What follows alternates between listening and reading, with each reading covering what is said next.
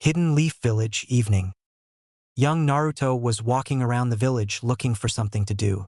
He walked past many markets to the Hokage monument and looked up at the stone faces. Someday, my face will be up there.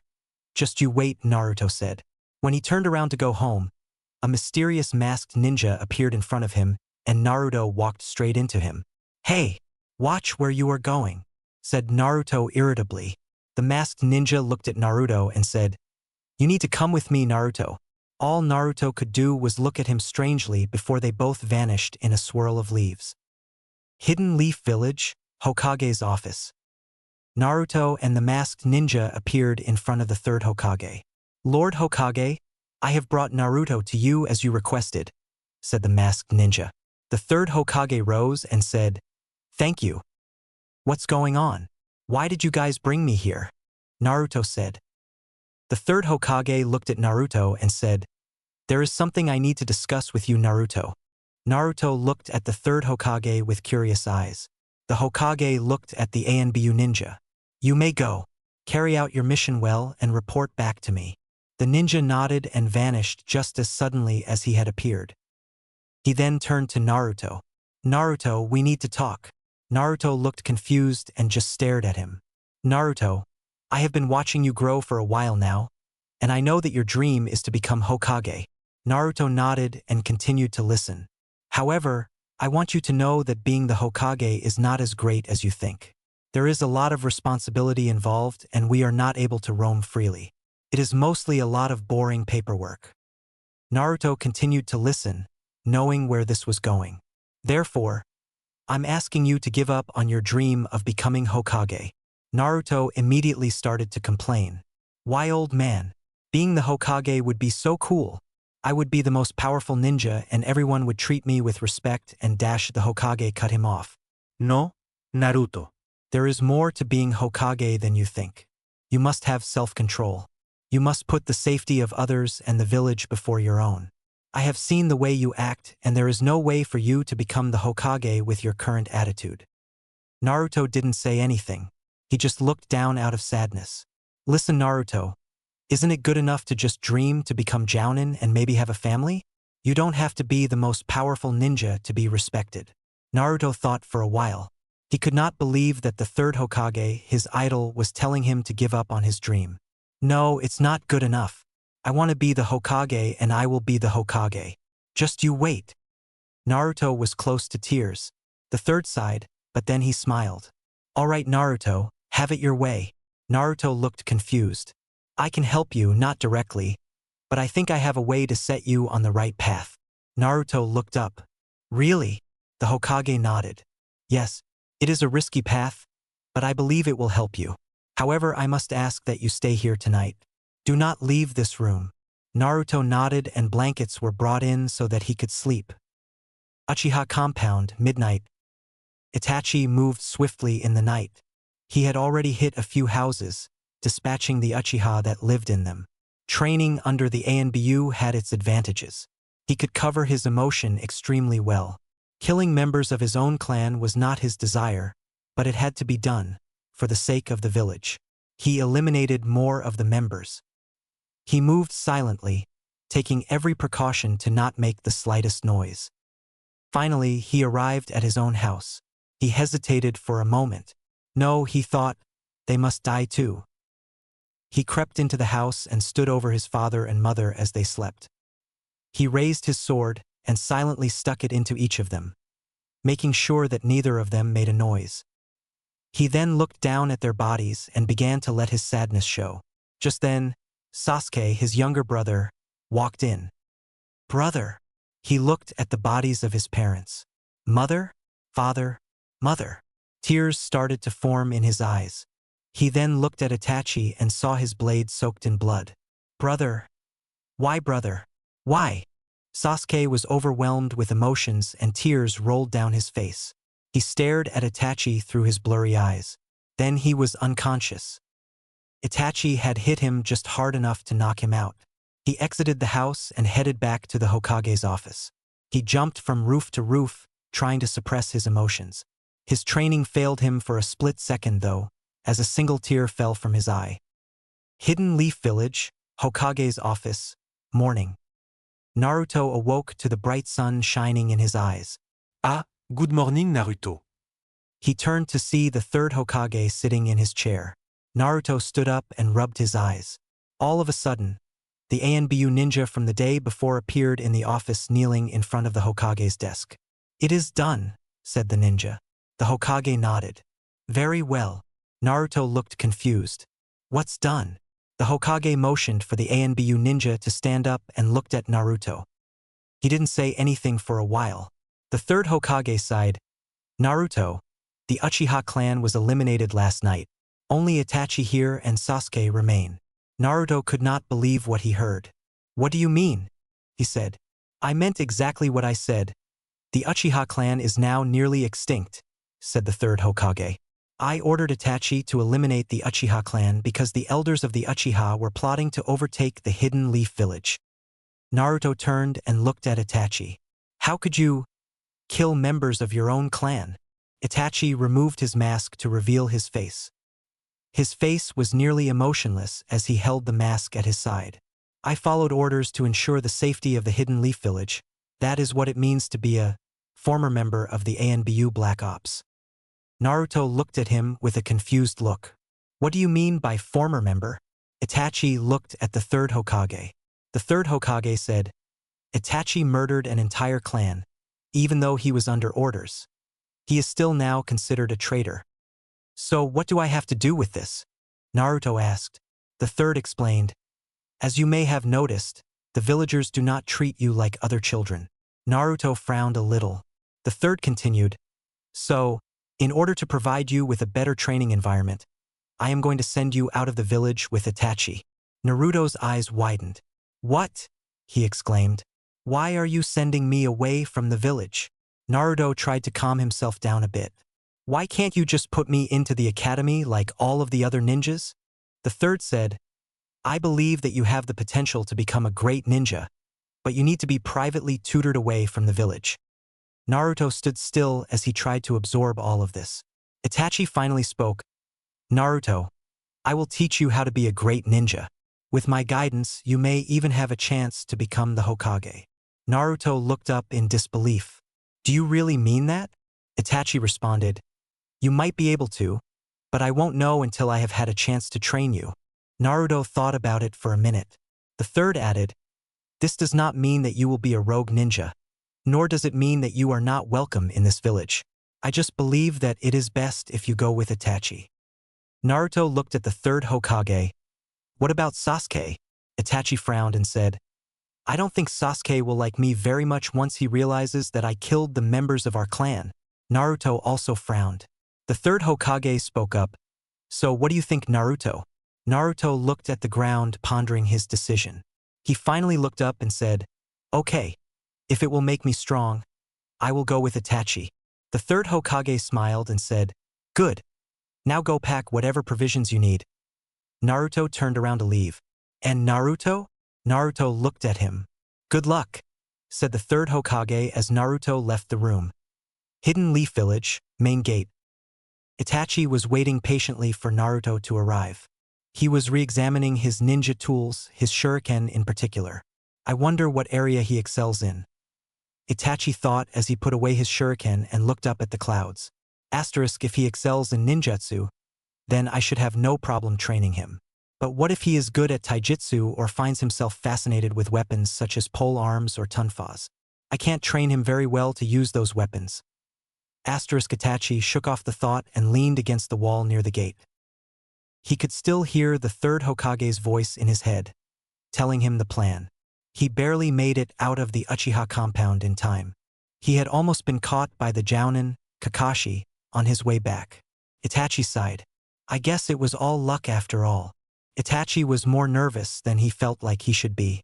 He had never trained anyone before.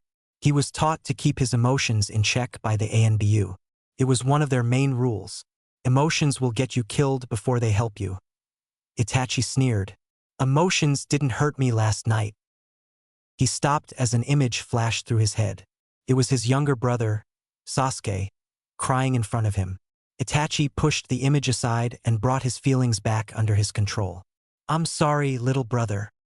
Hidden Leaf Village, Naruto's apartment. Naruto was running around his apartment making sure that he had everything. Okay, I have clothes and food, so what else do I need? Naruto looked around and scratched his head.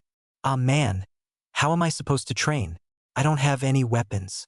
I don't know any jutsu. And worst of all, I'm not even a genin. Naruto ran all around his apartment trying to figure what else to bring. I'm so lost. I'm leaving the village today with a guy I don't know, and the only thing I do know about him is that he killed his entire clan. Naruto stopped dead in his tracks. He killed his entire clan. How do I know that he won't kill me too? Naruto shook the thought out of his head. There's no way the old man Hokage would put me in danger, right? Naruto laughed nervously. He stopped arguing with himself and decided that the best thing to do was to meet up with Itachi and ask him what he should bring. He grabbed his bag, left his apartment and locked the door. Hidden Leaf Village, main gate. Itachi heard footsteps and turned his attention to the road. He saw Naruto running in his direction. Looks like he is ready to go. Naruto skidded to a halt in front of Itachi. Hey Itachi, I think I'm ready to go now. Itachi looked at the bag that Naruto was carrying. What is that, Naruto? Naruto looked confused and said, These are my clothes and provisions that I'm taking with me. Itachi shook his head. Naruto, leave the bag. This isn't a vacation, you know. Naruto looked worried and said, What do you mean? Itachi sighed. We don't need food and we only need 2 sets of clothes including what we are wearing. Trust me, extra weight will just slow us down. Naruto sighed and took off his backpack. He emptied the contents except for a pair of clothes and put the pack over his shoulders. Alright, let's go Naruto. Itachi turned toward the main gate. Naruto turned to look at the village. He frowned as he turned back towards Itachi. Naruto followed him out of the village, leaving his home behind. Wilderness near Hidden Leaf Village. Itachi, where are we going exactly? Naruto asked as they walked along the road. Itachi took his time coming up with an answer. We are going to a place where we can hide and train in secret. Naruto looked at him curiously and said, Where is that? Itachi opened his mouth to answer, but suddenly jumped to the side to dodge a kunai that was thrown at him. Naruto, hide. Naruto obeyed and hid himself in a small bush. A female ninja appeared on a tree branch a few yards away. She had long purple hair and was wearing ANBU attire with a ceramic mask over her face. Come on out, Itachi. We know that you are here. Itachi came out from hiding behind a tree trunk and looked up at the ANBU ninja. Ah, there you are, Itachi, said the female ANBU. Itachi looked at her without emotion and said, What do you want, Yugao? Yugao kneeled and bowed her head and said, By order of the Hokage, we are to eliminate you, Itachi Uchiha, rogue ninja of the village hidden in the leaves. Itachi stared her down. You are. He looked around casually, inspecting the trees. So where is your partner? Just then, a ninja put a kunai up to Itachi's throat. He was a tall ninja who also wore ANBU attire and a ceramic mask. Naruto's eyes widened. He had a more muscular build than Itachi and had short black hair. Itachi seemed to have no reaction and just glanced over at the ninja. So he was waiting for me to reveal myself so he would have an opportunity? The male ANBU member said, You should know better than to let your guard down, Itachi, especially when in the midst of the enemy. Itachi smirked and disappeared in a puff of smoke. The male ANBU gasped and said, Where the hell did he go? Itachi appeared a few yards behind them. Fire style, fireball jutsu. A huge flame erupted from Itachi's mouth and formed a massive fireball which was about the size of Itachi in diameter. The flame shot forth and engulfed several trees in a fiery inferno. Yugao jumped from the tree to dodge, but her partner was not as quick to react. Once the fire died down, the male ANBU was revealed to be a crisped corpse. Yugao ran at Itachi. Ninja art. Leaf blade illusion. 2 replicas of Yugao phased into existence on either side of her as she pulled out her sword. Sharingan, muttered Itachi as 3 Tomo appeared in his red irises. Itachi could now clearly see Yugao's movements and he brought his right arm up to block the attack. All 3 Yugao jumped into the air and brought each of their blades down at a different angle and speed to ensure that they hit Itachi. Itachi timed the hits and right as the first sword landed on his arm he said, Fire style, Clone explosion! Itachi's body exploded with great force that sent the real Yugao flying and dissipated the two fake ones. Naruto watched in awe, seeing Itachi defeat both ANBU members with no trouble at all. Itachi appeared behind Naruto. "Let's go, Naruto, hurry. We need to reach the hideout before they send more ninja." Naruto nodded his head to agree with Itachi. Itachi led the way as Naruto stared at him with huge eyes. "I can't wait to become a powerful ninja like Itachi. Sensei." Naruto followed Itachi as they ran. He had no idea where they were going. Naruto had never been outside the village before. In fact, he had never been allowed to go outside the village. The third Hokage was pretty strict about that. Naruto sighed as he remembered the village. A part of him wanted to go back, but he knew that once he chose to go with Itachi, there was no turning back. Naruto sighed and forced himself to smile. At least I will be trained by a strong ninja. Itachi-sensei took care of those two ninja back there so easily. Naruto smiled for real as he looked at Itachi. "Itachi, sir, how much farther? I'm getting tired." Itachi shook his head. "This might be more work than I thought." Forest near Hidden Leaf Village. Itachi was slowly walking through the forest with Naruto following closely behind. Itachi was the first one to break the silence. "Look around you, Naruto. Examine the bushes and trees carefully. In order to be a ninja, you must always be aware of your surroundings." Naruto started to look around while listening to Itachi. He noticed how tall the trees were and was surprised at their height. He also scanned the area around him and tried to see the landscape and Itachi was. Itachi stopped and turned around to face Naruto. Naruto looked up at Itachi with a confused look. Itachi said, "Naruto, from now on you will call me sensei. I will teach you what I know eventually, but first we will start with basic survival." Naruto looked at him and said, "What do you mean by survival, Itachi?" Itachi glared back at him and Naruto caught his mistake. "I mean, Itachi-sensei." Itachi nodded with approval and explained, "Well, first of all I am going to show you how to determine what plants you can and cannot eat, and then later I will show you how to make traps to catch wild animals." While Itachi was talking, Naruto gave him absolute attention. Within days of meeting him, Naruto had not only come to envy Itachi, but also to respect him as a strong ninja. Forest near Hidden Leaf Village. Time skip. Naruto woke up early to check the traps he had set last night. It had been 2 years since he had left Hidden Leaf Village with Itachi. Naruto had trained himself to be a light sleeper and had mastered the art of setting traps and analyzing the landscape for the slightest disturbance. Naruto heard footsteps coming from his left side. Since he had not learned any jutsu and had limited taijutsu, he dove into cover. He peered around and saw a familiar purple-haired woman. Yugao again, Naruto thought as he watched her carefully. Yugao had been appearing more and more often lately and had been close to finding Naruto and Itachi many times. Naruto decided that he should return to Itachi as quick as possible to inform him. Itachi was packing up camp when Naruto arrived. "Itachi-sensei, Yugao is close by." Itachi said to Naruto without looking up. "I know. I think it is time we changed sites anyway." Naruto started to help Itachi pack up and proceeded to ask questions. "Why is Yugao always hunting us down?" Itachi stopped packing up and decided to let Naruto finish. "Well, Naruto, I am a rogue ninja and Yugao is in the assassination division of the ANBU. That means that she has been assigned to deal with me personally. I know Yugao well enough to know that she takes her work very seriously." Naruto seemed satisfied with that answer and finished tearing down the campsite, making sure to leave no trace of their presence. He looked up at Itachi and nodded his head, signaling that he was done. Itachi turned and started walking towards a large boulder. "Naruto, I think that it is time that we move in to the Uchiha hideout." Naruto looked at him with curiosity. "Wait a minute. Are saying that you have access to a hideout and we are only just moving in now?"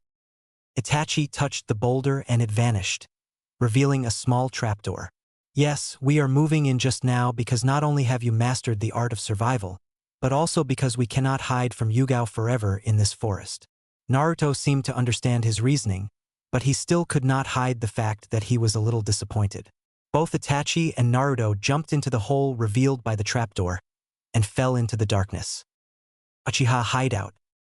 Itachi took a few steps forward in the complete darkness that filled the hideout. Fire style. Searing flame jutsu.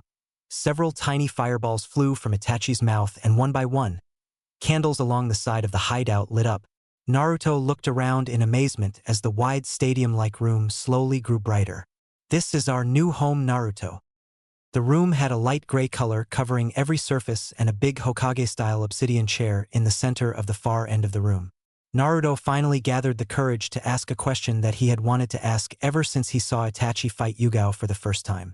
Itachi-sensei, can you teach me how to use jutsu?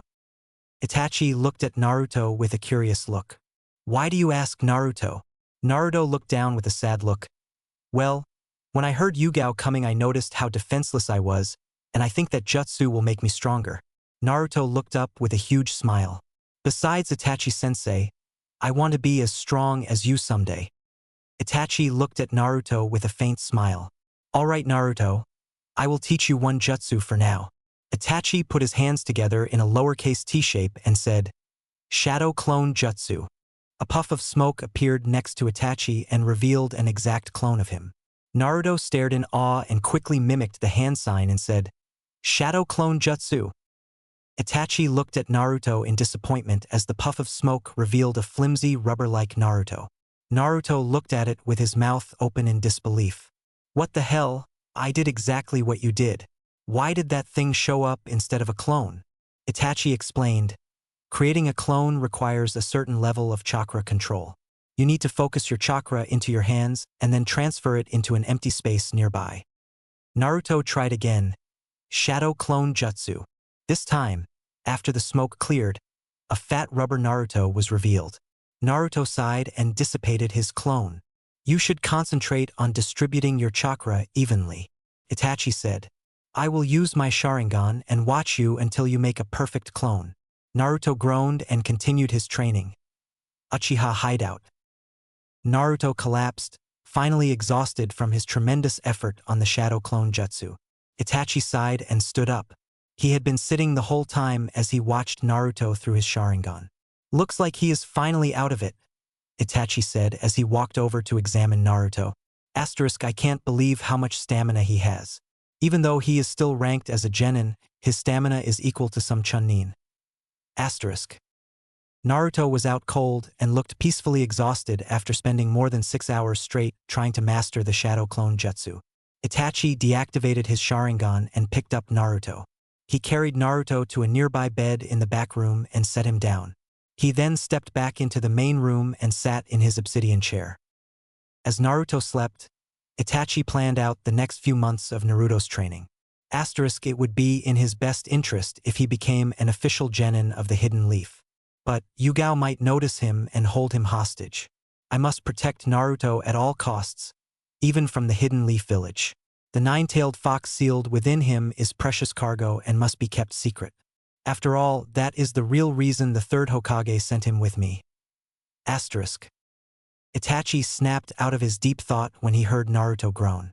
He turned around in his chair and saw Naruto standing in the doorway. Naruto rubbed his eyes and said, What are we waiting for? Let's get back to training. Itachi had a slight grin on his face and replied, All right, continue your work from earlier. Naruto nodded his head and formed a small cross with his hands. Shadow Clone Jutsu. A puff of smoke appeared next to him and revealed a mirror image of Naruto. Itachi's grin grew even bigger as he said, Well done, Naruto. Now you must learn to control your clones separately from yourself. Let the real training begin. Hidden Leaf Village, same time. The sunlight was shining into the Hokage's office.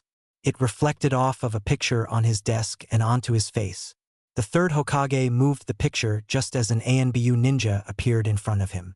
The female ninja bowed before him and said, Lord Hokage, I have lost track of Itachi Uchiha again. The Hokage stood up and looked out of his balcony window behind his desk. Itachi has remained unseen for 2 years now.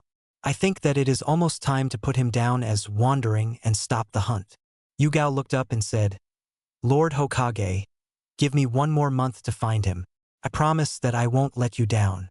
Itachi will be brought to justice. The third Hokage closed his eyes and pondered the thought. 1 more month, I think Itachi can stay hidden for another month. but Naruto must also remain out of sight for that time. Asterisk, he looked out into the village. Alright, you have one more month. Uchiha hideout. Naruto and Itachi were both panting from their workout. Both were covered in scratches and light bruises. Itachi stood up straight and stretched. You did very well, Naruto. Even though I didn't use my Sharingan, you still put up a decent fight. Naruto grinned at the sound of praise from his idol. Naruto sat on the floor and rested while Itachi walked to a room on the right side of the main hall. Itachi came back out and tossed a rice ball at Naruto, which he caught. Thanks, Itachi-sensei. Itachi sat in his obsidian chair and ate his food. Naruto took this opportunity to talk. Itachi-sensei, when can we go back to the village? Itachi kept a black face and said, I'm not going back. I'm a rogue ninja, so they will kill me on sight. That answer did not satisfy Naruto and he asked another question. Well, you are the rogue ninja, but what about me? Can't I go back to the village? Itachi sighed and started to tell Naruto his plan. Well, Naruto, I was planning on sending you back to become an official genin. But we should wait a little bit longer to make sure that they have listed me as a wandering ninja. Naruto looked confused. What does that mean? Itachi looked up and looked at Naruto. A wandering ninja is a rogue that the ANBU is not actively pursuing. This means that they will still kill me if they see me, but they won't come looking for me. Naruto nodded in agreement and asked another question. So when do you think they will list you as wandering? Itachi replied. It should be soon, but we will stay hidden until we are sure. We will give them another 2 months to label me in our favor. After hearing that, Naruto decided that it was time to rest up and he wandered off to bed. Uchiha hideout 2 months later. Over the past 2 months, Naruto had greatly increased his capability with his shadow clones. He was now able to create 4 stable clones without them having diminished qualities such as a slower reaction time. His max amount of clones was around 30, however, creating that many put a huge amount of stress and fatigue into him. Not to mention that the clones were pretty much worthless except for looking strong and intimidating others. Itachi and Naruto were currently sparring and it looked as though Naruto was winning. However, fire style, scorching flames jutsu. Itachi had trained his searing flames jutsu and now the would-be fireballs were about 4 inches in diameter. Naruto had trouble dodging all of the flames and 2 of his clones disappeared in puffs of smoke. The remaining 3 Narutos regrouped and launched a counterattack. One clone ran straight at Itachi while another flanked him on the right and the real one followed closely in the shadow of the first. Itachi still refused to activate his Sharingan or use any high-level jutsu such as a normal fireball. Itachi threw 3 kunai at the clone flanking him and punched the first clone in the gut, causing both of them to vanish in a puff of smoke. The original Naruto shot straight at Itachi and landed a kick to his side. Itachi flew sideways but caught himself in midair and landed on his feet. Itachi smirked and said, "That's enough for today, Naruto." Naruto also grinned slightly while panting and said, "All right, Itachi-sensei." Itachi stood up straight and looked at Naruto. "Naruto, it has been 2 months. I think it is time." Naruto looked up with a curious face, and then remembered and grinned ear to ear. Uchiha hideout exit. Naruto looked up at the hole in the ceiling of the hideout. "Are you sure that it is all right if I go, Itachi-sensei?" Naruto turned around to look at Itachi with a curious face. Itachi had a slight grin and said, "Yes, Naruto. It is time for you to join the academy. I might be a great ninja, but I am not a teacher. There are some things that you can only learn from the academy." Naruto looked satisfied with that answer and stared back at the hole. Itachi said, "Naruto, don't forget to talk to the Hokage about your papers." Naruto nodded his head to show that he heard him. He sighed and with one jump he easily cleared the top of the hideout. Itachi looked after him and had a thought cross his mind. I hope that the 3rd Hokage hasn't changed his mind. Forest near Hidden Leaf Village. Naruto stretched and inhaled deeply. It had been quite a while since he had been outside. Ever since Yugao appeared last time, both he and Itachi had been staying underground. Naruto examined his surroundings. He was once again able to hear and see the things that he had missed, like the chirping of birds and the smell of nature. Itachi said that Yugao should have given up on him by now, but I should still keep my guard up just in case. Instead of going straight to the Hidden Leaf Village, Naruto decided to get a good feel for the area around the hideout. Shadow Clone Jutsu. 20 Naruto clones appeared in a giant cloud of smoke. The original Naruto looked at them and said, "All right everyone, split up and scout this area so that I can find my way back." All of the Narutos replied in unison, "Yes, sir." Every Naruto took off in a different direction while the original sat down and took a nap. Forest near Hidden Leaf Village. 20 minutes later. Naruto woke up to the faint sound of a clone vanishing. He stood up and collapsed all of his other clones. He stood still for a minute as he collected all of the information gathered by his clones. Naruto then started to walk off in the direction of the village. As he neared the village, he began to hear the unfamiliar sound of people crowded together and talking to each other. Naruto knew that he would stick out, so he decided that he would follow closely behind a merchant wagon. Hidden Leaf Village. Once he got past the gate, Naruto detached himself from the wagon and looked around at the village. He was amazed at how neat the village looked. There was no trash on the ground and the streets weren't crowded with hundreds of people. He looked around at the many two-story houses with amazement. Without even thinking, he leapt onto the nearest house to get a better view. This caused quite a few people to look at him in a strange way. He took no notice of them and started heading in the direction of the Hokage mansion. He hopped from roof to roof and drew nearer to the mansion. He dropped down in front of the familiar house of the Hokage and started to climb the stairs.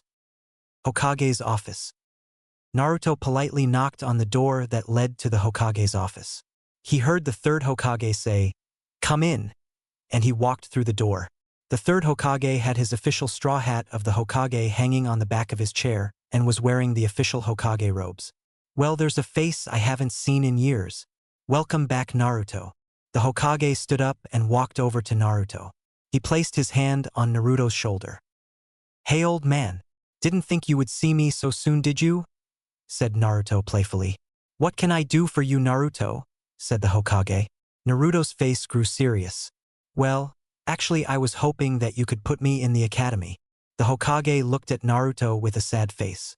"Well, Naruto, it's not that easy. You are far too old to put in the academy now. Why, you are already 11. Surely you do not mean to be put in for only 1 year." Naruto looked at the Hokage with a grin of confidence. "Yep, that's what I plan on doing. I have the papers right here which have the information needed to get into the academy." Naruto handed over his papers and the Hokage glanced over them briefly. "Well, Naruto, this all looks good, but I'm afraid that I cannot allow you to join just yet." Naruto gave the Hokage a curious look, waiting for him to finish. "Naruto, in order to join the academy for the last year alone, you must be tested to make sure that you have the proper skills that are equal or greater than a ninja of your age." Naruto grinned and said, "Oh well, that's easy. Just watch." Naruto made a hand sign and said, "Shadow Clone Jutsu." Once the usual smoke disappeared, a shadow clone of Naruto was standing next to him. The Hokage's eyes widened slightly. "So Itachi, you have taught him the shadow clone technique." Both Narutos looked up and said at the same time, "So, what do you think?" The Hokage smiled and said, "That is good enough. Take these papers and go to the academy." Naruto smiled and headed off to the academy with the papers. Leaf Ninja Academy. Naruto opened the door to the classroom and walked inside. Apparently there was a class in session right now because immediately all eyes were on him. He became a little nervous but crossed the room to the teacher. He handed the papers to the teacher, who looked over them cautiously. The teacher spoke up and said, "All right, class, we have a new student. His name is Naruto Uzumaki, and he will be joining us for a year of graduation." Everyone looked stunned and turned their heads to look at the new student. Naruto was wearing an orange shirt and blue pants with shin guards underneath. "Naruto," the teacher said, "why don't you go sit down next to Sasuke?" Naruto nodded and sat down next to a guy wearing a blue shirt with a red and white fan on the back of it. He looked over and said, "Nice to meet you, Sasuke." Sasuke looked over at Naruto and said with a harsh tone, "Shut up, newbie. What makes you think that you are even half as good as me?" The entire class looked over at the two of them as Naruto and Sasuke glared at each other. Naruto had a huge grin on his face. Sasuke looked at him and got even angrier. "What the hell are you smiling at?" Naruto just grinned and said, "You are going to be a fun person to spar with." Sasuke stood up and grabbed Naruto by his shirt. "What did you say, you little orange bastard?" Naruto quickly grabbed Sasuke's arm at a pressure point with his left hand, causing Sasuke to let go. He then punched Sasuke in the gut with his right fist and used his momentum to bring his right leg around and gave Sasuke a horse kick to his chest. Sasuke flew back into the wall and landed on his knees. "I said, you are going to be a fun person to spar with," the teacher sighed. "Well, this is going to be fun." Academy training grounds. "All right, class, it is time for accuracy training," said the teacher. Naruto looked around and saw some targets on tree trunks. He asked the teacher, "Hey Iruka-sensei, what are we using to practice?" Iruka turned to look at Naruto and grinned. "Well, Naruto, we are going to be practicing with kunai and shuriken today."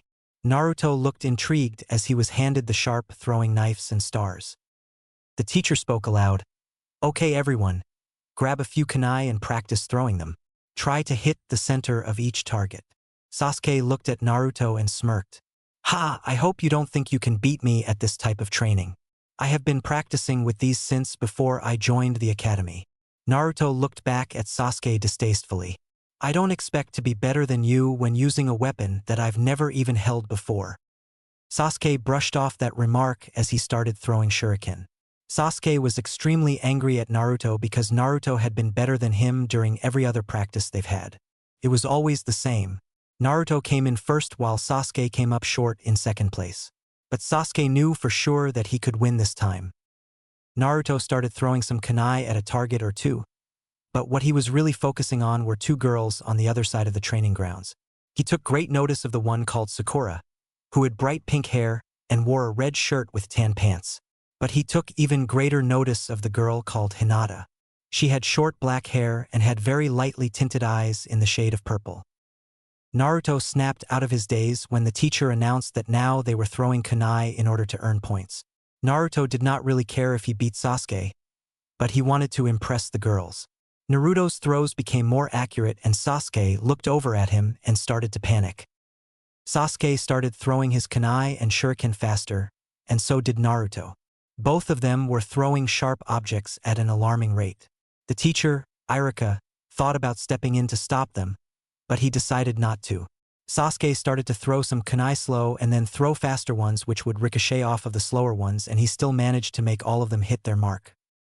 Naruto watched Sasuke closely and mimicked his movements, causing his kunai to ricochet as well. Both of them kept throwing faster and faster. Finally, Iruka stepped in. "All right, you two, you can stop showing off. I cannot decide which of you is better. It is a tie." Naruto grinned, but Sasuke stormed off muttering curses under his breath. Ninja Academy, 1 year later. Naruto looked around at his classmates. He was at the graduation ceremony and everyone was dressed up for the big day. Even though most of the class consisted of 12-year-olds, they were all fairly skilled ninja. However, they would not be considered ninja until they received their Leaf Village headband when they graduated, which would signify their transformation into ninja. Besides the students, there were also teachers such as Iruka-sensei. The third Hokage was also there. The Hokage looked at each of the genin-to-be and thought about what they would be like when they grew up. The first was a boy with medium-length spiky black hair in a ponytail. He reportedly had an IQ of around 200 and was not only the most intelligent by far, but also the laziest student. His name was Shikamaru Nara. Next to him was a rather big boy who ate everything in sight named Choji Akimichi, and a blonde-haired girl who always talked about Sasuke who was named Ino Yamanaka. Other almost genin students consisted of Hinata Hyuga and her cousin Neji Hyuga, a boy who had the same pupilless eyes but wore a loose whitish shirt. Also there was Sakura Haruno and Sasuke Uchiha. Rock Lee, who wore a full green skin-tight suit, was talking to a boy who had a small dog as his ninja pet. The owner was Kiba Inuzuka and his puppy was called Akamaru. The last two students were Shino Aburame, who wore an off-white trench coat, and a girl named Tenten who was talking to Sakura. The ceremony was rather quick. The teacher, Iruka, would call each student's name and the student would receive their headband and walk over to their parents. However, Sasuke and Naruto did not have any parents, so they walked over and stood next to the Hokage. Uchiha hideout. Itachi was sitting cross-legged in a meditative position and was sorting his thoughts. Asterisk today should be Naruto's graduation. I haven't seen him since he left a year ago. I hope he learned at least a few useful things in the academy. As soon as he gets back, I will start training him for the Chunin exams. The sooner he becomes a Chunin, the better. Asterisk. Itachi sensed an unfamiliar chakra and opened his eyes. He looked around and saw no one. Show yourself, said Itachi. Whatever you are looking for, I assure you, it isn't here. A puddle of water formed on the ground in front of Itachi and a human-like form started rising from it. Slowly, it took the appearance of a scaly fish-like man. Itachi examined this unwelcome guest. The fishman was wearing a black robe with a pattern of red clouds on it. He was also equipped with a huge sword wrapped in gauze on his back and had a headband from the hidden mist village on his forehead. The headband had a scratch through the symbol, which meant that this ninja was a rogue. Hello, Itachi Uchiha, the fishman said. I have come to speak with you about an offer. Itachi looked up at him with a curious look. Is that so? Itachi stood up and stared the tall man down. He was about 6 inches taller than Itachi. And who might you be, rogue ninja? The tall man looked at Itachi. You have no room to talk, Uchiha. You are a rogue ninja too. My name is Kisame Hashigaki. Itachi stood still and continued to look at Kisame with no emotion, which was starting to piss Kisame off. Itachi said, Well, are you going to tell me what you want, or are you just going to stand there like an idiot? Kisame showed his sharp teeth with disgust as he answered the question. I have been ordered by my superior to recruit you into our organization. Itachi replied, And what organization is that? Kisame smirked and said, I am from the Akatsuki. Our goal is to capture and seal away the 9-tailed beasts that plague this ninja world. Itachi thought to himself, Asterisk, I cannot allow them to get Naruto. He is the host of the 9th-tailed beast. Asterisk. Itachi frowned. Then I'm afraid you have come all this way for nothing. I'm not interested. Kisame also frowned and said, I was ordered to recruit you. If you refuse, I will just have to drag you in. Kisame launched himself at Itachi and brought back his fist to punch him in the face. Itachi quickly closed his eyes and then opened them again, saying, Sharingan.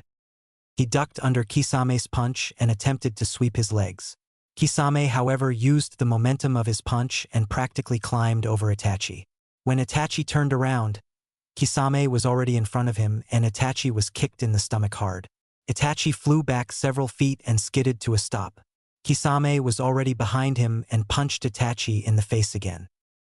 Itachi landed on the ground a few feet away and quickly got to his feet. He made a few hand signs and said, Fire style, fireball jutsu. A huge fireball flew through the air at Kisame and engulfed him. Itachi stared at the cloud of smoke created by the impact intensely. But to his surprise, Kisame appeared unscathed. Kisame laughed devilishly. Did you really think that a fireball would score any damage on a ninja from the hidden mist village? Ha ha ha ha ha ha. You are a really funny person, Uchiha. But it is time to end this. Kisame completed a series of hand signs and slapped his hands to the floor. Water style, water shark bomb jutsu. A blue shark animated from water and flew at Itachi. He just barely dodged it and copied Kisame's previous hand signs. Water style, water shark bomb jutsu. This time, it was Itachi that animated water in the form of a shark. The shark hit Kisame hard and sent him flying to the far end of the room and into a wall. Kisame growled at Itachi. You're really starting to annoy me. He made a few hand signs and inhaled. Impenetrable mist. A thick cloud of water vapor erupted from Kisame's mouth and filled the room. Itachi focused and waited for Kisame to strike. There! Itachi held a kunai in his hand and swung his arm around his back, stabbing Kisame. Hee, Kisame said. You should be more careful. Itachi watched as Kisame melted into the floor. A water clone. Before Itachi could react, he was kicked from behind. Itachi skidded on the ground but regained his balance quickly enough to avoid another shark. You're fast, Kisame said. But let's see you dodge this. He made a long string of hand signs and clapped his hands together. Water style. Overflowing tsunami. Water erupted from the ground and rose high until it almost touched the ceiling. Kisame laughed as he rode the tsunami straight into Itachi, pinning him against the wall. When Itachi appeared to be unconscious, Kisame released the jutsu and the tide slipped back into the ground. He then walked over to Itachi and kneeled down to get a better look at his face. Itachi's body melted and sunk into the floor. "What the hell is this?" Kisame said as he backed up and pulled out his sword. Everything lost its color and turned gray. Kisame looked around and saw Itachi standing behind him. "You have lost, Kisame," Itachi said. "From the moment I destroyed your water clone, I have had you under my Tsukuyomi." Kisame was outraged. "What the hell is going on?" Itachi grinned. "Did your superior not tell you about this ability of mine? What a shame. Time to go to sleep." Gray water seeped up from the ground and engulfed Kisame, knocking him out instantly. Itachi then released the jutsu and made a shadow clone. The clone carried Kisame's body out of the hideout and across the border of the Land of Fire. The real Itachi walked back to his chair and sat down, as if nothing had happened. Uchiha hideout. Itachi sighed and sat back down in his meditative position. He looked around the room to see how much damage was done. The only aftermath marks of the battle between him and Kisame was a small dent in the wall and the floor, along with a black scorch mark along the ground left from his own fireball. Itachi closed his eyes and began processing his thoughts once again. Even though I hate to do it, I must tell Naruto of this. He has the right to know that he will be hunted in the future. That means that I must prepare him for upcoming threats. Once I teach him a little more about chakra control and a few new jutsu, he should be able to pass the Chunin exam. We will start as soon as he arrives. Hidden Leaf Village, graduation ceremony. Naruto looked around at the other new genin with their families. He became a little sad until he remembered something. He said to himself, "Oh yeah, I should go back to the hideout now and tell Itachi-sensei that I am now officially a genin." Naruto smiled at his new title and started to walk off towards the village gate. En Naruto. Naruto turned around to see where the voice was coming from. "Oh, over here." He turned to see Hinata smiling at him. "Oh, hey Hinata. What's up?" Hinata blushed and said, I was just wondering." Naruto looked at her with a curious look. "If YUW would like to come to the G-graduation party my father is hosting." Naruto looked at her and smiled. "I would love to, Hinata, but I have somewhere to be. Thanks anyways." Hinata frowned and said, "Oh, okay Naruto." She turned and walked back to the rest of the genin while Naruto turned and walked in the opposite direction, towards the village gate. Uchiha hideout, boulder and trance. Naruto stood in front of the boulder that covered the Uchiha hideout. He took a deep breath and touched the boulder. He muttered the word release, just as Itachi had taught him, and the boulder vanished. Naruto then jumped down the hole and into the not-so-dark room. When he landed, he walked into the main room and was shocked at what he saw. He had seen worse battlegrounds, but it shocked him to think that a battle took place here. He noticed Itachi in a meditating position and walked over to him. "Nice to finally see you again, Itachi-sensei. What happened here?" Itachi opened his eyes and stood up. He smiled as he saw Naruto in front of him after 1 year away from the hideout. "Hello, Naruto. This has something to do with what I have to talk to you about." Naruto looked confused at Itachi's choice of words, but waited for him to continue. Itachi walked over to Naruto and put his hand on Naruto's shoulder. "Naruto, a man from the group called the Akatsuki came here. Have you ever heard of them?" Naruto shook his head and looked at Itachi, waiting for him to explain. "Well, the Akatsuki is an organization of rogue ninjas that wander the world capturing people who are Jinchurikis." "What is a Jinchuriki, Itachi-sensei?"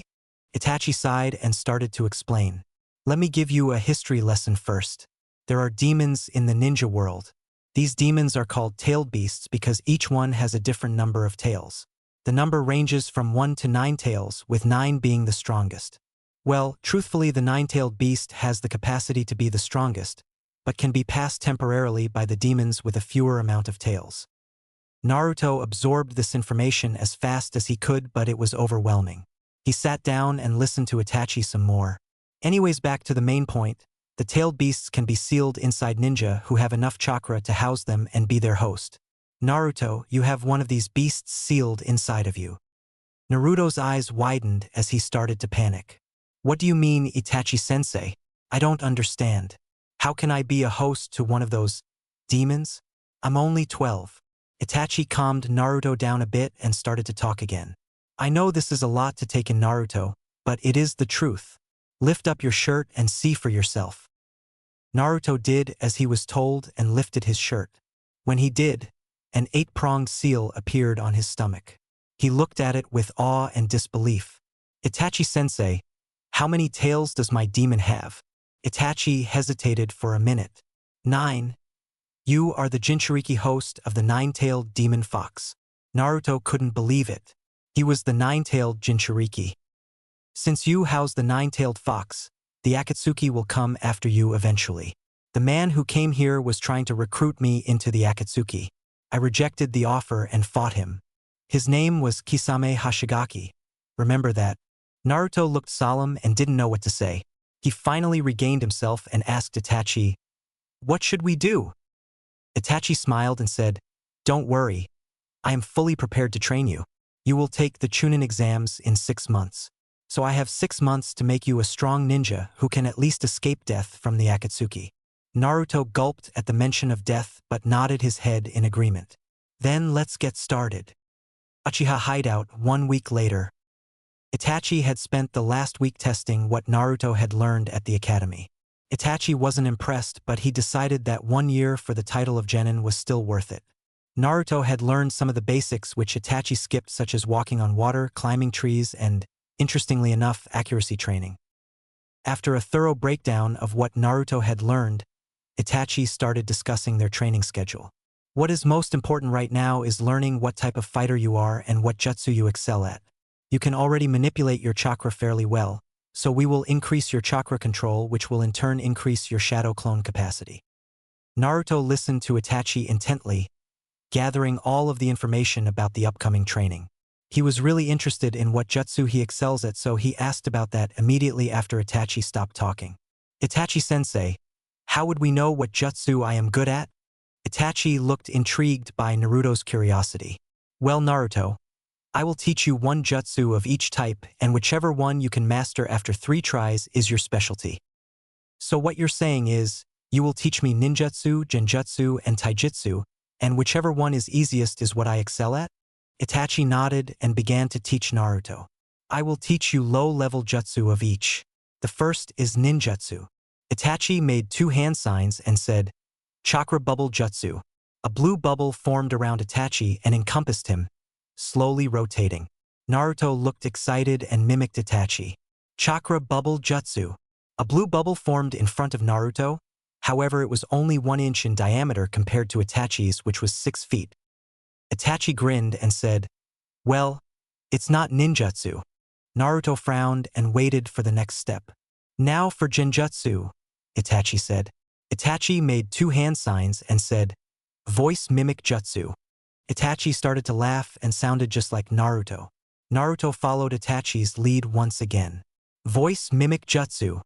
Naruto started to talk, but he sounded the same, with the exception of a slightly lower voice. Itachi shook his head.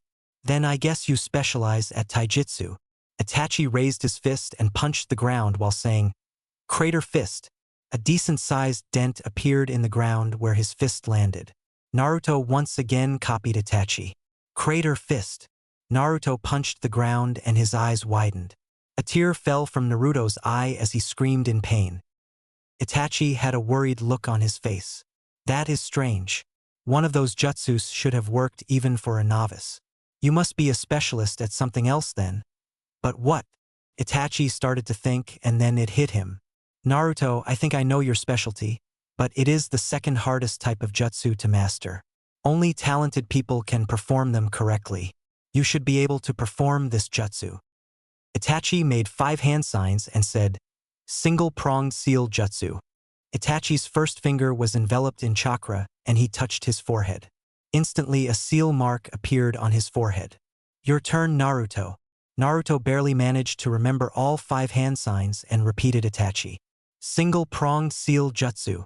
Naruto touched his own forehead and, surprisingly, a perfect seal mark appeared on his head. Itachi smirked and said, "Well, there we go. You are a natural at Fuinjutsu." Naruto looked confused and said, "What's Fuinjutsu, Itachi-sensei?" Itachi looked directly at Naruto. Fuinjutsu is known as sealing jutsu. It is used by the normal ninja seal items into scrolls. But a natural-born sealer can place seals on people.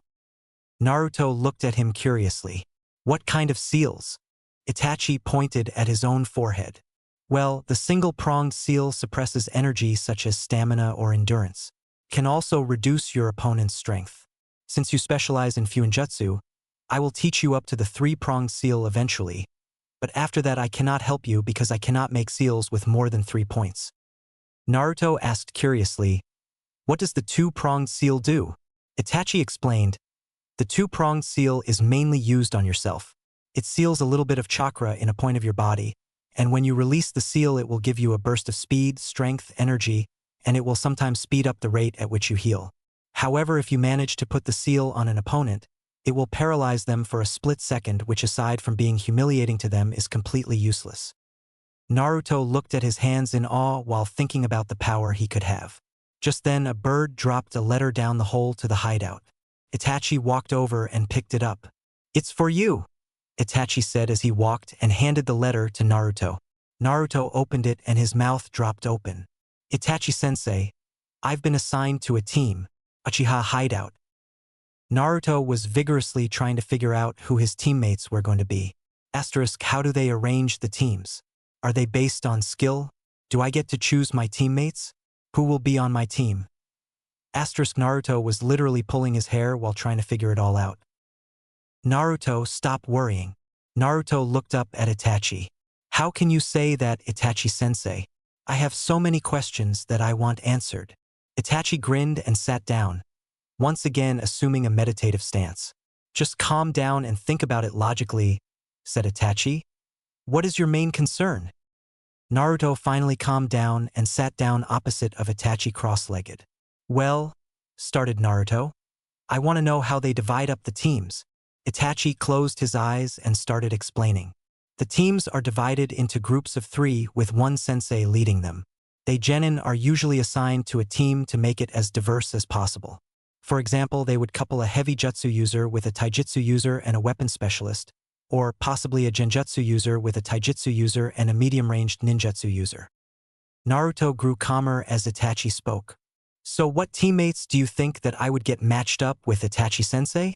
Itachi thought for a moment and then replied, "I can only guess, but since it is not known that you are adept at Fuinjutsu, then they would use the next best thing, which is your ability to use the shadow clones effectively." Naruto still looked confused. "Okay, so what does that mean?" Itachi sighed.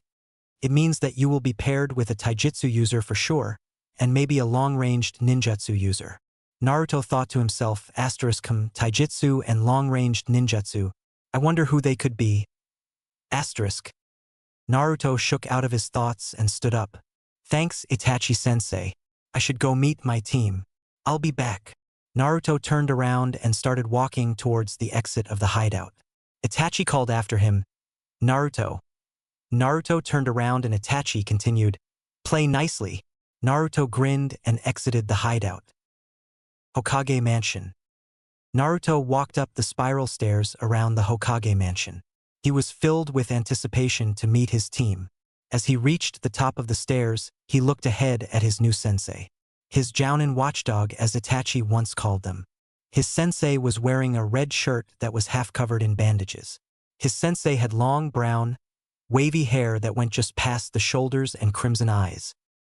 "Ah, you're early, Naruto."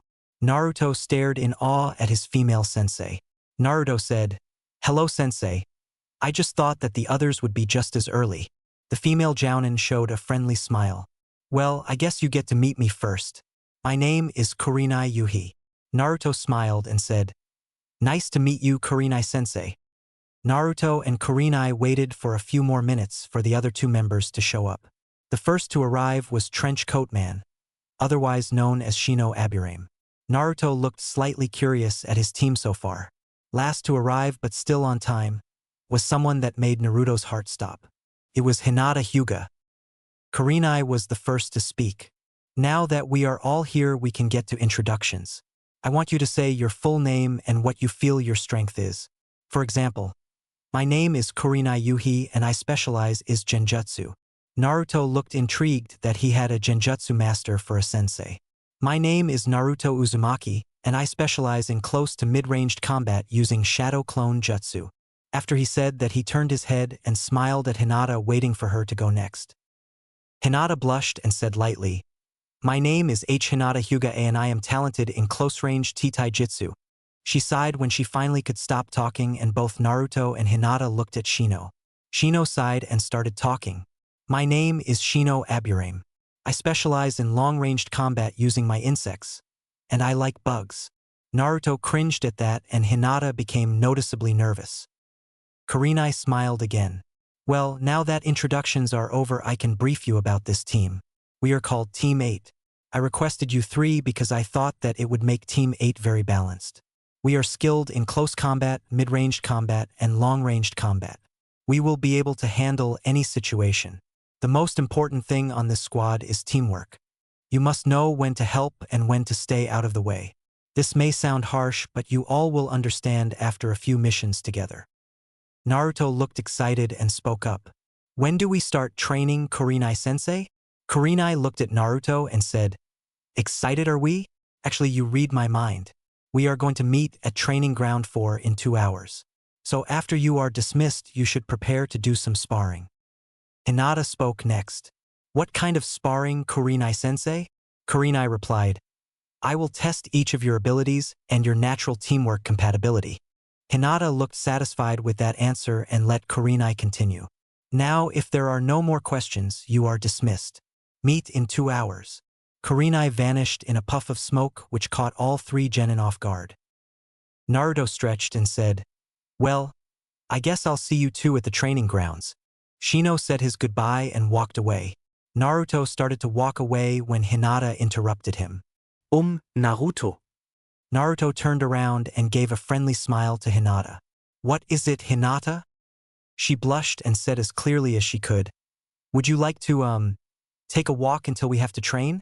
We could get to know each other a little better so that it won't be so awkward when we fight together. Hinata was surprised at how good her own reasoning was and at his answer. Sure, Hinata, let's go. They walked off together even though Hinata was a little closer to him than Naruto was comfortable with. Training Ground 1. 2 hours had passed and Naruto was still walking side by side with Hinata. They had to go through training grounds 1, 2, and 3 before they arrived at their specific training area. While passing through training ground 3, Sasuke saw them and came over to Naruto. Naruto, we've got a score to settle. Naruto looked at Sasuke with a confused look. What do you mean? I haven't done anything. Sasuke became pissed and shouted, bullshit. You always had to be better than me in the academy. Even with basic exercises, you always had to outshine me. If you're so fucking tough, then prove it. XXXXXXXXX never enough by 5-finger death punch XXXXXXXXX. Sasuke dropped into a fighting stance and charged at Naruto. He thrust his fist forward to try to hit Naruto in the stomach, but Naruto swerved out of the way and grabbed Sasuke's wrist. He flipped Sasuke over and slammed him into the ground. Sasuke spun around on the ground and swept Naruto's legs. Naruto fell to the ground and Sasuke quickly got to his feet and jumped at Naruto while he was down. Just before Sasuke landed a strike on Naruto, Naruto rolled on the ground and jumped up. He formed a hand sign and proclaimed, Shadow Clone Jutsu. 10 clones of Naruto appeared in a cloud of smoke and charged at Sasuke. As each clone approached Sasuke, Sasuke barely dodged each hit, making sure to dispose of the clone by countering with a punch or a kick. Naruto quickly remembered that the weakness of a shadow clone is that it is easily destroyed. After disposing of all of the clones, Sasuke attacked. Fire Style, Fireball Jutsu. A giant flame blazed towards Naruto. Naruto dodged to the left but was burned on his right foot. Sasuke took this opportunity to gain speed by activating his family trait. Sharingan. Sasuke's eyes turned crimson and 2 tomo appeared in each eye. Sasuke ran at Naruto with unmatched speed and kicked Naruto in the jaw, which sent him straight up. Naruto cringed in pain as Sasuke jumped up after him. Sasuke tried to land another punch, but Naruto did a barrel roll in midair and backhanded Sasuke in the face. Sasuke fell to the ground and Naruto haphazardly landed on his feet. Before Sasuke could get up, Naruto jumped on top of him. Naruto made 5 hand signs and his first finger glowed blue. He touched Sasuke's forehead and said, "Single-pronged seal jutsu." Sasuke's eyes widened as his Sharingan faded away. Naruto did a back flip off of Sasuke, pushing the arrogant asshole into the ground. When Sasuke stood up, he realized that his Sharingan had been deactivated by Naruto. What? What the fuck? What happened to my Sharingan? Naruto smirked and replied, "Apparently you don't have very good chakra control if a single seal interrupted your chakra flow." Sasuke took that as an insult and charged at Naruto, but he was a lot slower than he remembered. Naruto laughed and said, "Too slow," as he jumped into the air. Sasuke looked up at Naruto and tried to jump, but his feet would not let him. "What the hell did you do to me, Naruto?" Naruto didn't answer but instead formed the same 5 hand signs as earlier. Reverse seal. Single prong. A seal mark was revealed on Naruto's head and appeared to become 3-dimensional as it shattered. Naruto dove down at Sasuke at an alarming rate of speed and crashed his heel onto Sasuke's head. A small crater formed on the ground where Sasuke impacted. Naruto put a kunai to Sasuke's throat, but stopped short of contact. Sasuke screamed, "Do it!" Before Naruto could act, a hand grabbed his wrist. "I think that is enough." XXXXXXXXXX and battle music XXXXXXXXX. Naruto and Sasuke both looked to see a white-haired ninja. Sasuke said, "Kakashi-sensei?" The ninja called Kakashi said, "Stop this meaningless fighting. You both just became genin and you want to end it already?" Naruto looked disappointed and said, "But he started it." Kakashi sighed and said, "That doesn't matter. Sasuke, get up." Sasuke did as he was told and walked over to Kakashi. Next to Kakashi appeared Kurenai. "What happened here?" Kakashi turned to her and said, "Naruto and Sasuke got into a fight. That's all." Kurenai sighed and looked at Naruto. "Come on, Naruto, you can explain on the way. You too, Hinata." Both Hinata and Naruto followed Kurenai-sensei as Kakashi turned to lecture Sasuke. Training Ground 4. As they arrived at Training Ground 4, Naruto finished explaining to Kurenai-sensei what had happened. Hinata always backed up what Naruto said to reassure Kurenai that he was telling the truth. "I see. So Sasuke attacked you first?" Naruto nodded and said, "That is right." Kurenai shook her head. "Kakashi is going to have fun dealing with him." "Naruto, why didn't you tell me that you knew how to use Fuinjutsu?" Naruto looked stunned at the question and replied, "Well, you asked what type of fighting we are good at, and I'm not very skilled at sealing jutsu yet."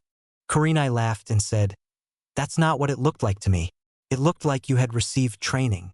Naruto hesitated and said, "I did." Kurenai looked interested. "Who taught you?" Naruto thought about it for a minute. I probably shouldn't tell her. Itachi-sensei is still labeled as a rogue ninja. No one special, just some wanderer I found while in the woods. Kurenai looked worried at that explanation, but decided to let it go as she saw Shino waiting for them up ahead. When they met up with Shino, Kurenai started briefing them on their training. "Now that we are all here, I want each of you to go up against me one-on-one so I can test your strengths and weaknesses. This is not a battle to the death. We are just sparring. You first, Naruto." Naruto grinned and said, "Okay, Kurenai-sensei, here I come." Training Ground 4. Naruto, Shino, and Hinata were all panting from their workout. Kurenai had fought each of them one-on-one and then fought all 3 at the same time. "I'm glad to see that you all know the basics of fighting," said Kurenai somewhat mockingly, and yet praising them at the same time. Shino was leaning on a post while Hinata was kneeling on the ground. "I underestimated the power of a jounin," commented Shino. "Yeah," said Hinata. "I didn't think she could take us all at the same time." Naruto chuckled and said, "And without even breaking a sweat, you're really strong, Kurenai-sensei." Kurenai grinned and sat down with her legs straight out. Naruto sat down cross-legged and mimicked Itachi's meditation stance. He started taking deep breaths to slow his heart rate and closed his eyes. Kurenai looked at Naruto curiously. "Naruto, where did you learn to fight like that?" Naruto was caught off guard by the question and stumbled on his words. "U." I taught myself, said Naruto with an unconvincing smile. Really? Kurenai said as she twisted her voice to make it clear that she didn't believe him. Naruto ignored the question and quickly changed the subject. So, Shino, have you always been able to use those bugs? Shino raised an eyebrow at Naruto's sudden curiosity. Well, actually, Shino started. I became a host for these bugs when I was 5 years old. Ever since then, I've been training with them and learning about them. Kurenai looked worried at Naruto's unwillingness to talk about any help he received. Okay, I think that's enough for today. We will meet back here tomorrow. Naruto sighed and said, Okay, Kurenai-sensei. See you tomorrow. Naruto started to walk off, and to Kurenai and Shino's surprise, Hinata got up and followed him. She muttered, Bye Kurenai-sensei, and was off to follow Naruto. When they were out of earshot of the rest of their team, Naruto turned around. What's up, Hinata? Hinata froze in her tracks and she started stuttering again. WL, I was just, I wanted to ask you something. Naruto smiled and said, What is it, Hinata? Hinata blushed deeply and said, Never mind. Naruto looked slightly saddened and said, Oh, okay. You know, Hinata, you don't have to be nervous around me. We are teammates and friends, so you can talk to me whenever you want. Hinata nodded. Sorry to bother you. Naruto shook his head and smiled. You're not bothering me, Hinata. I'll walk you home if you want. Hinata blushed and ran over to take his hand. Uchiha hideout. Naruto crept down into the hideout to make sure he didn't disturb Itachi in case he was sleeping. When he reached the bottom, he was surprised to see that Itachi was throwing kunai around in an almost playful way. I'm back, Itachi-sensei. Itachi looked over at Naruto and grinned. So you are… Do you like your teammates? Naruto nodded and said, Yeah, I'm teamed up with Shino Aburame and Hinata Hyuga. My other sensei is called Kurenai. Itachi walked over and sat in his chair. Aburame and Hyuga, That is an interesting combination. How was your training? Naruto sighed and said, It was exhausting. We all fought Kurenai-sensei at the same time and she still beat us. By the way, Sasuke doesn't like me very much. I fought him on the way to training. This caught Itachi's attention. Really now? I hope you didn't start the fight. Naruto shook his head. Well, I didn't start it, but I definitely finished it. Itachi grinned and asked, So you were stronger than Sasuke? Naruto smiled and replied, Yep. Itachi closed his eyes. Naruto, now that you have a team, I am going to train you harder. Your days will be spent training with your team and at night you will train with me. Do you think you can handle it? Naruto thought about it for a minute. What kind of training are we going to do? Itachi looked at him and said, You will see. Based on that answer, Naruto knew he had no choice. All right, I'll do my best, Itachi-sensei.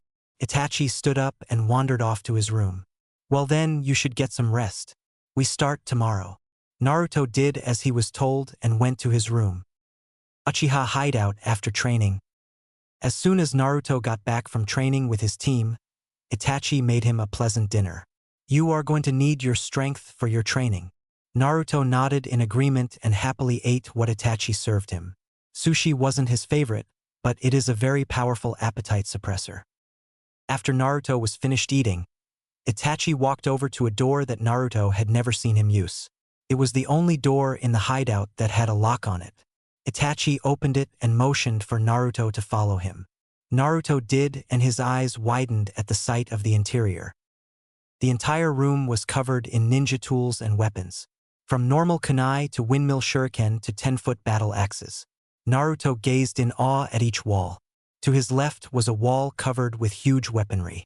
It held enormous pole arms topped with spiked balls or axe heads and even spears. The wall to his right was adorned with medium-sized weapons. It held katanas, scimitars, long swords, tunfas, bladed tunfas, and a couple short staffs. The far wall was mostly ninja tools.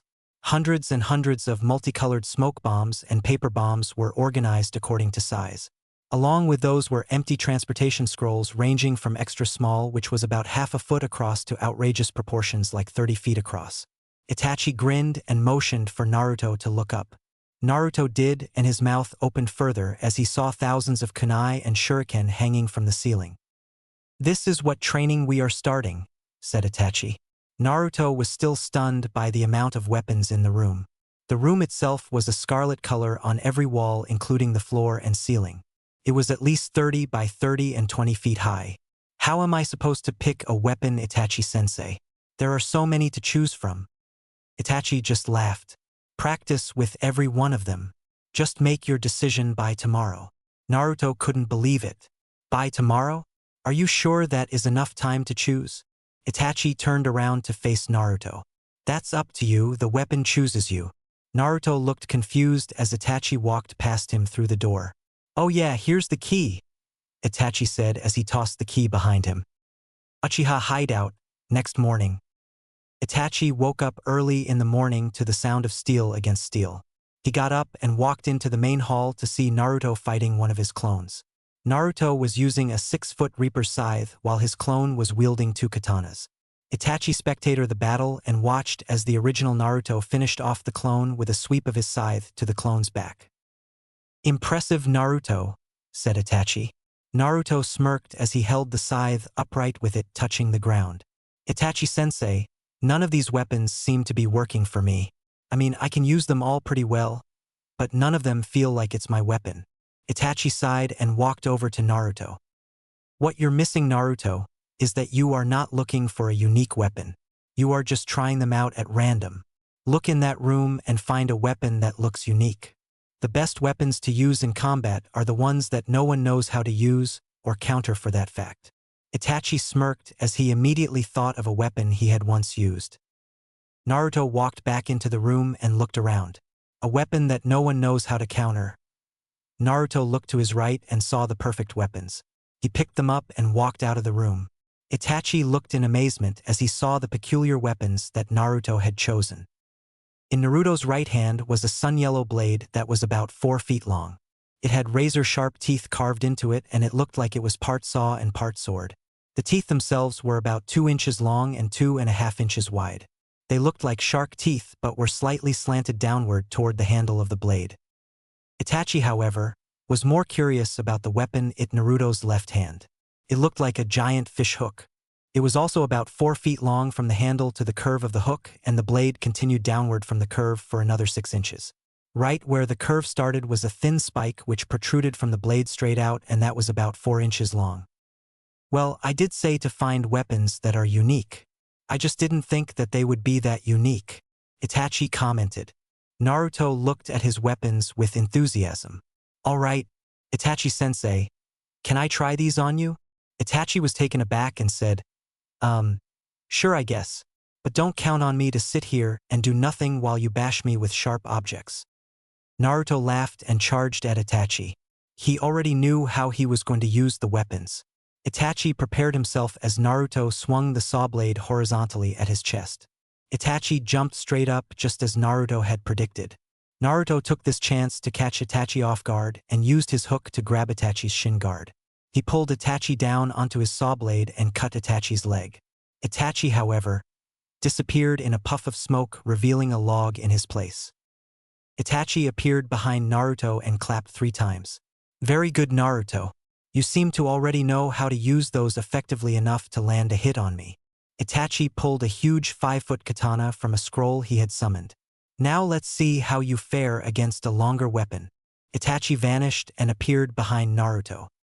Naruto saw him just in time to duck under his slash, and he spun his foot on the ground in an attempt to sweep Itachi. Itachi quickly blocked Naruto's foot with his blade and tried to cut Naruto's leg. Naruto, however, pushed down on his hands and grabbed Itachi's blade with his hook while in a handstand.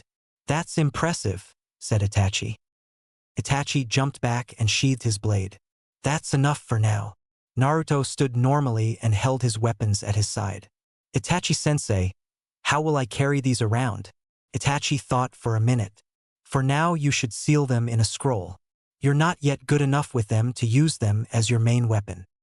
Itachi walked over and sat in his obsidian chair. Naruto, I have something that you might like to hear. Naruto raised his eyebrow in curiosity. What is it, Itachi-sensei? Itachi hesitated for a moment and finally said, How would you like to come on a mission with me? Naruto immediately got excited and said, Really, Itachi-sensei? I can come on a mission with you. Itachi nodded his head. It's not a hazardous enough mission that I need your help. But you could use the experience. And I also think that this will put you ahead of your teammates, and maybe even impress a certain girl you like. Itachi smirked as he said the last part, which made Naruto blush and turn his head to the side. Itachi laughed. Yes, I knew you liked someone. I can tell by your mood. So who is it? Naruto thought for a minute. Asterisk, do I like her? Does she like me, or was I just imagining it? Asterisk. Itachi grew slightly impatient. Well, Naruto spoke up and said, It's Hinata Hyuga. Itachi raised an eyebrow. Hyuga, Does she like you? I think she does, but I can't tell for sure, Naruto admitted. Well then, said Itachi. I guess we should get going. You want to get stronger for her, don't you? Naruto looked up at Itachi. Of course. Itachi turned around and started walking towards the exit of the hideout. Then follow me. Naruto walked towards Itachi but then remembered something. He turned around and ran over to a door. He opened it with the key and went inside. When he came out, he had a scroll attached to each thigh. All right, I'm ready, said Naruto as he ran to Itachi's side. Near Uchiha hideout. Naruto was walking next to Itachi down the middle of the road leading away from the Hidden Leaf Village. He still had no idea what the mission was about. He hadn't had a chance to ask Itachi. But instead of asking, he decided to just relish the moment of going on a mission with his idol as his partner. What surprised Naruto was that they were not running to their mission point. They were casually walking along the road. Every once in a while they would pass a traveling merchant. Itachi bought 2 capes for Naruto and himself. The capes were dark red with a gold stripe along the bottom. Just in case we run across ninja from the hidden leaf, Itachi had said. We don't want to be recognized. Tenchi Bridge. As they were crossing Tenchi Bridge, Naruto finally spoke up. Hey Itachi-sensei, where are we going? Itachi kept up the pace and said, We are going to meet the contact at my other hideout. After we get more information, we will go to the Hidden Sand Village to carry out the mission. Hidden Sand Village? Naruto thought. What could we be doing there? After another hour of walking, they reached a small cave and stepped inside. Itachi looked around for their contact while Naruto stood guard at the entrance. Itachi walked out a couple minutes later with a scruffy old man covered in dirt. Naruto, this is Fujin of the Hidden Rain Village. Naruto turned around to look at the old man. Nice to meet you, Fujin. The old man looked up and said, Enough of the small talk. It's time to discuss your mission. Naruto stood and intently waited for Fujin to brief him of the mission. Your mission is to infiltrate the Hidden Sand Village and find out who the Jinchuriki is. Naruto looked stunned. You want us to find out who the Jinchuriki is? The old man got angry and said, Did I stutter, boy? Yes. Find the Jinchuriki. Naruto didn't want to ruin the mission by making Fujin angry, so he just kept his mouth shut and let Itachi talk. How do you want us to contact you when we are done? The old man looked back at Itachi. Just come back to this cave. I'll be here for the next few days. Itachi nodded and looked at Naruto. We should get going. Naruto also nodded in agreement and said, Right. Hidden Sand Village. As they were walking through the street, Naruto noticed that they were getting strange looks from every direction. Itachi tried not to notice, but it was obvious that they were different. After all, they were the only 2 wearing black cloaks. The 2 of them came to a bar and looked at the front of it. At the top there was a sign that said, No one under 21 permitted. Itachi looked at Naruto. Well, it looks like we split up here. I'll just go gather information in this bar, Itachi said with a smirk. Naruto looked annoyed and said, I didn't know you liked to drink. Itachi ignored him and walked into the bar. Naruto turned around and walked down the street. He started wandering aimlessly. Where am I supposed to look to find information? He turned and walked down another street. Little kids won't know anything and adults will become suspicious. Naruto, without knowing it, was walking towards the Kazekage Dome, a huge spherical building which housed the office of the Kazekage and archives of the Hidden Sand Village. Naruto decided to aim for the huge building and walk toward it deliberately. He noticed that he was receiving a lot of unwanted attention as he grew closer to the Kazekage Dome. People started whispering and a few actually started to follow him. When Naruto could see the entrance of the dome, he noticed two very heavily armored guards. The guards had stern faces and instantly fixed their eyes on Naruto, who still had his black cloak on. As Naruto approached the guards, they both stood to block the doorway. "What is your business here?" asked the first guard. Naruto stayed quiet as he planned out what to say. "Hey," the second guard said. "He asked you a question, now answer it." Naruto looked slightly annoyed, although the guards couldn't tell. Naruto softly spoke. "I would like to know where your library is, please." Both guards looked stunned. "Who would like to know?" asked the first guard. Naruto slipped off his hood and tilted his head side to side, ensuring that his neck popped multiple times. "My apologies. My name is Gnome Jibuntaro from the Hidden Leaf Village. I would just like to learn about the history of the Hidden Sand Village, as I hope to become a diplomat someday." This was a bold-faced lie, of course, but Naruto had become exceptionally good at lying under Itachi's guidance. The guard's face was stern once more as he said, "Well then, you should know that a suspicious character in a black cloak is not exactly the diplomatic type." Naruto nodded. "I am very paranoid of being known by people. It makes me feel as if everyone is out to get me." The guard raised an eyebrow and decided not to push the issue further. "The library is down the street on the corner, but if you were looking for history, then you came to the right place. However, I cannot allow just anyone in here. I will need to receive permission from the Kazekage. If you are willing to wait, I will send someone to appeal for you." "That would be I would much appreciate it." The guard nodded his head in a certain direction and a ninja of notably higher status appeared in front of him. The ninja was wearing a black outfit with brown trim. He was undoubtedly an ANBU from the Sand Village. The guard explained the situation and the ninja disappeared. "You can wait in that restaurant over there," said the guard as he pointed toward a building that smelled like fried crow and grilled cactus. "I will notify you when I have permission to let you in, Mr. Jibuntaro." Naruto nodded and thanked the man, then headed toward the restaurant. Hidden Sand Village, Bar. After 20 minutes of chatting with the locals, Itachi figured that he would not get much information unless he broke the ice. So, he bought a round of the cheapest ale for everyone in the bar, including himself. After seeing that cheap ale wasn't going to sway their wariness of him, he bought more expensive beer for the people who he thought would have the most info. Within the hour, Itachi was just barely sober. He could still keep his footing stable, but he was swaying slightly. He walked up to a drunken man in the bar and asked him, "Hey, do you know about any Jinchurikis near here?" The drunken man shrugged his shoulders, bent over and smacked his own head on the table. He had fallen asleep. Itachi walked over to another man. He started up the same conversation as before. "Hey, Sand Village guy, do you know of anyone called a Jinchuriki?" Unfortunately, Itachi did not realize that this man had not been drinking at all except for that free glass of ale and was nowhere near as drunk as Itachi. The man turned around and stood up. He was much taller than he looked and he had huge muscles.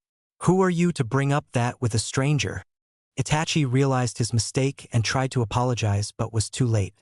The big man grabbed him by the cloak and lifted him off the ground. "I think you should be taught a lesson, punk." He pulled his fist back and prepared to hit Itachi in the face. Itachi thought, well, this isn't going well. Hidden Sand Village, Restaurant. A few minutes after entering the restaurant, Naruto's mouth was watering. He had never had grilled cactus before, but it smelt so good. He was tapped on the shoulder and he turned around to see the guard from earlier with a smile on his face. "Excuse me, Mr. Jibuntaro. I'm sorry for the wait. Would you like something to eat before I let you into the archive room?" Naruto couldn't believe the hospitality of this village. "Are you sure it's not a problem?" The guard grinned and said, "Of course. I was getting ready to have lunch myself anyway." Naruto accepted his offer and sat down with the guard. He noticed that the guard was quite a friendly person when not working. After ordering, the guard started asking him questions. "What are you looking to find in the archives, Mr. Jibuntaro?" Naruto looked up and said politely, "Please call me Gnome." The guard grinned and said, "All right, Gnome. What are you looking for?" Naruto saw no reason to lie, but he didn't want to tell the whole truth. "Well, I'm hoping to find information of the history of ninja in this village and how it differs from the history of the Hidden Leaf Village." The guard looked intrigued. "That is an interesting choice of research. Tell me, how old are you? You don't look to be older than 15. Naruto shrugged and said, Actually, sir, I'm only 12. I just graduated the academy in my village a couple weeks ago. The guard looked baffled. Wow, you are an excellent speaker for your age. You would make a great diplomat. Naruto and the guard talked for a while over little things like food and the economy which Naruto barely understood. After they had eaten, the guard escorted Naruto to the archive room. The guard pointed in a direction and said, That wall over there has the ninja training program records. I'm gonna have to ask you to do your best not to damage them. The scrolls are quite old. Naruto nodded and waited for the guard to leave. As soon as it was clear, he raided the shelves for a book that could have info on Jinchuriki. He found one that was fairly new and was titled Ninja of the Tailed Beast. Wow, that's convenient. Naruto thought as he opened it, and just as he found out who the Jinchuriki was, he heard a crash coming from outside. Hidden Sand Village, bar. Itachi was on the ground outside the bar. The big man had hit him so hard that he had crashed through the wall. Itachi stumbled to his feet and looked at the man. Well, that wasn't very friendly of you. I was just trying to start a conversation. The big man spat at him and said, There's nothing friendly about that topic. Itachi started to think clearly again. This is bad. I'm in no condition to fight and he is strong. The man walked towards Itachi and raised his foot into Itachi's chin. Itachi flew upwards and away from the man and landed hard on his elbow. Itachi was too drunk to position himself before landing and his shoulder had been dislocated. Itachi! Naruto had just arrived and was watching helplessly. Itachi pretended not to know him to cover his identity. Stay back, kid. I'll be fine. The big man came up to Itachi and dropped his heel onto Itachi's back. Itachi gasped in pain. Naruto tried to get through the crowd, but the guard from earlier stopped him. Hold it, Gnome. I can't let you interfere. In the hidden sand, the bar fights are kept between the attacker and the defender. No outside source is to get involved. Naruto looked baffled at the guard. That's stupid. How can you just stand by and watch as someone gets beaten? The guard couldn't answer but continued to block Naruto's path. The big man knelt down to see Itachi face to face. Not so tough, are ya? Punk! A crowd had formed a circle around the scene. He stood up and kicked Itachi in the stomach. We don't talk about Jinchuriki around here. A new deep voice said, Who speaks of a Jinchuriki? A smaller man appeared between Itachi and the big man and looked at Itachi. Was it you? Itachi looked up and nodded. The smaller man kicked Itachi hard in the face. Itachi flew into the crowd and rolled a couple times on the ground. The crowd awkwardly maneuvered to make a new circle around the fight.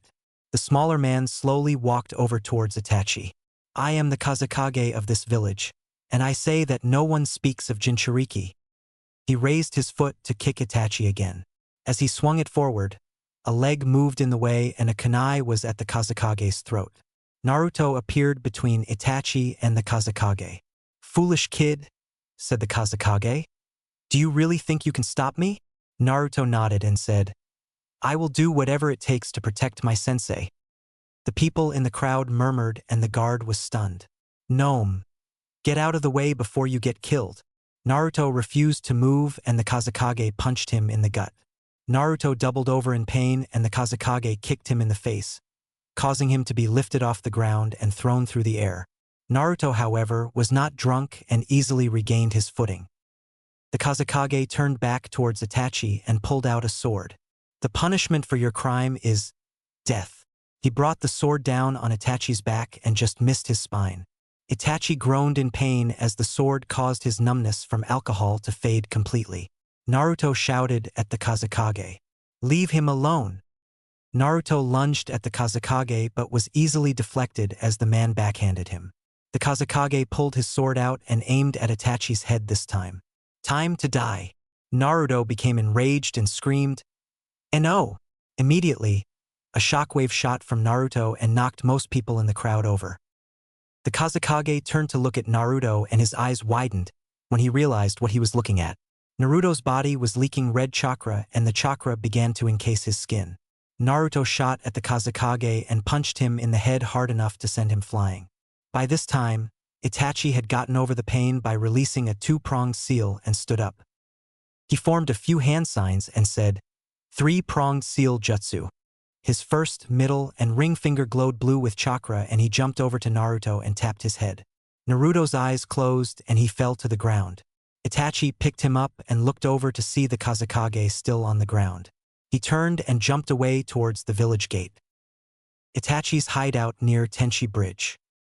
Itachi placed Naruto on the ground and waited for Fujin to arrive. He started a fire and kept it going until Naruto woke up. "UHG, where am I?" Naruto sat up and looked around. "Itachi-sensei, are you alright?" Itachi looked over at Naruto and grinned. "Yes, thanks to you, Naruto." Naruto scratched his head and looked at the fire. "How did we get here?"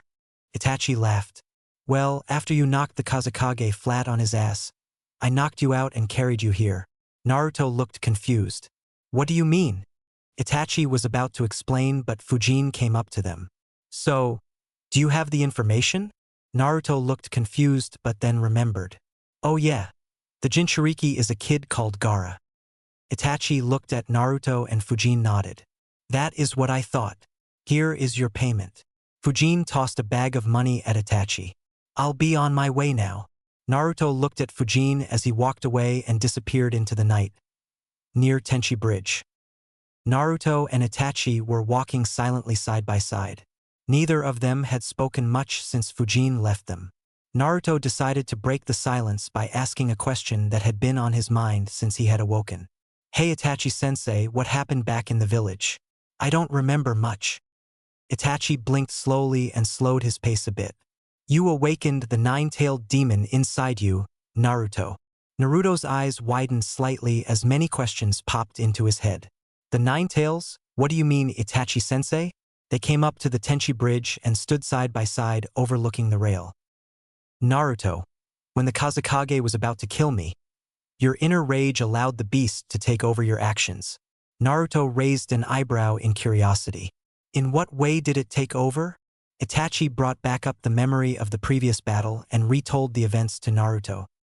Happy-faced Naruto lunged at the Kazekage but was easily deflected as the man backhanded him. The Kazekage pulled his sword out and aimed at Itachi's head this time. "Time to die." Naruto became enraged and screamed, "And oh!" Immediately, a shockwave shot from Naruto and knocked most people in the crowd over. The Kazekage turned to look at Naruto and his eyes widened when he realized what he was looking at. Naruto's body was leaking red chakra and the chakra began to encase his skin. Naruto shot at the Kazekage and punched him in the head hard enough to send him flying. By this time, Itachi had gotten over the pain by releasing a two-pronged seal and stood up. Happy face. Naruto tilted his head downwards and looked at the raging river beneath him. "So, did we win?" Naruto looked over when he heard a noise that he had never heard before. Itachi was laughing. Itachi was laughing for the first time. Naruto was confused. What did I say?" Itachi calmed himself and chuckled as he replied, "You really are something, Naruto." Itachi continued, "We didn't really win, but that punch of yours gave us plenty of time to get away." Naruto smiled and looked back down at the water. "Itachi." Itachi looked over at his student. "Was that man really the Kazekage?" Itachi nodded his head. Naruto sighed. "He was really strong. I don't think I could have beaten him without the Nine Tails helping me." Itachi walked over to Naruto and slapped him on the back with his palm, hard enough to take his breath away. "No, Naruto, you could not have beaten him. But that is why it is my goal to have you take the Chunin exam. If you become a Chunin, I will be able to teach you much more and I will make you stronger." Naruto cheered up a bit and then said with a somewhat irritated tone, "Well, that's okay, but why did you have to hit me?" Itachi grinned again, but only briefly. "The power of the Nine Tails is not something to desire. You should learn to despise it. Fear it but overpower it." Naruto started to worry. How am I supposed to overpower it? Itachi looked out into the distance in the direction the river was flowing. "You must learn to store more chakra and to use it more efficiently." Itachi turned and started walking to the other side of the bridge. "Come on, Naruto. The sooner we get to the hideout, the sooner we can begin your seal training.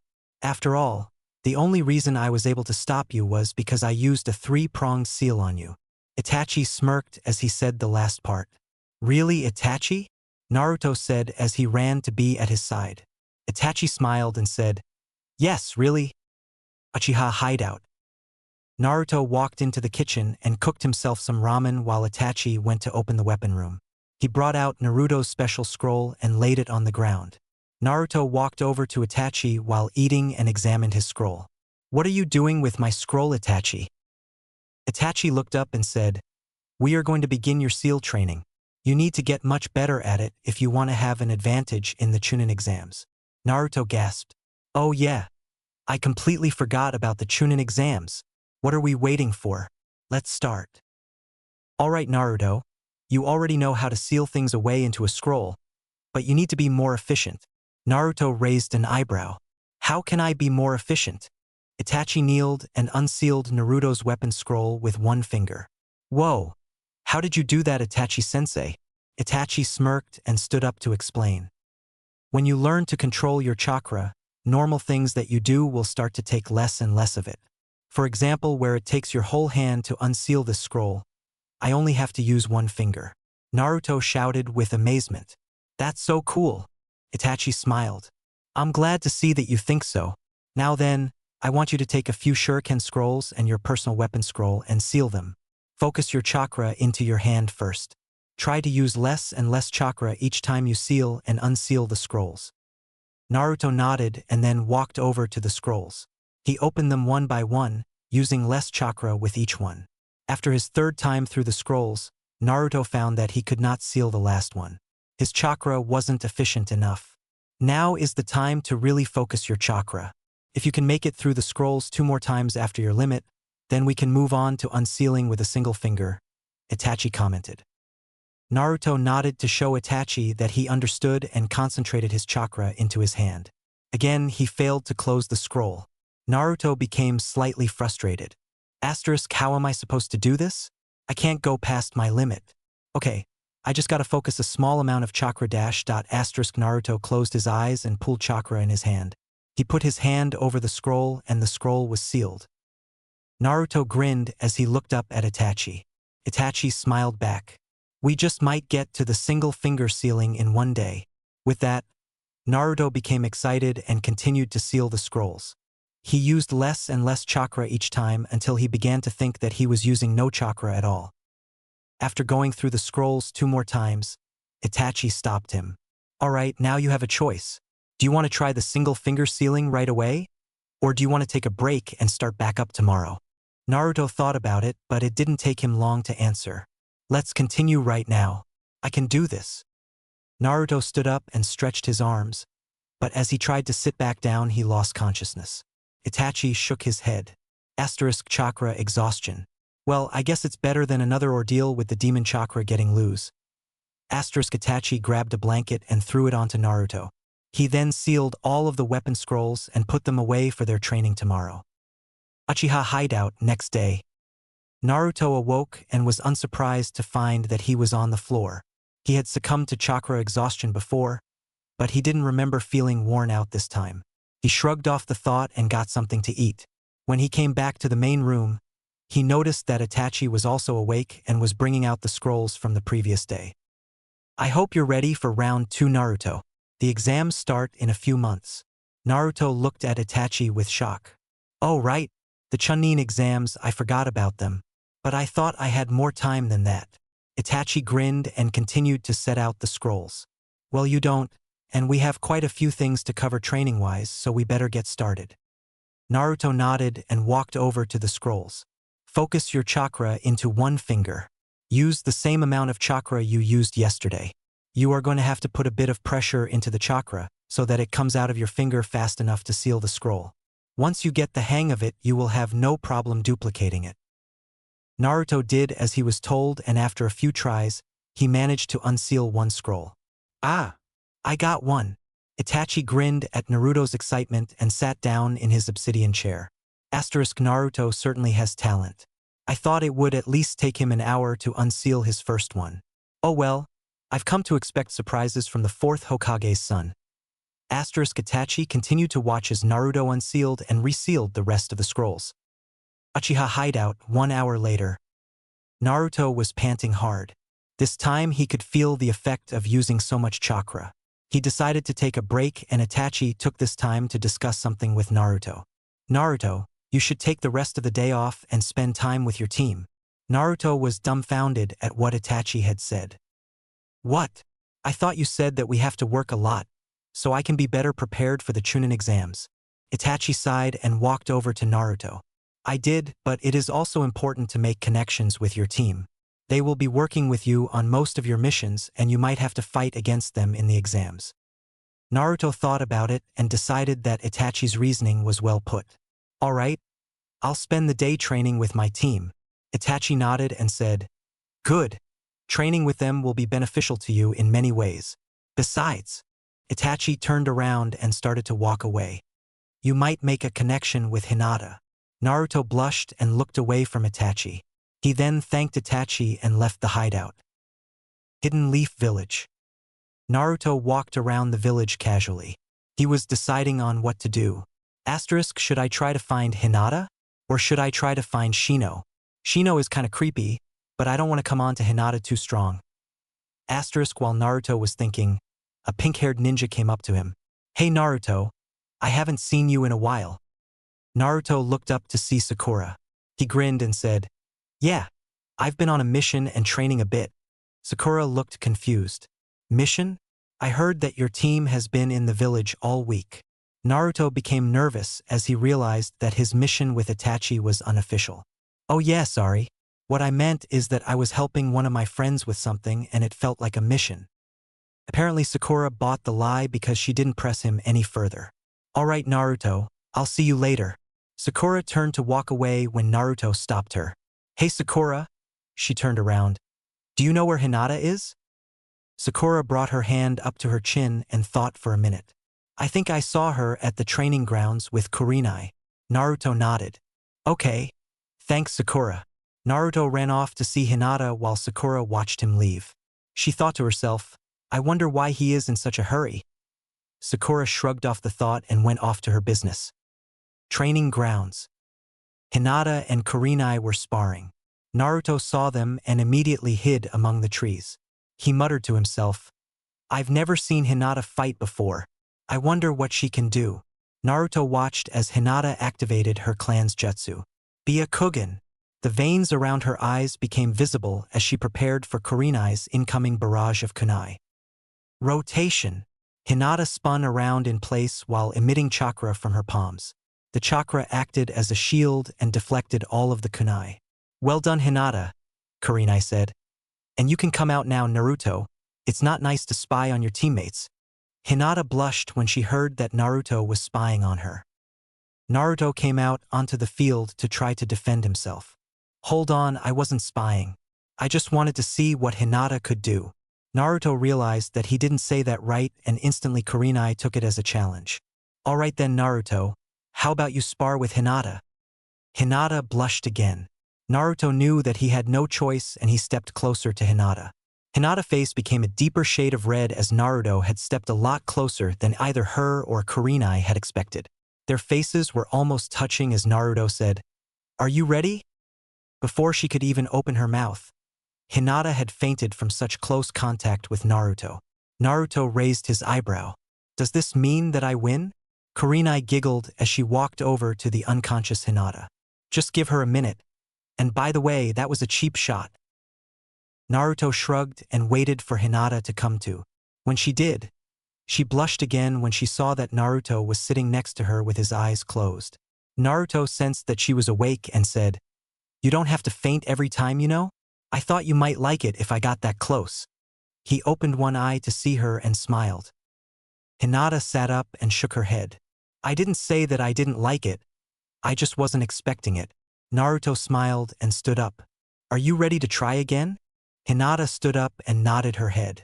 Kurenai moved to the sidelines as Naruto ran at Hinata.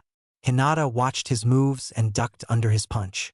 She then attempted to stab his underarm with her chakra-enhanced fingertips but narrowly missed when he twisted his body out of the way. Naruto then jumped back to put some distance between them. He formed a hand sign and said, Shadow Clone Jutsu.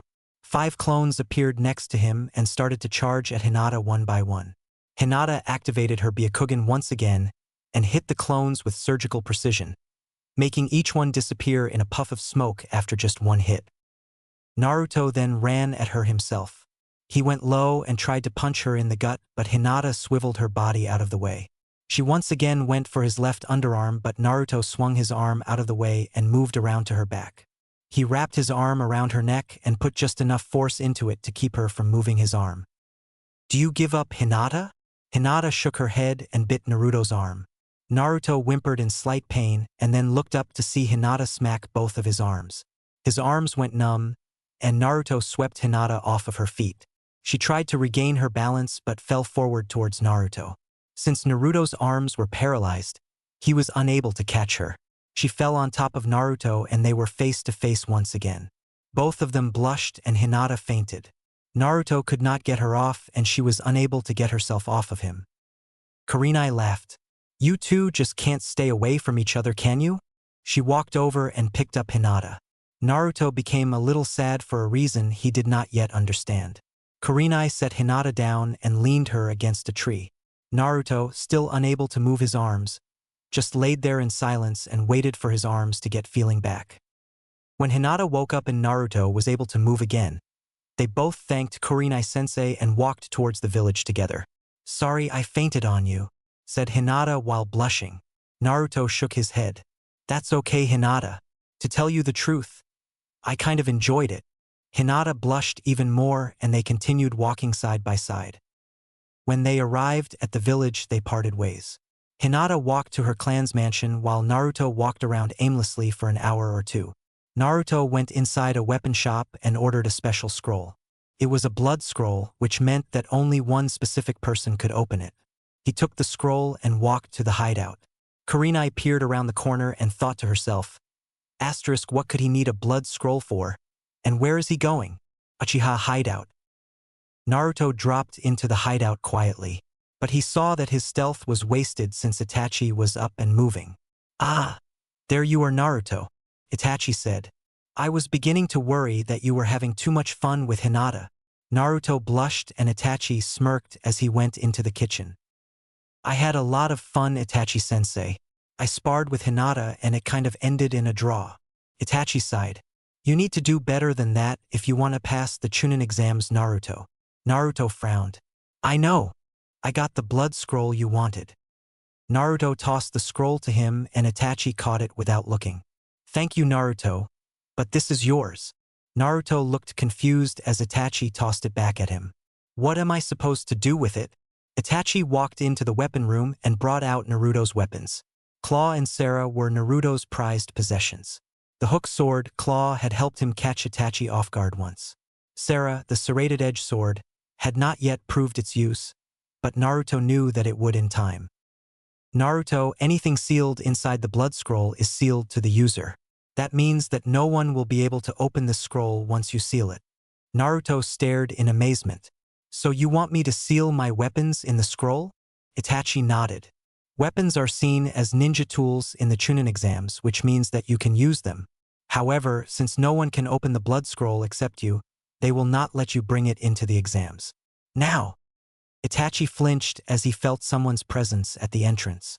"Naruto, were you followed?" Naruto looked confused. "I don't think so." Itachi motioned Naruto to step back. As Naruto did, he felt the vibration of the boulder being moved manually. "Whoa! There must be someone really strong out there," Naruto thought as he grabbed his swords. Itachi activated his Sharingan and waited for the intruder to jump down. He and Naruto waited for about 10 minutes before a shadowy figure dropped into the hideout. Itachi looked at the figure with determination. "Kurenai, to what do we owe this visit?" Naruto's eyes widened as Kurenai stepped out of the shadows. "Kurenai-sensei, what are you doing here?" Naruto asked. Kurenai kept her eyes on Itachi and replied, "I wanted to know where you were going with that blood scroll." Kurenai stared at Itachi with fierce eyes. "You are Itachi Uchiha, rogue ninja of the Hidden Leaf Village." Hidden Leaf Village. Shino walked around aimlessly through the markets. He never admitted that he was aimless, just that he was looking for something in particular and couldn't find it. After walking around a bit, he decided to send one of his insects to look for Kurenai-sensei since he was bored and wanted to train. Even though it was late and the sun was setting, Shino thought it would be best if he trained with Kurenai-sensei and Hinata so that he could get stronger for the Chunin exams. He wasn't very accepting of Naruto. He always thought something about him seemed off. He also noticed that Naruto never had a clear explanation for his abilities. As he walked toward the Hyuga mansion, he saw Hinata leaving. "Hinata, where are you off to?" Hinata looked over and waved to Shino. Oh, Ishinu. "I was on my way to get something to eat." Shino looked over her casually. "Would you mind training with me? I want to test my abilities against your rotation technique." Hinata pushed her forefingers together. "Oh, well, I just got done training with Naruto and Kurenai-sensei an hour or two ago." Shino looked disappointed. "Oh, I was looking forward to training with you, but I guess Kurenai-sensei will do." One of Shino's bugs landed on his finger. "What?" Shino exclaimed. "You can't find Kurenai-sensei? Where was she last?" Shino listened to the small bug for a second and then looked at Hinata. "Hinata, come on. I think Kurenai-sensei is in trouble." Hinata looked worried. "What do you mean, Shino?" Shino looked away and said, "My insects tell me that she is somewhere in the forest. They lost her scent at a hole in the ground and they think she might have fallen in." Hinata gasped and followed Shino out of the village. Uchiha hideout. Itachi smirked. "Kurenai, you are not welcome here." Itachi readied a kunai and adjusted himself into a fighting stance. "And Naruto is not safe here," said Kurenai as she pulled out a kunai as well. "Kurenai-sensei, he has been protecting me." Kurenai looked over at Naruto, stunned. "Protecting you? Why would he protect you? He's a rogue and a killer. He must be dealt with." Naruto shook his head. "No, he is my sensei." Kurenai hesitated. "Your sensei? So he is the one who taught you seal jutsu." Itachi remained in his stance but lost some tension. Naruto nodded. "Yes, he has been taking care of me and preparing me for the Chunin exams." Kurenai lowered her guard. "Why, Itachi? Why would you do something as foolish as taking on an apprentice?" Itachi lowered his guard as well and stood up straight. He put his kunai away and walked over to Naruto. He put his hand on Naruto's head and looked at Kurenai. "Because it is my last mission as a member of the ANBU Black Ops, and I always carry out my mission." Kurenai looked disgusted. "You are no longer part of the ANBU, Itachi. So what is the real reason?" Itachi sighed. "I was asked to look after him and make sure he grows into a strong shinobi. I wasn't too excited at first, but Naruto has grown on me. In a way, I see him as my own son now, and I will do whatever it takes to keep him safe." Tears fell from Naruto's eyes as he realized what Itachi had just said. "Itachi thinks of me as his son?" Naruto wiped the tears from his eyes and stared at Kurenai. "Kurenai-sensei, both of you are my sensei. I respect you both. So please don't tell anyone about Itachi. I know I can't keep it a secret forever, but he still has a lot to teach me." Kurenai sighed and looked at Naruto. "Naruto, I can't just leave you here with him, even if Itachi is telling the truth." Naruto frowned and looked at her with pleading eyes. After a few minutes, Kurenai shook her head. "All right, Naruto, I will keep it a secret. But know this, if Yugao has any suspicions and asks me about you too, I can't withhold information. You will only be safe for a while." She turned and looked at Itachi. "As for you, Itachi, keep your word and make sure Naruto is safe. If you teach him jutsu and Naruto tells me," Kurenai glared at Naruto, "then I can show him how to use it in any situation." Itachi nodded, showing that he understood. "Thank you for understanding, Kurenai-sensei." Kurenai nodded and turned around to leave. She jumped up out of the hideout and pushed the boulder back. As soon as she was done, Hinata and Shino came running down the path. "Kurenai-sensei, are you all right?" Shino asked. Kurenai sighed, then turned around and smiled. "Yes, everything is fine." Hinata let out a sigh of relief. Shino calmed himself and looked at Kurenai-sensei. "Can you train with me, sensei? I know it's late, but I feel as though I'm much stronger in the dark." Kurenai nodded. "Sure, Shino, after we walk Hinata home." Shino nodded in agreement as they all walked towards the village. Uchiha hideout. Itachi sighed in relief. "I'm glad she took it so well. I wasn't up to fighting your sensei. Naruto nodded in agreement. Now then, Naruto, as I was saying, since you cannot take the scroll in with you manually, you will need to learn the scroll teleportation technique. Naruto looked excited. So I can summon the scroll to me wherever I am? Itachi nodded. But first, you must make this scroll sealed to your chakra signature. Naruto nodded. In order to do that, you must sign your name in blood on the scroll. Naruto opened the scroll and cut his thumb. He then wrote his full name on the scroll with his thumb. Now all you have to do is seal it. Then unseal it and put your weapons in it. Naruto did that also and resealed the blood scroll. He looked up at Itachi. Now what are we going to do, Itachi? Itachi yawned. Now we sleep. I am exhausted and you won't be ready to learn the scroll teleportation until your chakra reserves are full. Naruto nodded and said good night. Then he crawled into bed and slept. Uchiha hideout a few months later. Naruto awoke and went into the kitchen. He was extremely excited to learn the scroll teleportation technique. The preliminary exams were today and he really wanted to try out his weapons.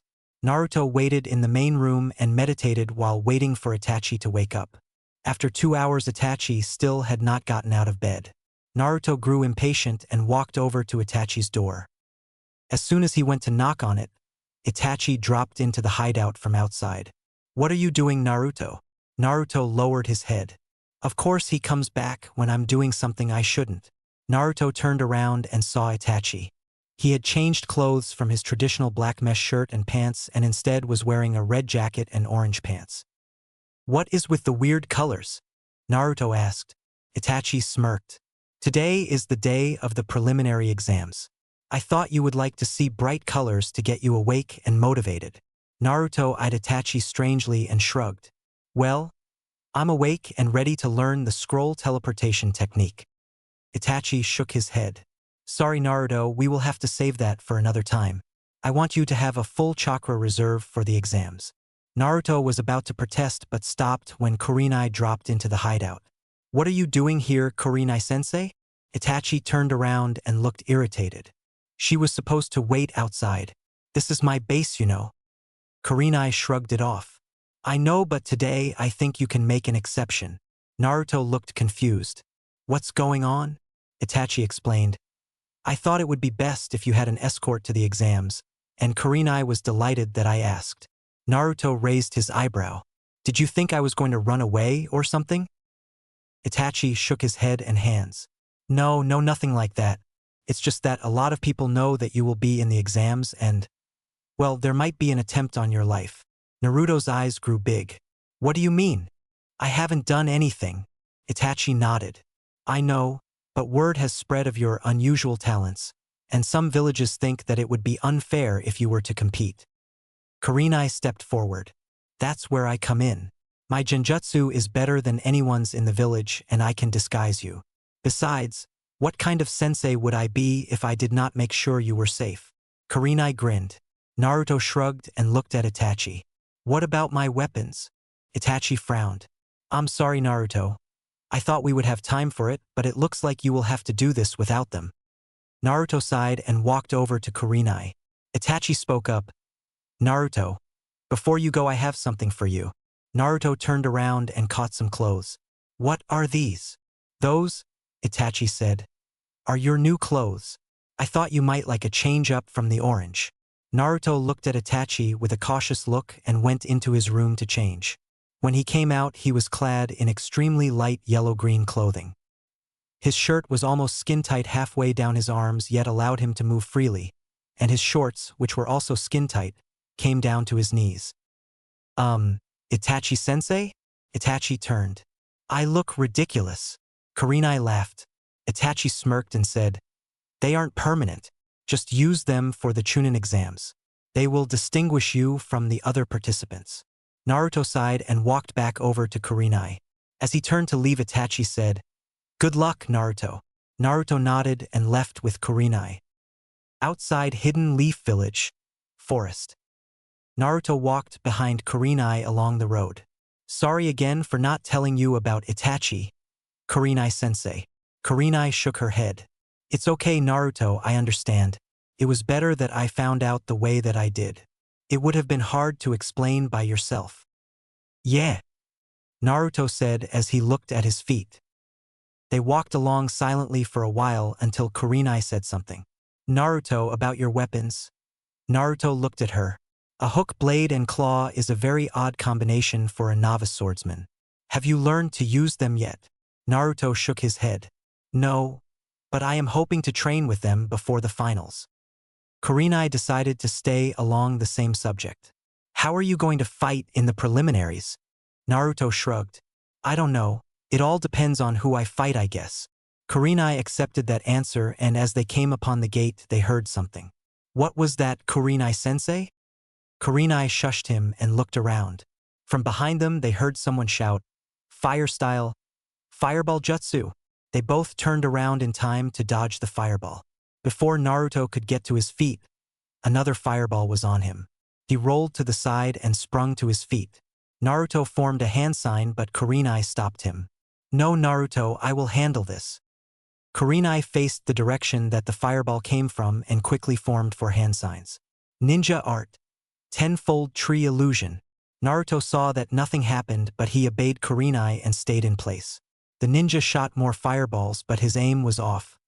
Terribly. His fireballs never landed within 5 feet of either Naruto or Kurenai. I know you are there, Naruto. Naruto's eyes widened as he heard a familiar voice. Sasuke is attacking me? Naruto couldn't believe it.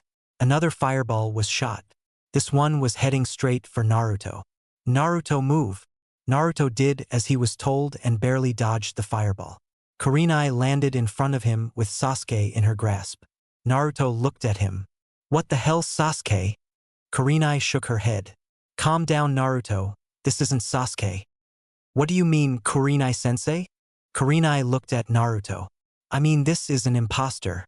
Do you know how to undo genjutsu, Naruto? Naruto nodded and made the hand sign. Release.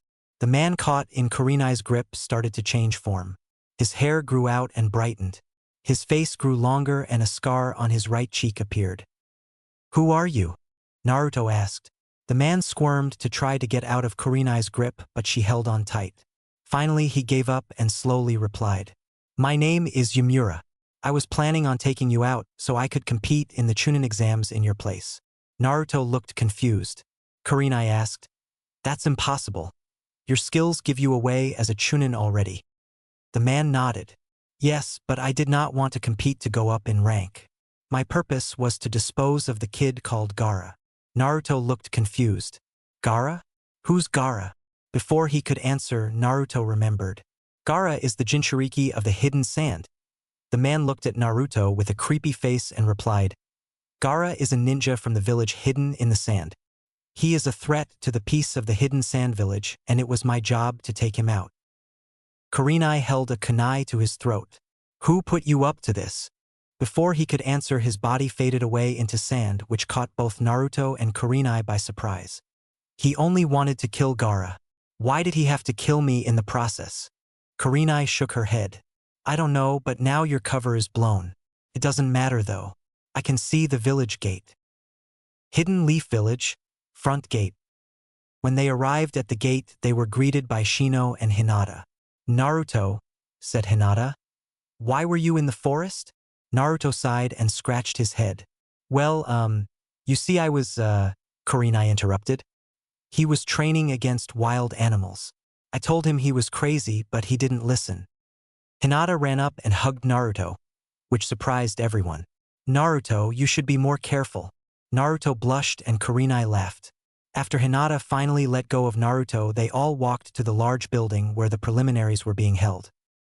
Exam building. Many people were already inside, including Gai's team, Asuma's team, and even Kakashi's team, including Sasuke. Many other people were there, including a Sound Village team with weird-looking people covered in bandages. There was also a team from the Hidden Sand Village. Naruto tried to guess which one was Gaara but couldn't see well from where he was standing. As Kurenai's team reached the balcony overlooking the arena, they greeted Team Kakashi. Naruto eyed Sasuke and stopped when he came up to him. Hey Sasuke, you look different. Sasuke turned his head away and replied, Shut up, you snot dripping. That made Naruto angry since Itachi picked his outfit, but Hinata grabbed his arm and pulled him away before he made a scene. Team Kurenai walked to the middle of the balcony and looked over the railing. Below them was the proctor who would decide the winner of each fight. He was a little sick as he was coughing every 3 minutes. Naruto looked around. He wondered who he would fight. The proctor addressed the competitors. "All right, everyone. In a minute the board above me will show who will be fighting in our first match. But first, I want you all to know the rules. You will fight until one of the combatants is unable to participate or forfeits. All ninja tools are acceptable as long as they were checked beforehand. If any ninja above genin rank interrupts the fight except me, then the genin that is being defended is disqualified. If another genin tries to interrupt the fight by participating, they too will be disqualified." Naruto nodded and looked up at the board. The 2 slots for the ninja names were scrolling through the names extremely fast and stopped suddenly on the first 2 genin. The proctor announced, "All right then, would Sasuke Uchiha and Shino Aburame please step forward?" Shino dissolved into bugs and reappeared on the floor below. Sasuke jumped over the railing and landed across from Shino. The proctor gave the signal to begin, and immediately thousands of bugs flew out from Shino's coat. Insect Cloud Jutsu. Everyone's vision was blocked from Sasuke and Shino. Naruto understood. Shino wants to have a complete advantage by keeping his fighting style a secret. The cloud lingered on for about 5 minutes and a lot of metal sounds could be heard. A little while later the cloud of insects dissipated. Shino was lying on the floor and Sasuke looked mostly untouched. "What happened?" said Naruto. No one knew what to say. The proctor declared Sasuke as the winner, and then Sasuke left with a new girl who was standing by Sakura. Naruto shook his head in disbelief. Sasuke has gotten stronger than last time. The proctor looked up at the board and called out the next 2 names. Neji Hyuga and Hinata Hyuga.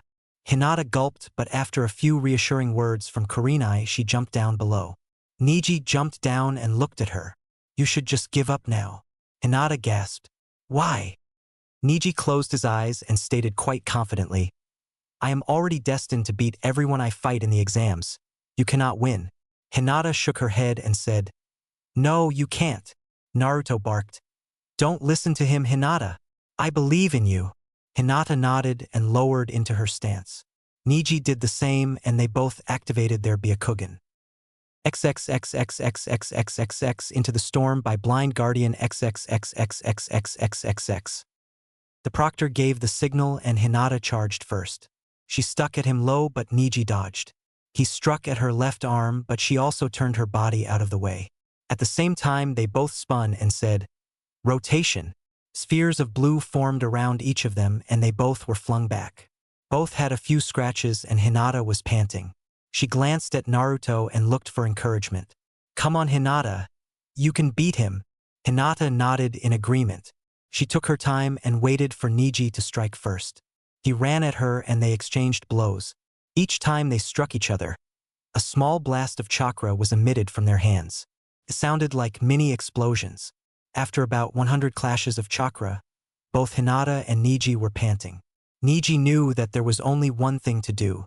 He closed his eyes and when they opened Hinata became frightened. His Byakugan had increased in strength and she knew what would come next. She knew what she had to do. "I give up." Neji hesitated. "What, you can't, Hinata?" Naruto said as he was almost over the railing. Hinata turned around and looked at him. "It's okay, Naruto. If I let Neji hit me with that, then I might as well be dead." Naruto was trembling. "She can't just give up like that." Hinata looked at him with kind eyes. "Naruto, if you fight him, then beat him for me, okay?" Naruto nodded and the proctor raised his hand. "Neji Hyuga is the winner by forfeit." XXXXXXXXX end song XXXXXXXXX. Both Hinata and Neji went back to their places in their teams. Naruto glared at Neji and then turned to check Hinata's wounds. "You sure are protective of her, Naruto," said Kurenai. Naruto blushed. It's just that." Naruto was lost with words. "He just wants to make sure I'm okay." Kurenai accepted that but giggled as she turned to look at the proctor. The proctor looked at the board and called forward the next 2 genin. Sakura Haruno and Naruto Uzumaki. Naruto felt Sakura flinch as her name was called. Kurenai looked over at Naruto. "Naruto, I know that you can beat her easily, but go easy on her. We don't need to lose any genin." Naruto nodded and jumped, performing several backflips on his way down. Sakura took the stairs and was looking pretty fragile. "You can do it, Sakura," said Kiba, her teammate. "He doesn't look that tough." Sakura nodded but still looked nervous. The proctor looked at both of them and then looked up at the balcony. There was an unfamiliar ninja next to Team Guy's genin. He was tall and wearing a long black coat. It was open in the front and he could see red and orange clothing. His face was also covered. He dismissed it for now and gave the signal for the battle to start. XXXXXXXXXX down with the sickness by disturbed XXXXXXXXX. Naruto ran at Sakura. He raised his fist and swung at her face, but slowed his fist just enough for her to dodge. She moved out of the way, and even though he was slower than normal, everyone was amazed at his speed. He swept her legs and she landed on her butt. She quickly regained confidence and dodged away from Naruto's next kick. She was ready to fight now. She charged at Naruto and punched him square in the nose. Naruto made himself fly back several feet before landing. "Come on, Naruto, you can do better than that." Hinata screamed as Naruto got up. "I know, but I need to make a show." Naruto looked at Sakura. She was stronger than he gave her credit. But it was nothing and he charged at her. She tried to punch him in the gut, but he jumped high above her. He made a few hand signs and chakra surrounded his first finger. He used gravity to pull himself towards her at an alarming rate. He held out one finger and said, "Single-pronged seal." He touched her head and several things happened at once. Sakura flew backwards instead of down even though Naruto hit her from directly above. Also, Naruto landed as though he was as light as a feather. Everyone was staring in disbelief. Even the proctor's jaw dropped as he thought, "That kid can use Fuinjutsu?" Naruto pretended to dust himself off even though he wasn't dirty. Sakura groaned as she tried to stand. She felt completely drained. What was that? As she stood up, her legs wobbled, but she managed to stay standing. She tried to move towards Naruto, but her legs gave out as she fell to the ground. She was unconscious. XXXXXXXXX song and XXXXXXXXX. Naruto looked back at Hinata and gave her thumbs up. She smiled and returned the gesture. After the proctor declared him the winner, Naruto turned back to Sakura and touched her head with one finger. Reverse, single-pronged seal. The seal on her head shattered and she regained consciousness. Naruto helped her up and then jumped back to his place next to Hinata. She hugged him tightly and muttered a "thank goodness," and then released him. Couple more fights took place. A fangirl Temari beat 10-10 from Guy's squad. Lee was beaten by the man with the gourd called Gaara. Lastly, Kiba defeated the other sand guy called Kankuro. As they were all getting ready to leave, the proctor called out, "You there, the one in the long black jacket." The man turned around to face him.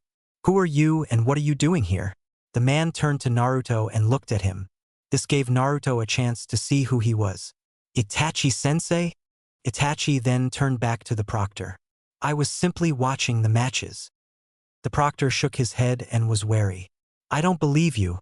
Show us your face." Itachi took a step back, but his way was blocked by Guy. Itachi looked around for an escape but knew that there was a better option. He jumped down to the arena, losing his cloak in the process.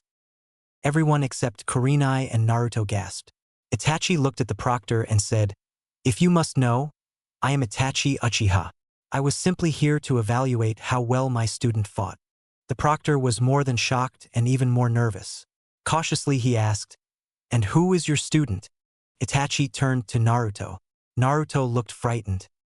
Itachi shook his head. "I am merely here as a condition of the exams. All senseis of each student must be present. I have trained Naruto." At that moment, every eye turned to Naruto. Exam building. Everyone was staring at Naruto. He had never had this much attention before. All eyes were on him as he stood there motionless. Naruto, come? "It's time for us to go," Itachi said as he turned around. "Hold it," said the proctor. Itachi stopped. He turned around and saw that all of the jounin had surrounded Naruto. Kakashi spoke first. "Itachi Uchiha, we will not allow you to take Naruto." Guy nodded in agreement and added, You are still a rogue ninja and we will not allow you to taint him any further. Kurenai stepped forward now. We will stop you. Naruto looked at Kurenai in disbelief. She looked back at him and looked sad. She whispered, "Sorry, Naruto, but I can't blow my cover just yet." Naruto looked down at his feet, then back at Itachi. Itachi raised his eyebrow. "I'm sorry, but Naruto is my student. He has the choice to come with me if he wants." For the first time Naruto looked at Hinata. She had a scared look on her face. He stepped toward her, but she backed away. Naruto looked down once again. The proctor jumped in front of Kakashi and faced Itachi. "He will not go with you." Itachi shook his head and looked at Naruto. "Are you coming?" Naruto nodded, then looked at Hinata once more. "Itachi has been like a father to me. I cannot just turn my back on him." Hinata eased up and looked at him with caring eyes. She walked up to him and whispered, "When you can, come find me." Naruto nodded and started walking towards Itachi. Guy turned around and held Naruto by his shoulders. "Naruto, you do not know what you're getting into." Naruto smirked and said, "I'm already in it." Naruto disappeared in a puff of smoke. Guy was stunned. "When did he make a clone?" Someone replied from behind him. "I did it while you were all preoccupied with my sensei." Guy turned around and saw Naruto standing next to Itachi. The air grew tense as they all waited to see if anyone was going to make a move. Itachi turned around and started walking. Before he even took 3 steps, Kakashi appeared in front of him, blocking his path. "You aren't going anywhere, Itachi." Kakashi brought out a kunai and prepared for a fight. Itachi sighed. Kakashi's eyes grew big as Itachi stared into them. Kakashi had made a huge mistake and fallen right into his genjutsu. Tsukuyami realm. Kakashi looked around and saw a vast gray landscape. He had no idea where he was and looked up to see hundreds of crows circling him. He looked forward again and saw Itachi. "I should kill you right now, Kakashi." Kakashi hesitated and looked for his kunai. It was gone. "But I'm not that kind of person anymore. For Naruto's sake, I won't hurt you, but you must move." Kakashi stared at him intently and didn't answer. Itachi shook his head and walked towards him. Kakashi found himself unable to move, and as he looked down he saw that black chains were coming out of the ground and coiled themselves around him.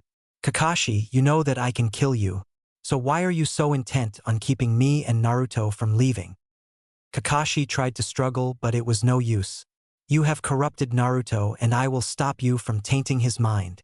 Itachi looked confused. "Corrupting? Tainting? I have merely trained him. And as you saw, he is quite powerful." Itachi walked around Kakashi a few times. "Have you seen any evil in him? Has he killed anyone? Hell, he was even gentler with Sakura than I thought." Kakashi shook his head in disbelief. "How do I know you haven't trained him to keep his cover?" Itachi chuckled. "Foolish Kakashi. What could I possibly need Naruto for?" Kakashi quickly replied, "He has the QB inside him." Itachi laughed harder. "What would I want with that? World domination? Honestly, Kakashi, I thought you were smarter than that. With all that time as my partner in the ANBU, I would think that you would know me." Kakashi replied, "We were taught to hide our emotions. I didn't learn much about you." Itachi shrugged. "We should get to know each other better then. How about this? You let me and Naruto leave today and we will catch up some other time." "Not going to happen, Itachi." Itachi sighed. "Fine, but I warn you, Kakashi, I'm not as heartless as you think.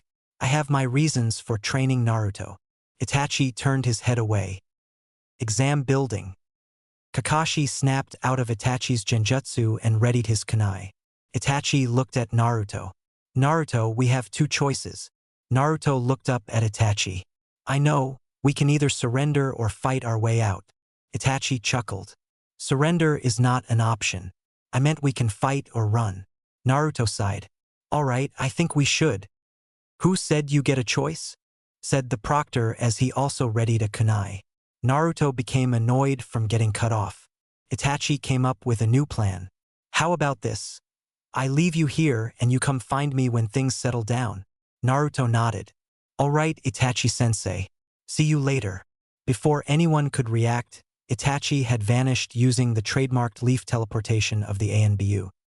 Naruto looked around at everyone who was still looking at him. Damn, now what the hell am I supposed to do? He sighed and walked over to his team, excluding Shino who was still in the care of the medic Neens. Kurenai-sensei, what now? Kurenai hesitated as the air was still thick with mistrust and shock. We have to make sure Itachi has not done anything to you. She looked at Guy and Kakashi. I suggest a full checkup along with a seal scan to make sure he has not been controlling you. Kakashi nodded and Guy walked over to Naruto. Come with me, Naruto. Naruto started walking behind him and turned around to look at Hinata. He stopped abruptly and walked back to her. Naruto, what are you? Guy stopped as Naruto whispered something to her. She blushed and almost fainted as Naruto turned around to fall back in line with Guy. When they were gone, Kurenai turned to Hinata. What was that all about? Hinata blushed. Naruto said he was looking forward to our date. Kurenai looked at her suspiciously. You have a date with Naruto? Hinata blushed even more now as she almost fainted again. Igesido. Hidden Leaf Village, outside of hospital. After being examined for 2 hours for seals, Naruto was finally allowed to leave the hospital. He wandered around and tried to decide what to do. I could go see Hinata now, or I could go to Itachi for some more training. Naruto walked around the village some more and passed a few unfamiliar faces. He paid no attention to them and decided that Hinata could wait a little longer, so he headed towards their base. When he got to the gate, he was stopped by the guards. Hold it, Naruto. Naruto looked confused and gazed over at them. We aren't allowed to let you leave. New orders, sorry. Naruto sighed and turned around. He didn't really want to go to the Hokage's office, but he had to solve this problem somehow, so he started walking in that direction. Hokage's mansion. That's ridiculous. You can't just let him roam free. Naruto heard someone screaming in the Hokage's office and decided to wait until they were done. He heard a female voice say, No, Itachi must be hunted down. We cannot lose this opportunity. He then heard the Hokage reply, I'm sorry, but we cannot spare any ninja to dispose of Itachi Uchiha. Orochimaru is planning his attack and we need all available ninja ready for it. Naruto saw a woman with long purple hair storm out of the office and then walked in himself. Naruto, I was expecting you, said the Sandaime Hokage, Hiruzen Sarutobi. What can I do for you? Naruto became slightly irritated that Hiruzen did not know what happened. Why can't I leave the village? Hiruzen shook his head. I'm sorry, Naruto, but because of Itachi's appearance you need to wait for things to settle down. Naruto became slightly impatient. But sir, Itachi is my sensei and I need to train. Hiruzen laughed. Well, Naruto, don't forget that Kurenai is also your sensei. She can teach you just as much as Itachi can. Naruto sighed because he knew that he had lost this battle. As he turned around to leave, the Hokage said something. Naruto, the ANBU might move without my permission and hunt down Itachi. Cannot stop that. But you must trust that I have told them to leave it alone. Naruto nodded and left the Hokage's office. Hyuga Mansion. Hinata sat silently in her room and thought about the events that occurred today. I can't believe that Naruto was training with the rogue ninja Itachi. No wonder he is so strong. I bet he could do more than just beat Neji, he could kill him. Hinata shivered at the thought of Naruto killing and walked over to her window. After looking outside for a few minutes, she turned back and sat on her bed again. I wonder if he will come see me. Hinata blushed. Well, he did say that we had a date. Hinata, it's time for dinner. Hinata looked up and saw her father in the doorway. Okay, father, I'll be down in a minute. After he left, she looked out the window once more and thought to herself. I really shouldn't be so excited for our date. He could be dangerous for all I know. Hinata laughed at herself. What am I saying? He's a great guy. Hinata covered her mouth when she realized that she spoke out loud, and before her father could come upstairs, she left her room. Hyuga Mansion, 2 hours later. Hinata sat in her room and started to get frustrated. When is he going to show up? Will it even be today? Or tomorrow? Or next week? Hinata sighed and stopped arguing with herself and walked over to her bedroom window. She was shocked when she saw that Naruto was pacing in front of the gate to her house. Oh no, what do I do? For some reason Hinata had become scared all of a sudden. Before she could think of anything she heard her name being called. "Hey, Hinata!" She looked down and saw Naruto waving at her. She waved back, and before she could blink Naruto had jumped up to her window and was casually hanging onto the roof. Hinata was speechless. Naruto smiled and talked first. "This isn't the best place for us to talk. Can you meet me in the park?" Hinata quickly nodded and grabbed a jacket. "Don't run. It will draw too much attention." Hinata stopped for a moment, then started walking normally. Naruto dropped down and waited for her to come outside. When she finally got past her father, she met Naruto a block away. They walked silently for a few blocks, and then Naruto broke the silence. "Hinata, I'm sorry that I didn't tell you sooner." Hinata shook her head. "It's okay, Naruto. I know that you didn't mean harm by it. How long has Itachi been training you?" Naruto sighed. "I've been living with him since I was young. He took me in the night that he killed the Uchiha clan." Hinata's eyes widened. "Why would he take you in that night? Why not later?" "Because," Naruto explained, "he had to leave the village that night before everyone found out. The third Hokage assigned him his last mission that night." Hinata wondered. What was his mission, Naruto?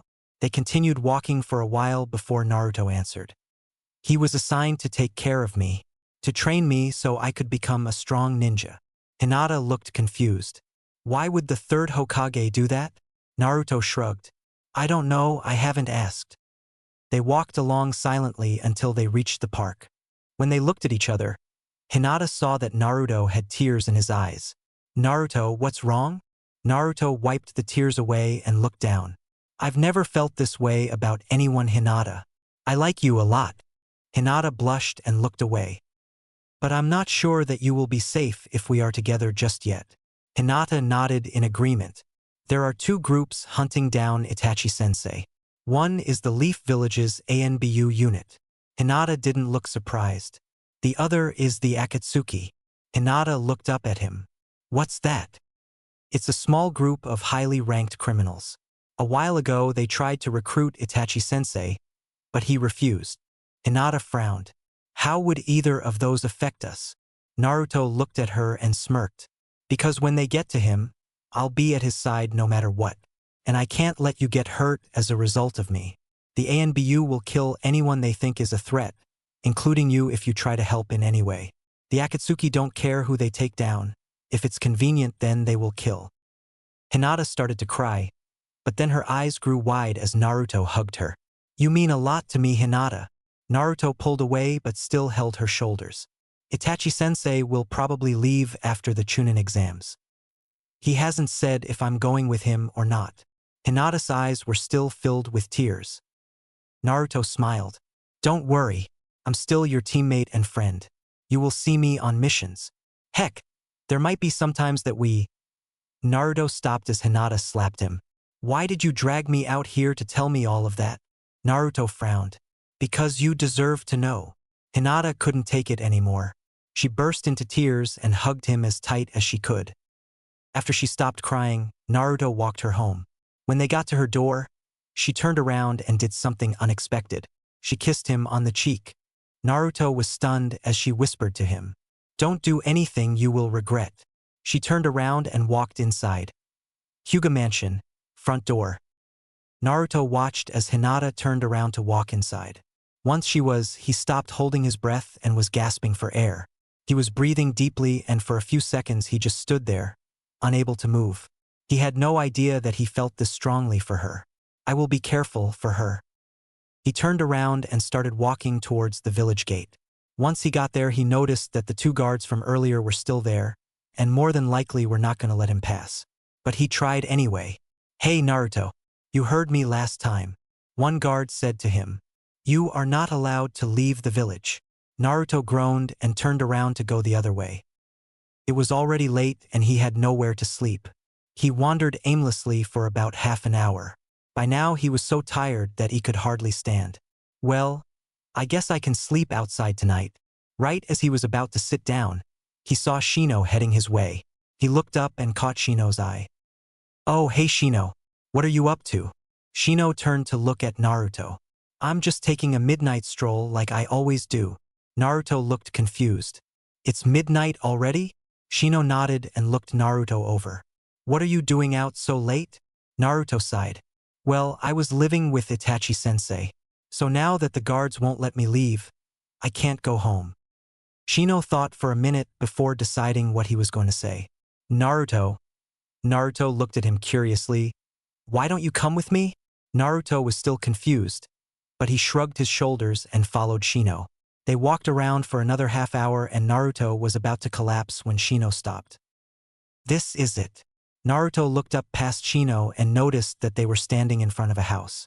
What do you mean, Shino? Shino sighed. This is my house, Naruto. You can stay here for the night. Naruto's eyes widened with disbelief. Really, Shino? You are the coolest. Shino laughed and turned to face Naruto. There is one condition, though. Naruto smiled and said, Yeah, what is it? Shino replied, You have to train with me in the morning. I've wanted to test my abilities against you for some time. Even though I'm out of the finals, I still want to test my strength and to see how well my teammate will do. Naruto now looked at Shino from a different point of view. He wants to test his strength even though he can't compete. Naruto admired that about Shino. All right, I'll train with you in the morning. Shino nodded and led Naruto into his house. Naruto followed him to a spare room and as soon as he fell on the bed, he fell asleep. Shino's house. Next day. Apparently most of the people in Shino's family were morning people because by the time Naruto awoke, they were all gone. Naruto yawned and got out of bed. As he was heading for the door, it opened and he saw Shino. Ah, you're finally awake, Naruto. Naruto yawned again. What time is it? Shino shrugged. Time for us to train. Naruto groaned and followed Shino to his backyard, which unsurprisingly was full of trees. Naruto looked around and then saw Shino ready himself. Naruto was not yet fully awake, but he was ready to train. Shino charged at Naruto. Naruto braced himself for the impact, but just before he was hit, he saw Shino disappear into a cloud of bugs. Naruto tried swatting them away, but he was quickly getting tired. Naruto just then remembered that Shino's bugs consume chakra and immediately, Naruto was wide awake and jumped back a couple feet, out of the swarm. The swarm of insects transformed into Shino. Are you awake now? Naruto nodded and then formed a hand sign. Shadow Clone Jutsu. 5 clones appeared next to Naruto. Naruto stood back while his clone charged at Shino. One by one Shino easily dispatched the clones. He then ran at the real Naruto. Naruto ran at Shino, but at the last moment he jumped high in the air. Shino thought, that's not going to work on me. Naruto formed a couple hand signs and touched his own forehead with 2 fingers. 2-pronged seal release. Shino ignored him and his body transformed into another swarm of insects. Naruto was still in the air and formed another hand sign. Multi-shadow clone jutsu. This time, 30 Naruto clones were made and were all in the air. Each Naruto fell at a different speed and collided with the swarm of insects. The swarm flew up, destroying every clone it touched. It then turned back into Shino and he punched the real Naruto. Naruto fell and hit the ground hard. Geez, Shino, how did Sasuke beat you? I can't even touch you. Shino shrugged. Truthfully, my bugs don't take lightning chakra very well. Naruto looked confused. Lightning chakra? I thought Sasuke used fire. They both stopped and looked at each other. Shino nodded. He does, but somewhere along the way he learned to use lightning. If you fight him, Naruto, you must be careful.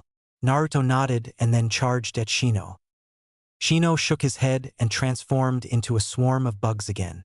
Naruto smirked and threw a kunai at the swarm. When it was in the middle of it, Naruto formed a hand sign and the kunai exploded. When the smoke cleared, he saw half of the insects dead on the ground. Naruto sighed in relief. All right, Shino, I think I'm done for now.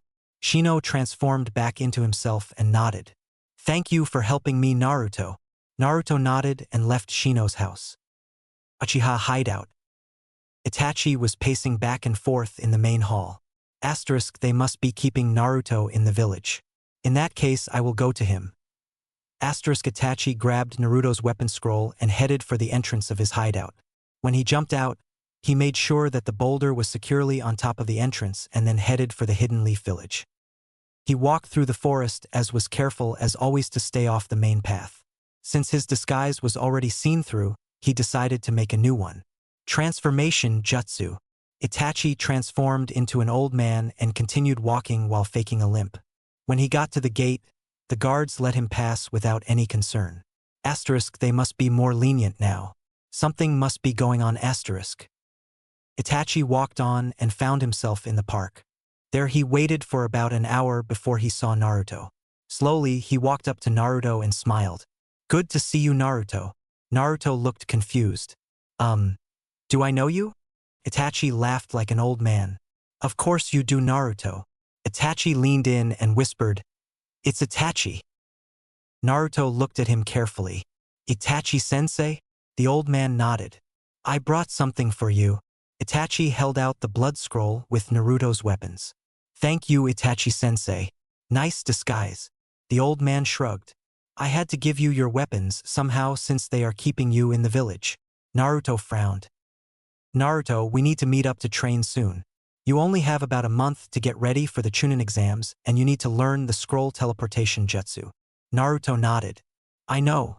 I trained with Shino this morning and he said that Sasuke has lightning jutsu. The old man looked shocked. So he finally discovered his secondary nature. Itachi looked up at Naruto. Don't worry, Naruto. We will find your nature as soon as the Chunin exams are over. But for now you need to focus on your weapons. Naruto nodded. I can see if Kurenai-sensei can teach me how to use them.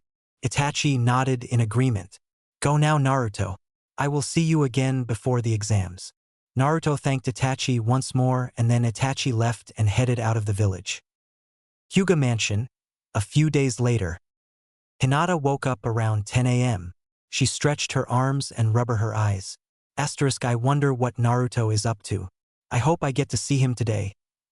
Asterisk, before her mind wandered too far, her cousin Neji knocked on the door. Come on, Hinata. It's time to train. Hinata sighed and hopped out of bed. She quickly changed her clothes and left her room. When she finally descended the steps, she found Neji standing there, impatient as ever. It's about time. Let's go. Neji turned around and opened the sliding door that led to the backyard.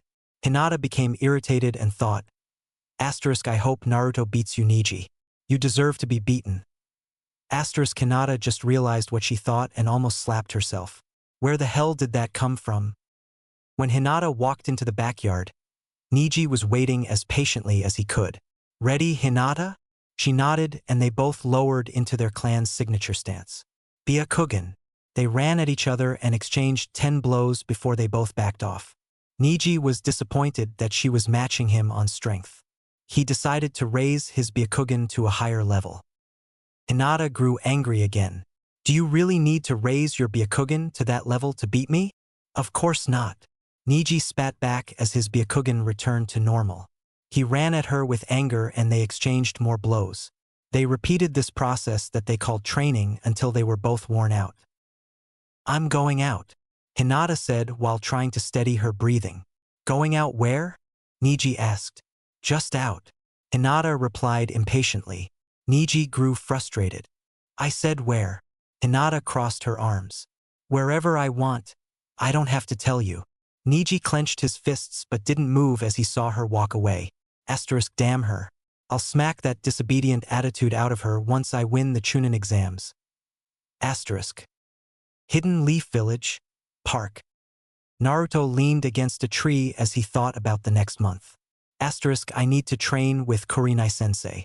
The training with Shino helped some, but I need to learn to use these swords. Asterisk, he looked around the park at the unfamiliar people. He then turned his attention to the Hyuga Mansion. I would really like to hang out with Hinata too. By some stroke of luck, he saw Hinata open the front door and close it behind her. It must be my lucky day. He kept his head turned that way hoping she would see him. She brought her eyes up and was immediately drawn to him. Yes, she sees me. She started walking towards him. As he stopped leaning on the tree, he felt that his legs were asleep. But instead of waiting a minute for them to wake up, he started walking toward her. As he took the first step, his leg buckled under him and he fell face first into the ground. Ow! Hinata gasped and rushed over to him. Are you okay, Naruto? Naruto rolled onto his back and looked at her. Yeah, infine. My leg was asleep. Hinata giggled. Well then why didn't you let it wake up before walking? Naruto blushed. Well, I saw you walking this way and, He trailed off and switched subjects. How are you? She looked down at him confused. I'm fine. Are you going to get up? Naruto blushed again and then quickly got up. What is that scroll over there? Hinata said as she pointed at the blood scroll on the ground. Oh, that's my secret weapon for the Chunin exams. Hinata raised an eyebrow with curiosity. Oh really? What is it? Naruto turned around to pick it up while explaining. It holds my weapons. I plan on using them as my main means of attack. Hinata looked worried. Weapons? Are you allowed to use them? Naruto nodded. Of course, I checked to make sure. They are considered ninja tools. Naruto looked at her eyes and frowned. He remembered what he had done a few days before. Hinata started to cry, but then her eyes grew wide as Naruto hugged her. You mean a lot to me, Hinata. Naruto pulled away but still held her shoulders. Itachi-sensei will probably leave after the Chunin exams. He hasn't said if I'm going with him or not. Hinata's eyes were still filled with tears. Naruto smiled. Don't worry, I'm still your teammate and friend. You will see me on missions. Heck, there might be some times that we… Naruto stopped as Hinata slapped him. Why did you drag me out here to tell me all of that? Naruto frowned. Because you deserve to know. Hinata couldn't take it anymore. She burst into tears and hugged him as tight as she could. Hinata, I'm sorry about what I said a few days ago, but I thought that it was the best time to tell you. Hinata frowned and looked at him. It's okay, Naruto. I'm glad that you told me when you did. They both stood there for a while just looking at each other. In an attempt to get past this awkward moment, Naruto smiled. Hey Hinata, I still need to train to become stronger for the exams. Can you help me? Hinata smiled back and nodded. Of course I will, Naruto. Naruto smiled back. Cool. Want to meet up with Kurenai-sensei and Shino? Hinata thought for a moment. No. How about just you and me train? Naruto saw Hinata make an evil smile and blushed. Alright, let's go. He turned around and started walking towards the training grounds. He had only taken 2 steps when he felt something grab his hand. When he looked back, he saw Hinata holding his hand. She blushed when he looked at her, but she didn't let go. Naruto smiled and they headed for the village gate holding hands. Hidden Leaf Village, gate. When they got to the gate, Naruto saw the same guards that were there a few days ago. He knew that they might not let him pass, but he wanted to try anyways. And sure enough, the second he tried to go through the gate, they stopped him. I don't care who you are with Naruto. You are still not allowed to leave the village. Naruto groaned and looked at Hinata. What do we do now, Hinata? She thought for a second and came up with an idea. Follow me. He raised an eyebrow, wondering what she had in mind, and followed her. She led him down a few streets he didn't recognize. They did a few twists and turns and he swore that he passed the ramen shop 5 times. After 20 minutes he could see Hinata's house, or rather mansion, in the distance. He didn't really think that she was taking him there, but he kept his hopes up. After another 10 minutes of walking, they were at the front of the Hyuga mansion. Hinata, are you sure about this? Hinata shook her head. No, but it's worth a try. She let go of his hand and walked inside.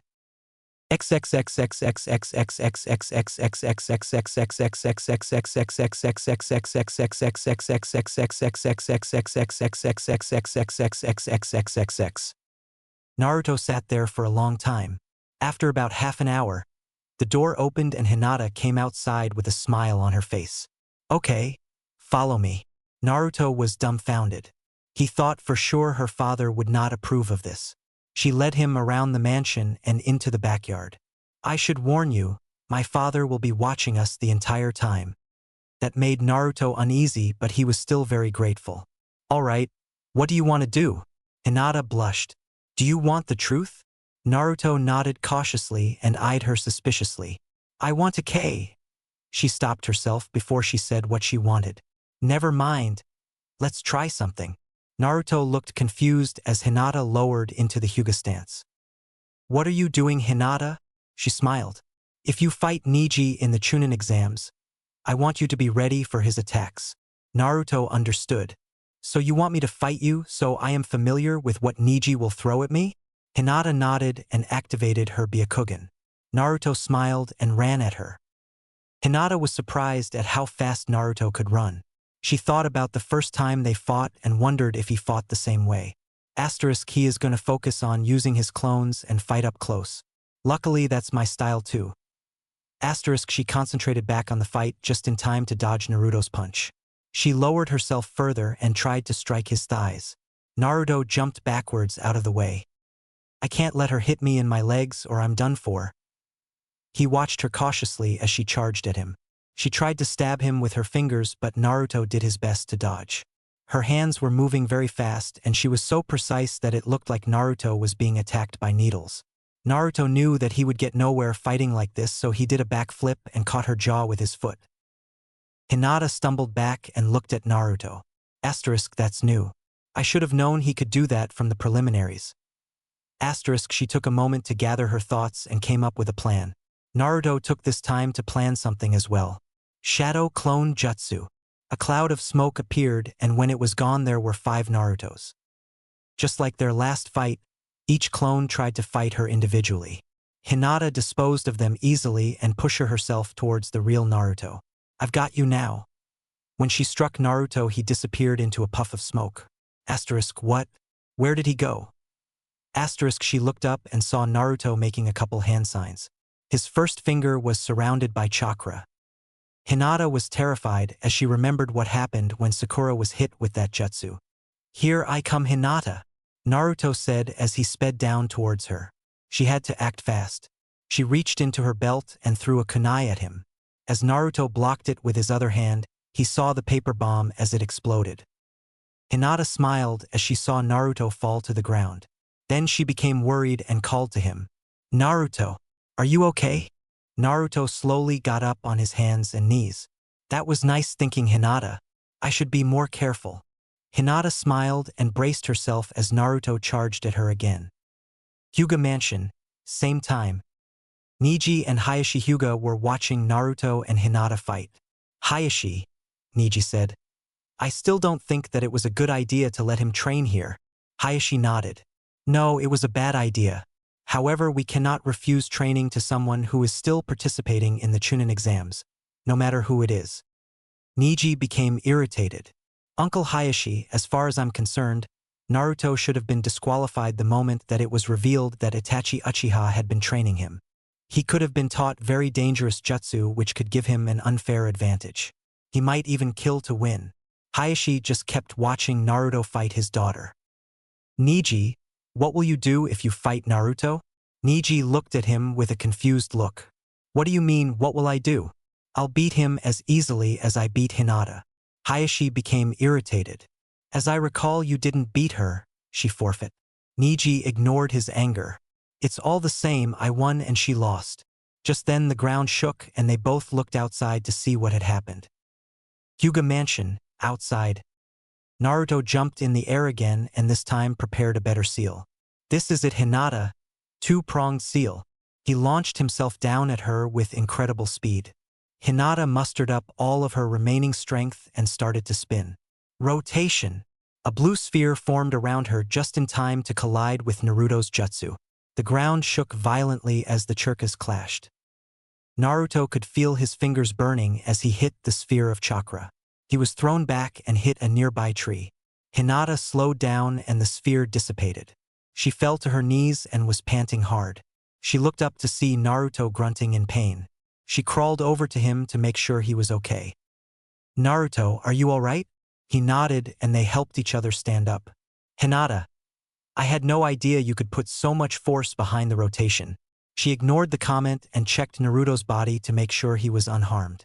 When she was done, she looked up and noticed that she was closer to his face than she intended. Naruto took her by surprise and kissed her gently on the lips. They stood kissing and it seemed as though time stopped. Naruto thought that they had been kissing for hours. Get your filthy hands off her. Naruto and Hinata stopped kissing and looked over to see Neji, who was so outraged that his head looked like it was going to explode. Leave now, Naruto. And don't you ever show your face here again. Naruto stared at him dumbfounded and then looked back at Hinata. She looked terrified by Neji's rage. He heard her whisper something. "Go Naruto, I will be fine." Naruto looked at her in disbelief. "But Hinata, what about you?" She frowned. "Don't worry. I'll see you later." They were interrupted by Neji screaming at the top of his lungs. "Leave!" Naruto gave Neji one last angry glance and then jumped into the trees and away from the Hyuga mansion. Hidden Leaf Village, Park. Naruto was walking in circles around the park. I hope she's okay. Was it really so bad that we kissed? Why is Neji such a prick? His thoughts were interrupted as he saw Kurenai walking by.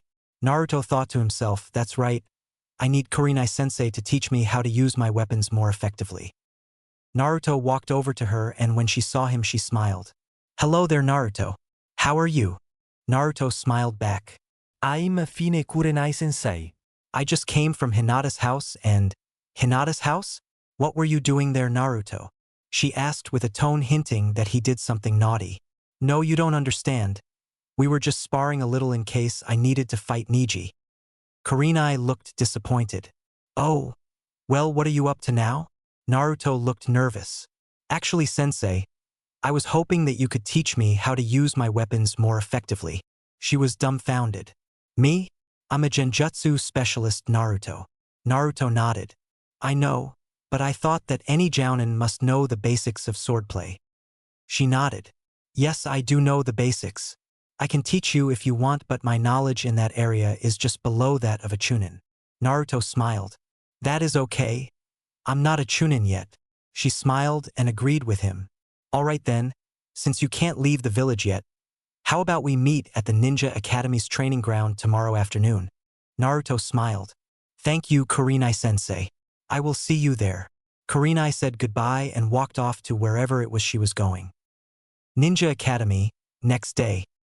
Naruto walked out into the training ground. He remembered all the time he spent here. He looked at the trees with hundreds of scratch marks. He took out a shuriken and threw it at the tree. Just then, Kurenai appeared and caught it between her fingers. "You shouldn't be throwing things so carelessly, Naruto." Naruto smiled. Kurenai-sensei.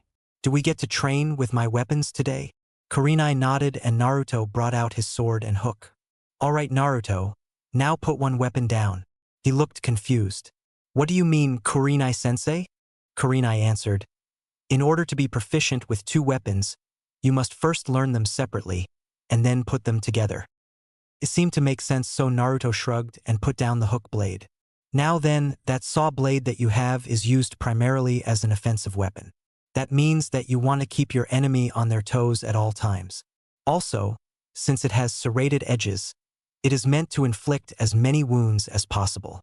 Naruto nodded and watched his sensei form a clone. "Okay, I want you to attack this clone in the way that you think the sword should be used." Naruto nodded and ran at the clone. He brought the sword up and swung it horizontally at the clone's chest. The clone took the hit, but instead of disappearing, it healed itself. "What happened?" Naruto asked. "My clone has regenerative properties, but let's focus on your sword style. You understand that it is meant to inflict wounds and not kill, but you need to swing it much faster, like this." Kurenai grabbed the sword out of Naruto's hand and swung at her clone 3 times in the time it took Naruto to hit it once. Naruto's eyes widened. "Do you understand now, Naruto?" He nodded and Kurenai handed the sword back to him. "Your turn." Naruto took the sword and managed to hit the clone 3 times and was only slightly slower than his sensei. "Like that, sensei?" Kurenai nodded. "Okay. Now put that one down and pick up the other one." Naruto did what he was told and held the hook blade in his left hand. Now then, a hook blade is much different from the saw blade. First of all, it is used primarily as a defensive weapon. That means that you will hardly ever be attacking with it. Since it has a hard time blocking normal kunai, I will be using a sword instead. Kurenai summoned a normal long sword from a scroll she brought with her. "I want you to block my attacks in a way you think would be most effective." Naruto nodded and then Kurenai came at him. Her first attack was an overhead swing which Naruto blocked by putting the hook over his head. Then she swung horizontally and he blocked that by moving the blade to his side. "No, no, no. You are using it all wrong, Naruto." Naruto looked frustrated. "Well then, how do you want me to use it?" Kurenai shook her head. You are supposed to use it like a hook, not a blade. Hook my sword and twist it away from me. Naruto nodded, and this time when Kurenai came at him, he hooked the sword, twisted it out of her hands, and in a flash the hook was around her throat. Very good, Naruto. He smiled and pulled the hook away from her. Now you must learn to use both weapons at the same time. Naruto picked up the saw blade in his right hand and nodded. I want you to fight both me and my clone at the same time. Naruto was shocked. At the same time? I'm not an expert, Kurenai-sensei. She laughed. Relax, Naruto. Just use what I taught you. He nodded as both women ran at him. He dodged the first swing of the sword and caught the other sword with his hook. When did she summon another sword? He used the hook to twist the sword out of the clone's hand and then dodged another swipe from the real Kurenai. He ran at the clone and swung the saw blade as fast as he could and managed to hit the clone 6 times in 2 seconds. The clone vanished and Naruto turned to Kurenai, who had just put away the sword. Very good, Naruto, that is all for today. Naruto smiled. Thank you, Kurenai-sensei. Now maybe I can use these blades right.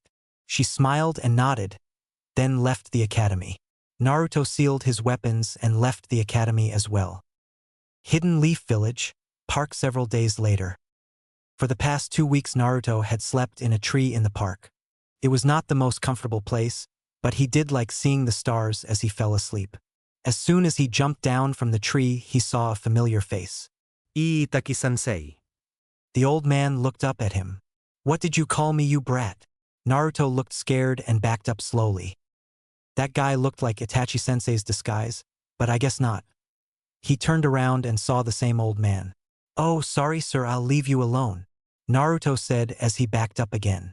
The old man spoke up. What are you talking about, Naruto? Naruto sighed when he realized that this guy was Itachi. Nothing, Itachi-sensei. The old man nodded. Well then, it's time for you to learn the scroll teleportation technique. Naruto smiled. Really? I actually get to learn it now. The old man nodded. I should warn you though, summoning a scroll would put a big dent in your chakra, but summoning a blood scroll, you would almost deplete your chakra completely. Naruto looked confused. What does that mean, Itachi-sensei? Itachi lowered his head. If a ninja uses all of their chakra, they die. Naruto's eyes grew wide as he realized the consequences of the blood scroll. That means that if I use my weapons in the Chunin exams, I can only use them. Itachi nodded. That's right, no clones, no other jutsu, just weapons. Naruto looked up. Okay, let's get started. Itachi smiled. All right, follow me. They walked for a while and finally arrived at the village gate. Itachi-sensei, I can't leave the village yet. Itachi looked at him. Oh. They continued walking, and when they got to the gate, they were stopped by the guards. Hold it, you two. Naruto isn't allowed to leave the village. Just then, a messenger ninja arrived in front of the guards. After a few muffled words, the guard nodded and then looked back at Naruto. Very well. It looks like your probation has been lifted, Naruto. Naruto nodded and followed Itachi back to his hideout. Uchiha hideout. Now that we are finally here, I can teach you the summoning technique. Naruto smiled as Itachi brought out a scroll. Okay, Naruto, the scroll summoning technique is a combination of the summoning technique and seal jutsu. Naruto looked confused. What does sealing jutsu have to do with it? Itachi sighed. I'm getting there. Now then, normal summons, such as animals, require you to make a contract with them. Since you can't make a contract with a scroll, you must form a seal on it. Naruto nodded. Okay, let's get started then. Itachi grinned as he took out a kunai. He cut his thumb and threw the kunai in some random direction. He then made a few hand signs and placed his thumb on the scroll. Transfer mark seal. A green mark appeared on the scroll for a second and then vanished. Now what, Itachi-sensei? Itachi laughed. Impatient as ever, I see. Naruto grew irritated and pouted. I'm not impatient, just excited. Itachi shrugged and threw the scroll all the way to the entrance of the hideout. He then placed his still bleeding hand on the ground and said, Scroll transfer jutsu. Instantly, in a puff of smoke, the scroll appeared beneath his hand. Naruto was wide-eyed with amazement. That was awesome, sensei. Itachi smirked. Your turn, Naruto. Start with a normal scroll. We will move up to the blood scroll eventually. Naruto nodded and got to work on the jutsu. Itachi went to his room and fell onto his bed. Asterisk, he will have that jutsu down in no time. I hope Kurenai taught him how to use those weapons well. He is going to need them. Asterisk, Itachi nodded off and fell asleep. Uchiha hideout, day of the finals. Naruto had been training for this day for several months and it was finally here. Today was the day he became a Chunin. He got out of bed and put on all of his gear. Itachi woke up and came out of his room to see Naruto fully dressed and ready to go. Excited, are we? Naruto nodded and Itachi walked over to him. Naruto, this is a very important day. You will face many ninja, so conserve your chakra as best you can. Remember, this exam is based on who fights well enough to become a Chunin, not who wins. You are very diverse and have several Chunin rank jutsu. All that is left is to acquire the rank. Naruto nodded and then gave Itachi a hug. Itachi did not see this coming and all of a sudden he was breathless. Naruto hugged him tighter. Thank you for being a great sensei, Itachi. He was still stunned as this was the last thing he had expected from Naruto. He hugged Naruto back and said, "You're welcome, Naruto." After they let go of each other, Naruto made sure his scroll was with him and he headed out. Itachi watched him leave. Asterisco do Mipral de Naruto asterisco. Hidden Leaf Village. Naruto walked through the streets towards the Colosseum. It was a huge circular building with enough chairs to seat 3,000 spectators. The Chunin finals were a huge tourist attraction, so there were a lot of foreign vendors crowding the streets. Naruto made his way through them and finally arrived at the Colosseum's front door. He walked inside and inspected the competition. He saw the winners from the preliminaries: Gaara, Temari, Neji, Kiba, Sasuke, a weird guy from the hidden sound village called Dozu, and Shikamaru. Naruto already knew how the ninja would be matched up. The finals were just a display of power. The genin would be matched up so that the strong fought the weak until the end. The strongest ninja would fight at the end to make the most spectacular show. Naruto looked around and labeled the ninja in the way that the jounin would. Gaara, Sasuke, Neji, and himself were the elite. Temari, Kiba, Dozu, and Shikamaru were the weaker ones. A jounin walked into the room and grabbed the attention of all the genin. All right, everyone is to go to the spectators' box. The exam will begin shortly. All the genin nodded and moved out of the area. After waiting for the spectators to take their seats, the proctor announced, "I will now call the first two competitors." He looked down at his sheet. Dozu Kinyuta and Naruto Uzumaki. Naruto and Dozu walked onto the field. Naruto looked around the circular area. There were a few trees and a small pond, but nothing else was special. As the proctor was going over the rules again, Naruto ignored him and thought to himself, Asterisk, I have to conserve my chakra for as long as I can. I also have to conceal my most effective moves until I absolutely need them. Asterisk, the proctor waved his hand and the battle started. XXXXXXXXXX thunderstruck by AC DC XXXXXXXXXX. Immediately Dozu raised his gigantic left arm. Sound cannon. Naruto barely dodged as a wave of wind rushed past him. Naruto thought he was unscathed, but as he tried to run at Dozu, he lost his balance and almost fell. What the hell? Dozu chuckled. Looks like you fell for it. Those aren't air waves I shoot, they are sound waves. Naruto stood up with some effort and looked at him harshly. Sound waves? Dozu grunted.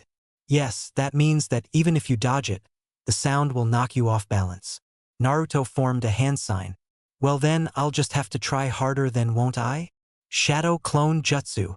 15 clones of Naruto appeared in a cloud of smoke. Dozu grunted. You shouldn't even try.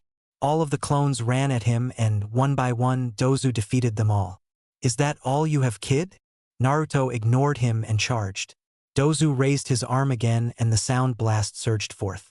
Naruto jumped over it but was hit by a second one that he was not ready for. He flew back and was knocked against a tree. Dozu laughed at him. You should just give up now, kid. It will save us both some time. Naruto scrambled to his feet and could hardly stand up straight. Are you having trouble there, kid? Dozu said as he laughed again. Naruto kept his cool and regained his balance. I'm just warming up. Naruto said with a smirk on his face. Multishadow clone jutsu. This time, 40 clones of Naruto appeared, which made many of the spectators gasp. Neji leaned over the railing of the contestants' box and said, "Good God! How many can that brat summon?" Naruto smiled, and all 40 of the clones charged Dozu. Dozu brought up both hands this time and clapped them while saying, "Sonic Wave." A shockwave was released and was heading towards the real Naruto. It took out every single clone without slowing and hit Naruto. He flew back again and hit the ground hard. "Looks like it's over," Dozu said as he walked towards Naruto. But before he reached him, the Naruto disappeared in a puff of smoke. "What? A clone?" Dozu frantically looked around for the real Naruto. Meanwhile, Naruto was hiding behind the tree that he had hit earlier. This isn't good. I need to find a way to catch him off guard. Naruto peered around the tree and thought of a plan. He came out from hiding. "Hey, creepy arm guy." Dozu turned around. "I'm right here." Dozu laughed.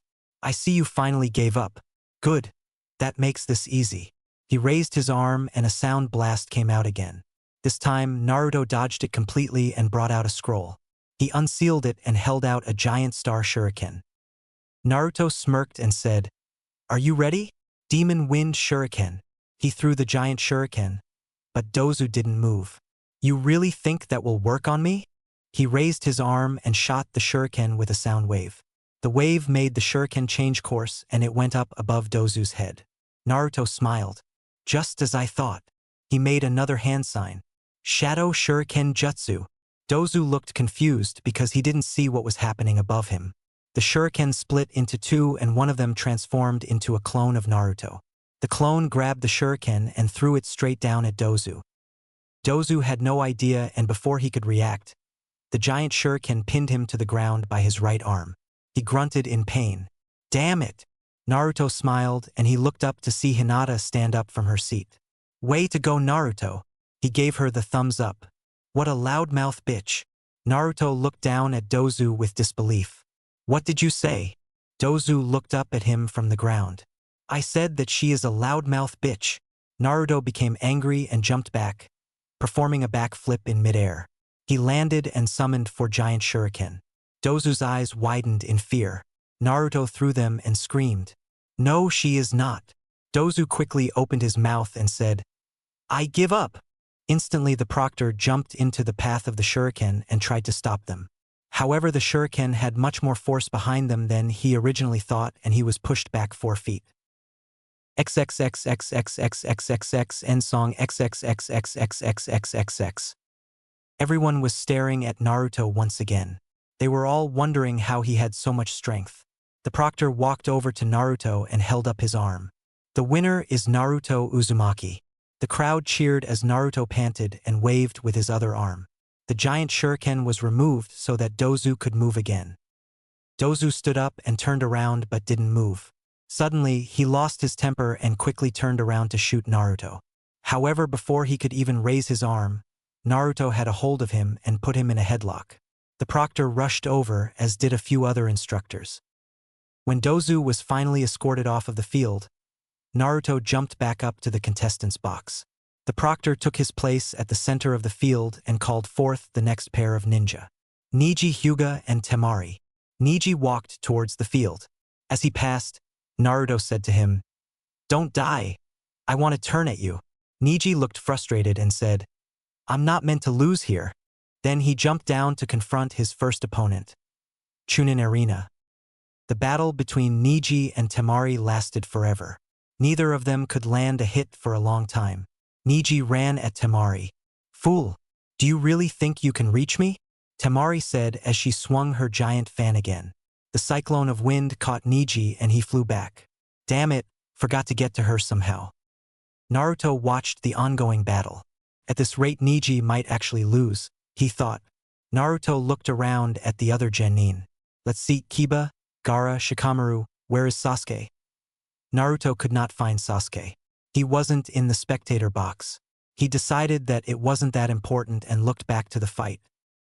XXXXXXXXXXXX sick by Adelitas Way XXXXXXXXXXXX. Neji was standing up and trying to recover from the hit. Damn you, said Neji as he held his arm. You should just give up now, kid. You don't have a chance. Neji shook with anger. I'm not going to lose here. He ran at Temari and she raised her fan. She sent another cyclone at him and he flew back once more. I need to get past that attack, Neji thought as he got up once more. Temari didn't say anything and just swung her fan several times. Neji panicked and tried a jutsu. Rotation. A blue sphere appeared around Neji as he attempted to deflect the attacks. Ah, that won't hold for long, said Temari as she threw more cyclones at him. Damn, what do I do? Neji was overwhelmed by the continuous cyclones and the sphere broke, sending him flying once again. Neji attempted to stand up and found that his legs were throbbing with pain. I'm done playing around. The next hit will finish you. Temari raised her fan once more and swung. Neji rolled behind a tree. The cyclone hit the tree and cut it several times, but Neji was barely scratched. He sighed. Come on out, little boy, Temari said. Let's finish this. He sat there for a little while to catch his breath. Neji thought of something and came out of hiding. This better work. He ran at her one last time. That's a good boy. She swung her fan and waited for it to hit him. Neji threw a paper bomb into it and the explosion dissipated the cyclone. What? Temari said. Neji took the opportunity and ran through the smoke. As soon as he reached her, she brought up her fan for another swing. Too late, Neji said as he started spinning in place. Rotation. A blue sphere erupted around Neji. It hit Temari with such force that she flew into the wall and made a crater. Neji took his chance and ran to her. 8 trigrams, 64 palms. Before she knew what hit her, Temari was bombarded with chakra-infused blows from Neji. She fell to the ground, unconscious. XXXXXXXXXXXX end song XXXXXXXXXXXX. Neji deactivated his Byakugan. It's over, he said as he turned away. The proctor raised his arm and declared him the winner. Then he went back to the box with all of the other genin. He looked over at Naruto and spat. Next time that will be you at my feet. He smirked and walked away. Naruto didn't let it get to him and instead waited for the proctor to call forward the next 2 combatants. Once things were settled, the proctor called out the next 2 names. Shikamaru and Gaara. Shikamaru silently walked out onto the field, followed by Gaara. They stood facing each other very quietly. Hey, Gaara, Shikamaru said. I just want you to know that I'm not going to make it easy for you. He waited for a response, but Gaara said nothing. He just glared at him with dark eyes. The proctor raised his arm and the battle began. XXXXXXXXXX pure hatred by Chimera XXXXXXXXXXX. Shikamaru decided to start by testing Gaara's famous sand shield. He ran at him and threw several shuriken and kunai. Just as expected, the sand rose from the ground and protected Gaara. He then jumped over Gaara and threw more kunai, this time with paper bombs attached. Shikamaru landed and activated the paper bombs, setting off a medium explosion. He waited and was not surprised to see that the sand had completely absorbed the attack. Gaara had not made a single movement. So it's true that sand is quite formidable, Shikamaru said as he took out more kunai. I guess I'll just have to up the power. He attached more paper bombs to the kunai and threw them at an angle so that they would drop right onto Gaara. Shadow Shuriken Jutsu. The kunai multiplied in midair and what had been 5 was now 30 explosive kunai. The sand came up to block the direct threats but the rest fell around Gaara. Gotcha, said Shikamaru as he triggered the bombs. A huge explosion shook the stadium as the bombs blew up simultaneously. The smoke took a while to clear, but once it did, Shikamaru was astonished. Not only had the explosion from above been absorbed, but in an instant the sand around Gaara had come up to form a shell around him. Arg, this is such a drag. How do I get past that sand? The sand moved a little so that Gaara's face was visible. You cannot get through my sand. Nothing can. The sand moved on its own and attacked Shikamaru. He barely dodged a few hits and jumped back to get a decent amount of space between Gaara and himself. Shikamaru then got into a meditative position, half kneeling while putting his hands together so that only the tips were touching.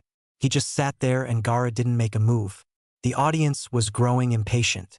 They didn't want a drawn-out battle between these two. They wanted to see real action. But neither Shikamaru nor Gaara cared. Suddenly Shikamaru's hands changed and formed a hand sign. Shadow Position Jutsu. A jet black shadow shot from Shikamaru and raced towards Gaara. Gaara, already anticipating this, threw a ball of sand at Shikamaru, forcing him to break the jutsu and dodge. Damn. Shikamaru thought. He's smarter than I thought. Shikamaru looked around at the arena. There were a few shadows, but most of the area was in the sun. I have to get him to move into the shadows by the tree. He thought for a minute and came up with a strategy. He looked into the audience stands and found Tenten. He gave her a thumbs up and smirked. She knew what this meant. Shikamaru then turned back to face Gaara. I hoped I wouldn't have to use this, but you give me no choice. Gaara just stared as Shikamaru took out a small scroll. He unsealed it and a giant 3-foot kunai appeared. Naruto was in awe of its size. I don't think even Itachi-sensei had a kunai that big. He looked at the kunai and it had a purple tag on it. He remembered something Itachi had said. Explosive tags are ordered by color. From weakest to strongest, the colors are white, green, blue, red, purple, orange, and black. Naruto's eyes widened. That Gaara is in for a surprise. Shikamaru threw the giant kunai directly at Gaara, and as expected the sand caught it. He then ran towards it and kicked the kunai, pushing it into the sand. Even Gaara was scared of what would come next. Shikamaru formed a hand sign and triggered the explosive. A huge shockwave erupted from it and it blew a few limbs off of the tree behind Gaara. Gaara himself was knocked back a few feet. Even with the sand protecting him, Shikamaru smiled. Now Gaara was in the shadow of the tree. He ran around Gaara and knelt next to the tree. Shadow Position Jutsu. This time, the shadow shot towards Gaara with 4 times the speed of the last one. Gaara's shadow was connected with Shikamaru's. Shikamaru sighed. It's over. Gaara looked unfazed as both his and Shikamaru's arm were raised in the air. Without command, the sand raced toward Shikamaru. He had come too far to break the jutsu now. He quickly tried to speak so as to make Gaara forfeit. I give you dash, but just before he said the last word, Shikamaru's jutsu faded as he screamed in pain. His scream was deafening. He looked down and saw that Gaara's sand had completely smashed his foot. Every bone up to his left ankle was broken into tiny pieces. Shikamaru finally managed to scream, I give up! XXXXXXXXXXXX end song XXXXXXXXXXX. The proctor immediately stepped in and used a jutsu to separate Shikamaru's foot from the sand.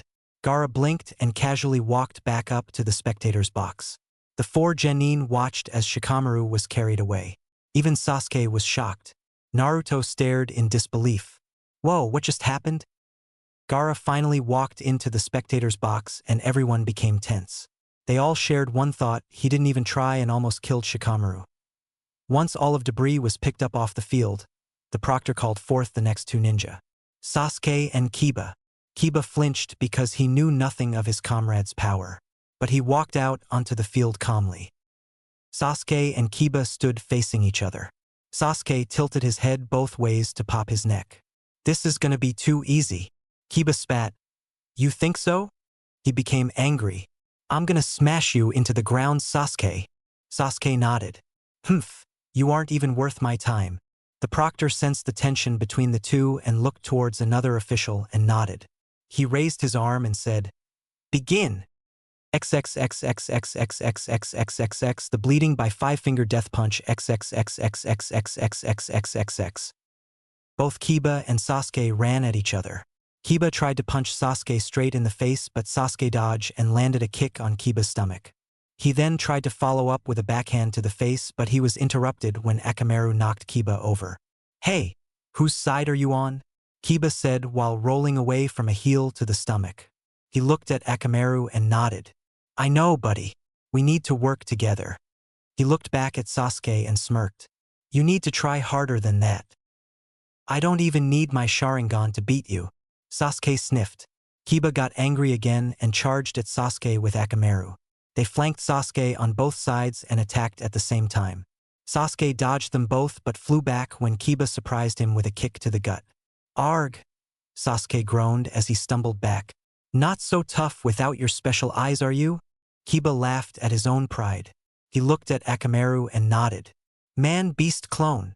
Akamaru turned into a clone of Kiba and snarled at Sasuke. Let's go, Akamaru.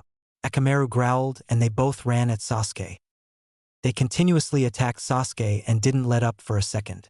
Sasuke was able to dodge most of their attacks, but he did get hit a few times and was getting bruised. Now Akamaru, Kiba said. Fong over Fong. The two spiraled and flew towards Sasuke, hitting him several times, and he was thrown into the air. Naruto became worried. What's with Sasuke? It's like he's not even trying. Naruto did not understand. Sasuke was actually a tough opponent last time they fought. Now he seemed extremely weak. Something isn't right. Naruto observed the battle closely. He's waiting for something. But what? Kiba and Akamaru looked up and grinned. He's done for. They both jumped up at him. Fong over Fong. Sasuke looked peaceful. It's time to quit the charade. He flipped in midair and looked at the two figures spiraling towards him. Take this. Lightning style. Lightning Sunbon. Thousands of electrically charged Sunbon flew at the pair of animals. Kiba and Akamaru were almost immediately knocked out of their Jutsu and impaled with the numerous Senbon. They hit the ground hard and Sasuke landed between them both with ease. What was that? Kiba said as he struggled to stand up. Akamaru changed back into a pup. That, Sasuke said, is called a real Jutsu. He smirked and formed a few hand signs. And here is another one. Fire style. Flame ring. A line of fire formed around all three of them, forming a ring. Here's where it gets interesting. The fire started to rise from the ground and formed a wall around them that was about 6 feet tall. What the hell is this? Kiba protested. This, Sasuke said, is your end. He glared at them to show he was serious. Sasuke ran at Kiba. Akamaru tried to jump in the way, but Sasuke batted him away, which sent him flying to the other side of the circle. Lightning emerged from Sasuke's first and middle finger on his right hand. It's over, he said as he raised his hand. Lightning style. Sunbon sword. He thrust the sword into Kiba and it impaled him, making him spit out blood. He then threw Kiba at the wall of fire. When he hit it, Kiba's back was seared and he bounced off of it. Kiba fell onto the ground, either unconscious or dead. XXXXXXXXXXXX end song XXXXXXXXXXX. The ring of fire dissipated and medics rushed onto the field to rescue Kiba and Akamaru. The proctor raised his hand. The winner is Sasuke. Everyone stared with their mouths open at Sasuke's demonstration of power. Naruto especially took note of his strength. Wow. Both Sasuke and Gaara easily won. Naruto felt weak in comparison to them. No, he thought. I can beat them. I am strong too. The proctor spoke aloud so that the audience could hear him. We will be taking a 2-hour intermission. The battles will resume once the contestants have taken a rest. Everyone got out of their seats to stretch and debate on who would ultimately win. Hinata was also sitting in the stands next to her father. She got up and stretched and turned to look at her father. I will be back soon. She smiled, but Hayashi looked through this. Where are you going? Hinata tilted her head. I was just going to walk around and go to the bathroom. Hayashi frowned. All right, but don't let me catch you with that Naruto. He's a bad seed. Hinata agreed but crossed her fingers behind her back. She turned away and walked out of the stadium. Naruto is not a bad seed. He is just a little different. She smiled when she thought of Naruto.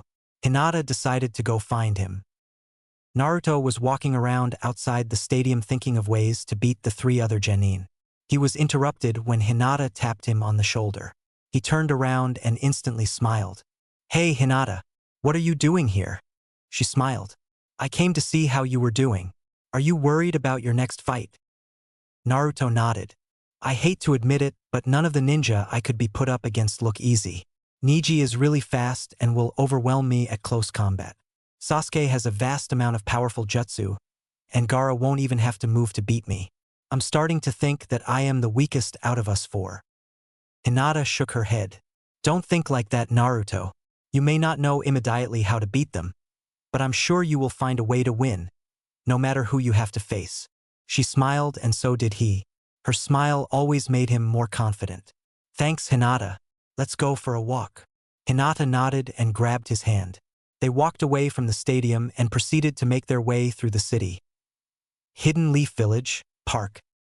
Naruto and Hinata walked through the park. They held hands and often looked at each other and smiled. They walked towards a tree in the middle of the park and stopped. "Hinata!"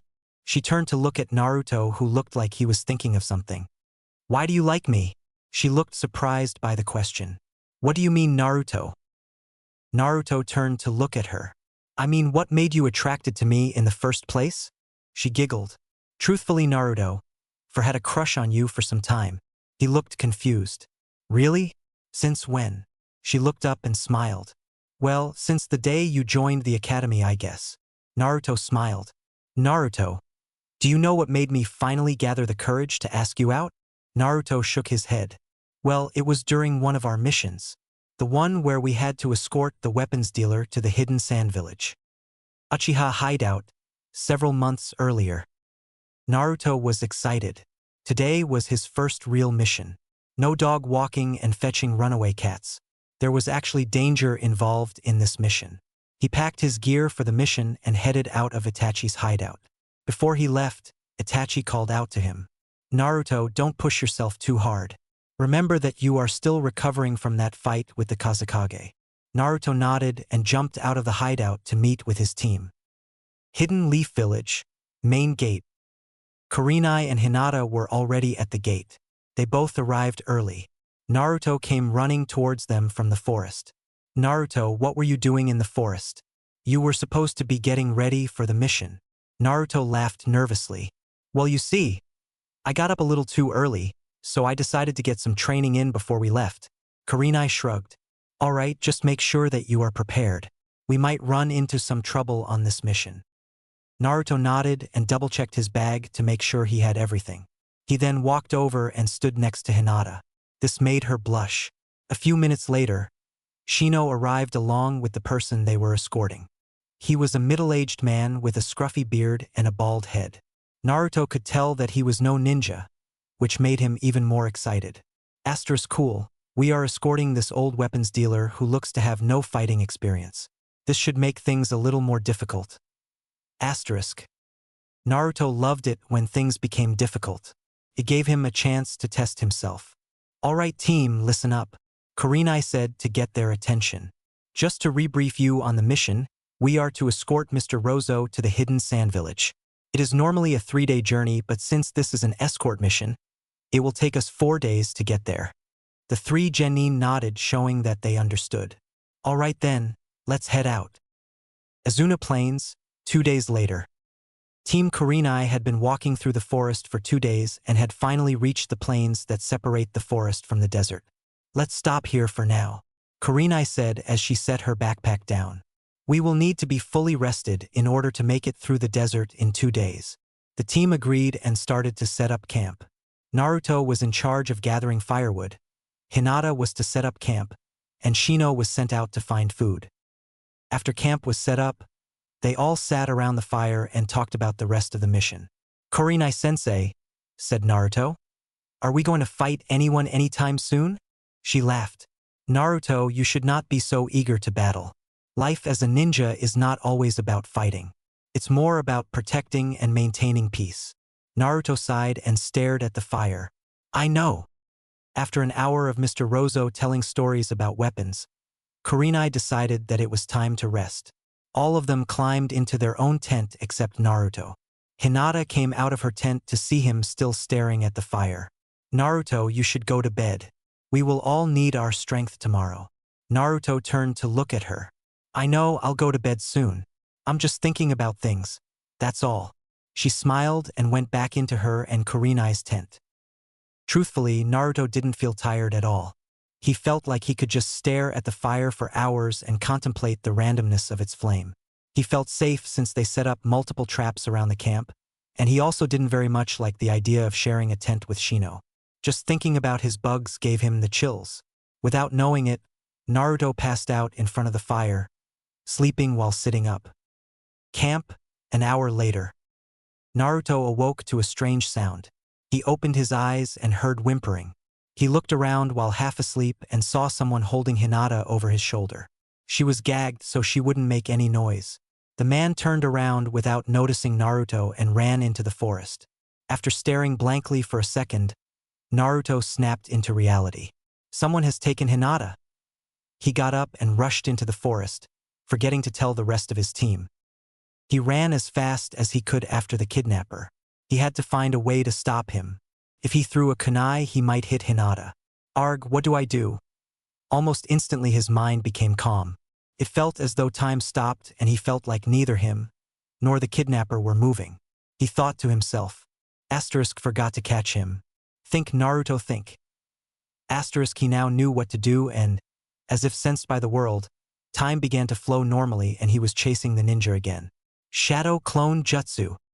Naruto yelled out his jutsu as loud as he could and hoped that his team would wake up. 15 clones appeared and started to chase the ninja holding Hinata. One went back to alert his team. Naruto had to act quickly or he would lose the kidnapper. One by one, the clones threw each other at the ninja. He was fast, but the Naruto clones were flying faster and one tackled him, sending both him and Hinata spiraling to the ground. Naruto took his chance and the real Naruto dove for Hinata. He caught her and spun in mid-air so that she landed on top of him while he hit the ground. He quickly got up. Hinata, are you okay? He ungagged her and she took a minute to catch her breath. Naruto, you saved me. Naruto blushed. Of course I did, Hinata. You are my teammate. Hinata looked a little disappointed for some reason but shrugged it off. They both stood up. Let's get him, Naruto. He nodded as Hinata and the 14 Narutos charged the kidnapper ninja. The ninja turned around and used a jutsu. Water style, water tsunami. A huge wave of water erupted from his feet and collided with all of them. All of the clones were destroyed and Naruto rolled on the ground while Hinata flew into a tree. Hinata! Naruto got up and ran over to her. Ugh! Naruto? Hinata was feeling weak.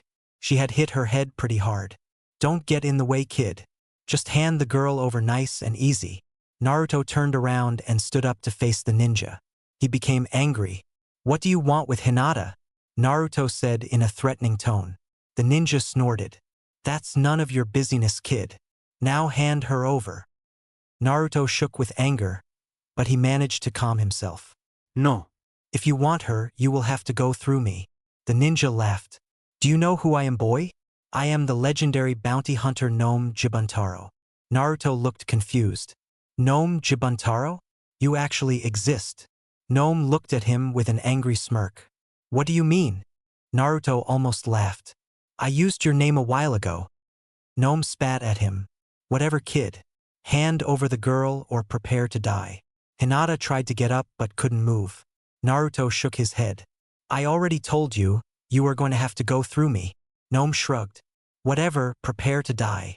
He ran at Naruto and raised his fist to punch him. Naruto knew that dodging would put Hinata in danger, so instead he tried to grab Gnome's fist. But Gnome was too strong and he followed through and smashed Naruto's hand against a tree, breaking it. Naruto screamed in pain. Naruto! He turned to look at Hinata, and he smiled. Don't worry, Hinata. I can take this guy. Gnome laughed. Take this. He threw Naruto away from Hinata and into another tree. Naruto slowly got up. He was breathing heavily. Gnome turned his attention to Hinata. You are coming with me. He reached down to grab her. Naruto suddenly appeared and grabbed his wrist, throwing Gnome away from Hinata. You little brat. How did you get over there so quickly? Naruto smirked. It's a secret. He then looked down at Hinata and smiled. Naruto brought his hands up and formed a hand sign. Shadow Clone Jutsu. 20 more shadow clones appeared. You don't learn, do you, boy? Gnome started to form a few hand signs, but he was interrupted when he saw a clone flying at him. He had to break his jutsu to dodge. You fucking kid! He snarled and ran towards the Naruto guarding Hinata. Gnome destroyed every clone that got in his way. Naruto stood his ground and started to make hand signs. Naruto! Hinata looked up at him. Naruto still stared straight at Gnome. Don't worry, Hinata. I won't let him touch you. He smirked as Gnome destroyed his last clone and ran straight at him with his fist raised. "You're mine." Naruto sidestepped and whispered, "Too slow." The tip of his first finger was covered in chakra, and he tapped Gnome's forehead. Single-pronged seal. A blue seal mark appeared on Gnome's head, and Naruto moved his hands much faster than either Gnome or Hinata thought possible. He grabbed Gnome by the neck and threw him as hard as he could into the ground, hard enough to bounce. The breath was knocked out of him and he laid there, paralyzed.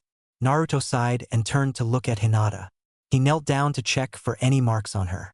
"Are you okay, Hinata?" She nodded her head. "Naruto, that was so cool. If it wasn't for you, I don't know what would have happened." Naruto blushed. "It was nothing." Hinata shook her head. "No, it was something. Naruto, I'm really glad that we are on the same team. I like you and Dash." They were interrupted when Kurenai and Shino arrived. Hidden Leaf Village, Park, present time. Naruto smiled as they remember how it all started. "By the way, Hinata, I don't think you ever finished what you were going to say back then." She blushed. "Well, I was going to say that I like you and that I hope we can become more than just teammates." Naruto smiled and looked at her. "We are definitely more than teammates." She blushed and he leaned in and kissed her. "I think it's time to head back to the arena. It's been about an hour and a half." Hinata agreed and they wailed back to the stadium just as they had walked to the park, hand in hand. Chunin Arena. The stands were almost filled back up as the spectators returned to their seats. Naruto was hyped up and ready for his next battle.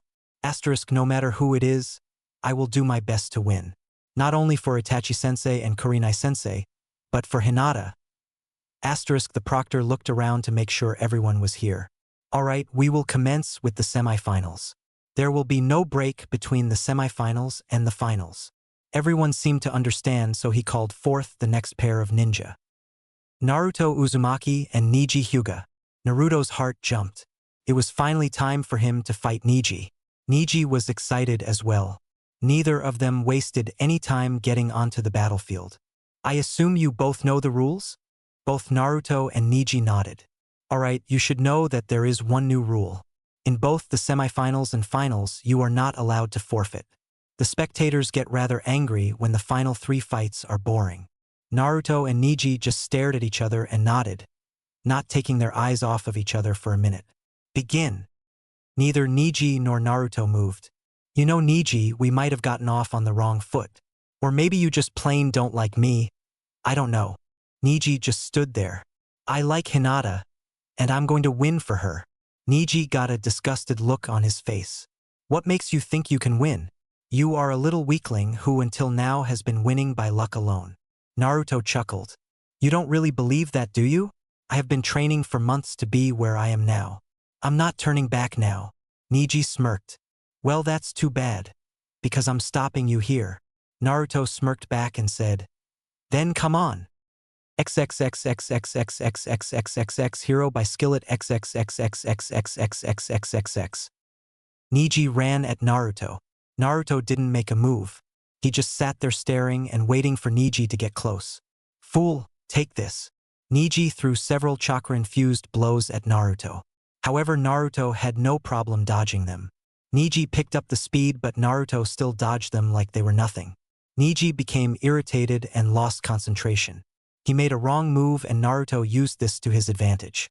He grabbed Neji by the wrist and tossed him aside into the dirt. Shadow Clone Jutsu. 20 clones appeared in a giant puff of smoke next to Naruto. Neji jumped back a few times and regained control over himself. "Are you sure you want to do this, Neji?" Neji didn't answer but instead dropped down into his clan stance. All of the clones charged at him. Neji timed it just right and vaulted over a few of the clones to that. He landed in the direct center of the group. He waited for them to get close enough and started to spin. Rotation. A blue sphere erupted around him and all of the clones were instantly destroyed. He then used the momentum of the rotation to launch himself forward at Naruto. Naruto sidestepped and tried to punch Neji in the gut. Neji predicted this and twisted out of the way just in time. Neji dropped into his stance again. "You lose, Naruto." Naruto tried to jump away but it was too late. He was caught in the jutsu. 8 trigrams. 64 palms. Neji moved extremely fast and stabbed Naruto several times in succession. The hits were grouped by doubles as Neji said, 2 palm, 4 palm, 8 palm, 16 palm, 32 palm. Naruto stumbled backwards and was unable to dodge the last hit, 64 palm. The last hit connected and sent out a blast of chakra that sent Naruto flying across the arena. XXXXXXXXXXXX end song XXXXXXXXXXX. Neji deactivated his Byakugan. It's over. He walked over to Naruto and looked down at him. I told you that I would win. You shouldn't have wasted your time. You are lucky that you are alive. He turned around and walked away. Naruto willed himself to get on his knees. Don't you walk away from me. Neji stopped and turned to look at him. You don't get it, do you? You lost, Naruto. Naruto stood up and his legs were shaking. I'm not done. I can keep going. Neji shook his head. Humph. Fine, I'll have to kill you then. The proctor decided not to step in. Naruto laughed. Softly at first, then louder until the whole station could hear him. What are you laughing about? Neji said angrily. Neji, you should never underestimate your opponent, no matter how sure you are that you have one. Naruto formed a few hand signs and touched his heart with 2 fingers. Reverse-seal, suppresset o pronget-seal. A huge shockwave shot from Naruto that was almost powerful enough to knock Neji over. Neji couldn't believe it. Asterisk, what the hell? Where did all of this chakra come from? Asterisk, Naruto smiled. Now the battle begins. XXXXXXXXXXX monster by Skillet XXXXXXXXXXX. Naruto ran so fast at Neji that he was a blur. Neji was not ready for it and took a kick to the stomach. He flew back and hit the only tree in the stadium. The crowd was going wild. This was certainly a great spectacle. Hinata was no longer worried. Naruto looked at Neji and had a blue aura circling around him. When I said I was going to win, I meant it. I had to wait until you thought you had one so that I could catch you off guard. Naruto smiled and Neji ran at him in anger. I'll kill you. Naruto waited for him to get close, then effortlessly jumped over Neji and kicked the back of his head. Naruto landed and quickly turned around. He took his opportunity to bite his thumb and formed a long string of hand signs. His hands were moving so fast that even Kakashi couldn't read them. Naruto then slammed his hand on the ground. Scroll Transfer Jutsu. A familiar scroll appeared under Naruto's hand. He quickly unsealed it and took out his weapons, Claw and Sarah. This surprised everyone even more. The aura around Naruto faded. Okay, I've got a little chakra left, but for the most part have to use my weapons now. Neji got up and smirked. Ah, you plan to beat my taijutsu with your genjutsu? Good luck with that, you will need it. Naruto just waited as Neji charged and threw several more chakra-infused blows at him. This time, however, Naruto parried every single hit instead of dodging, meaning that Neji had to try a lot harder to hit him. After 2 minutes of deflecting attacks, Naruto decided that enough is enough and sidestepped Neji's attack. Neji was caught off guard and Naruto hooked his extended wrist with claw and twisted his arm. Neji screamed in pain as he was tossed through the air and thrown to the ground. Naruto jumped back and waited for Neji to get up. Neji struggled to get back to his feet. I won't lose to a brat like you. Naruto smiled. That's funny. The last guy that called me a brat I almost killed. Neji didn't find that funny and ran at Naruto. Naruto stood still and took a defensive position. Take this. 8 trigrams. 64 palm. Neji once again threw his attacks at Naruto. However, this time, each of his grouped hits were deflected. Even when he got to 64 palm, Naruto blocked every hit while moving his weapons at a blinding speed. Neji was exhausted. It's time to finish this, said Naruto. He hooked Neji's leg and thrusted him into the air. Neji was unable to do anything as Naruto jumped up after him. He swung Sarah several times in succession just as Kurenai had taught him. He then hooked Neji by his neck and threw him to the ground. Neji was bleeding heavily and was unable to move. The proctor called the battle. The winner is Naruto Uzumaki. XXXXXXXXXXX end song XXXXXXXXXXX. The crowd cheered as did Hinata. Naruto smiled and sealed his weapons away. He then strapped the scroll to his back. He was exhausted, but he had won. He walked back up to the spectator box and sat on the floor to meditate for his next fight. Forest outside Hidden Leaf Village. A strange figure cloaked in a gray robe stared at the walls of the Hidden Leaf. "Soon you will be mine, traitorous leaf." The man laughed softly and started walking towards the wall. For shinobi clad in white robes with huge purple rope belts appeared behind him. One of them spoke. "My lord, we are at your command." The strange man nodded. "Good. Be ready to execute the 4-man barrier on my mark." Chunin Arena. Everyone knew who the next contestants were. It was the most anticipated battle, the one everyone came to see. The proctor called forth the last 2 semifinalists, Gaara of the Sand and Sasuke Uchiha. The crowd roared with excitement as both ninja appeared on the field almost instantly.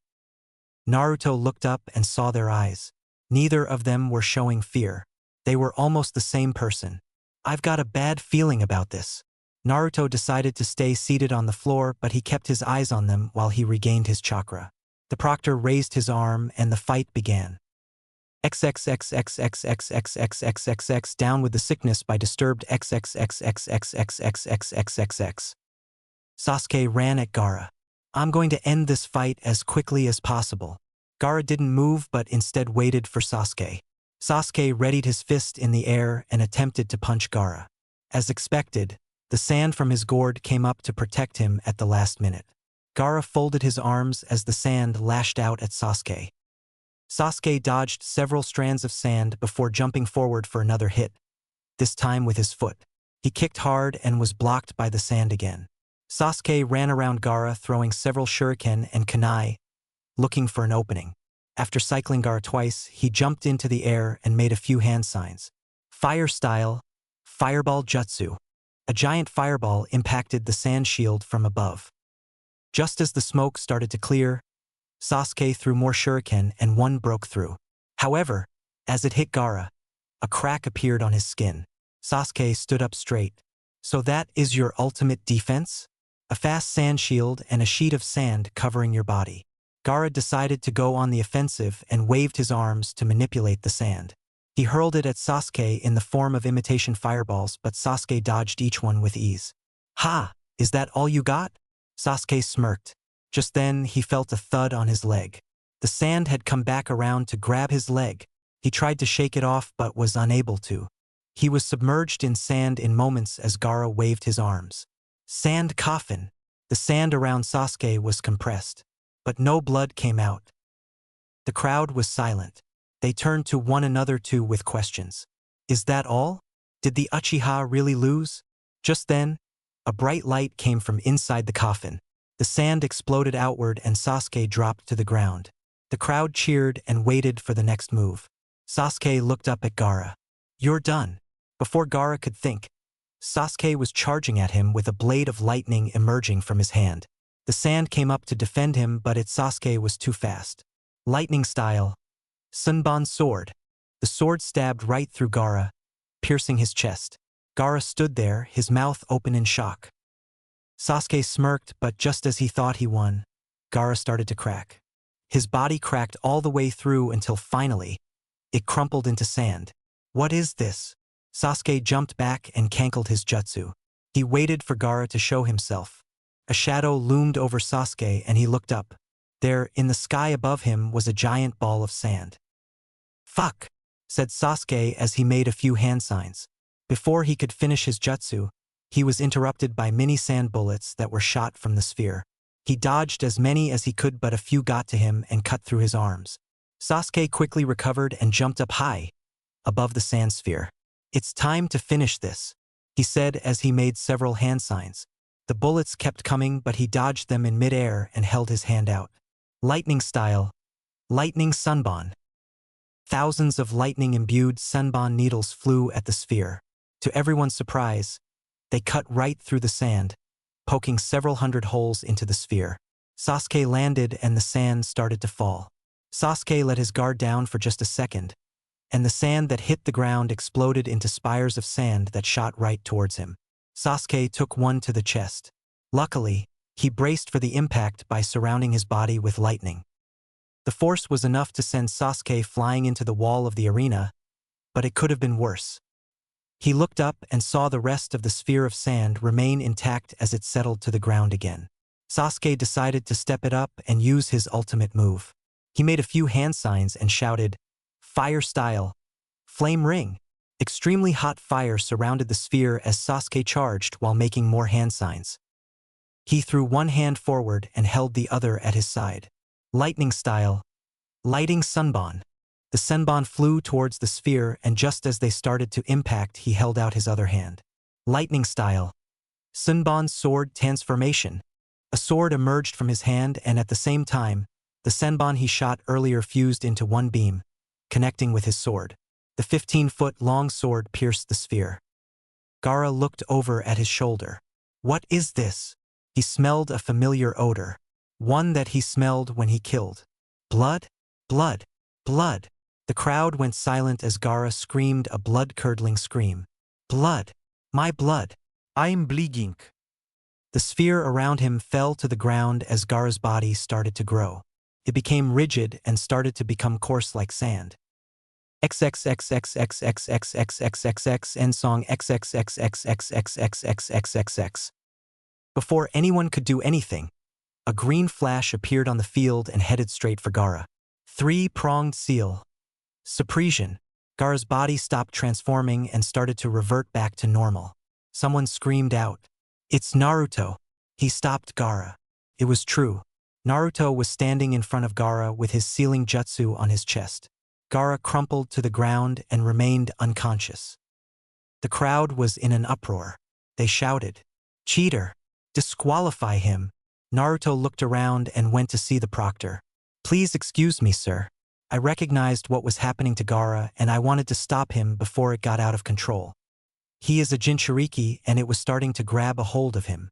Several other jounin were on the field now, examining Gaara and listening to Naruto. The proctor nodded. "Is that so?" He looked over to Gaara, then to another jounin. "Go tell the Hokage and Kazekage what you have heard and find out if it is accurate." The jounin nodded and was gone in a flash. The proctor turned to Naruto. "You know, if you are wrong then you will be disqualified for interfering with this match." Naruto nodded. "Yeah, I know." The jounin returned. "It is all true." The Kazekage confirmed that Gaara is in fact the one-tailed Jinchuriki. The proctor nodded and then spoke to the crowd. "Attention everyone, I have just received word that Naruto's actions were indeed necessary, and that both the Hokage and the Kazekage agree that he shall not be disqualified." The crowd started to boo as Naruto started to walk off the field. The proctor attempted to calm them down. "Avid spectators, would you have Naruto disqualified and the final fight be a forfeit? Naruto has in no way altered the outcome of this fight. The medics have said that Gaara's wound was lethal if it was not treated immediately. Surely you would like to see the seal user Naruto face off with the sole survivor of the Uchiha clan, Sasuke." The crowd started to cheer. "All right then, the next battle will start shortly." Sasuke walked off the field and avoided Naruto's gaze. Naruto decided that now would be a good time to find Hinata, so he went up to the stands. He received weird looks, and before he could find Hinata, her father, Hiashi, found him. "Naruto," said Hayashi's cold voice. Naruto turned to look at Hiashi. "I hate to admit it, but that was an impressive jutsu. Three-pronged seal, was it?" Naruto nodded. Thank you, sir." Hiashi looked away and stared at the open field.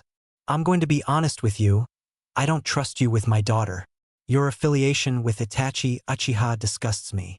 Naruto looked down at the ground. "I know. But," Hiashi turned to look at Naruto, "you have become a strong ninja. Although a genin, you have the discipline of a jounin, and I respect that." Naruto looked up to meet Hayashi's eyes. They were no longer cold and unmoving. There was a hint of warmth coming from them. "Thank you, Mr. Hyuga. I know that it will be a while before anyone in the village trusts me again. But even after the incident, my team has remained on my side. Hinata included." Hiashi nodded. "Yes, she has. Naruto, promise me one thing." Naruto nodded. "Sure, what is it?" Hiashi became serious as he stared directly at Naruto. "I know I can't keep my daughter from seeing you, but I want you to promise me that you will never put her in harm's way." Naruto smiled. You can count on it. I won't let anyone touch her. Hayashi's face softened. You are a good kid, Naruto, as far as I know. Good luck with your next match. Naruto smiled. With all due respect, sir, I would like to see Hinata before my match starts. Hayashi nodded. Of course. She is with Kurenai somewhere. Naruto thanked him and left. Naruto hurried and finally met up with Hinata and Kurenai. They were talking to Shino. Naruto, glad to see you are still alive, Shino said as he shifted everyone's attention to Naruto. Naruto smiled. Yeah, they let me stay in, but just barely. By the way, Hinata, I just talked to your father. Hinata froze. What did he say? Naruto smiled. Well, he complimented me on my jutsu and said some other things. He mainly just wanted to make sure he knew my intentions. Hinata looked confused and Kurenai giggled. Well, good luck, Naruto. I've got to meet up with the other jounins. Kurenai smiled and was gone in a flash. How does she do that? Asked Naruto. Hinata and Shino shrugged and they all talked for a bit. I hope you do well, Naruto. Sasuke is no pushover. Watch for his lightning. Shino turned around and walked away. Naruto grabbed Hinata's hand and pulled her to where they would not be heard. What's wrong, Naruto? Naruto frowned. I wanted to make sure I tell you something before my fight. Hinata watched and waited. Sasuke is strong, and even with all of my training, I might not be able to beat him. Hinata protested. But Naruto, you are so much stronger and faster than him. Naruto shook his head.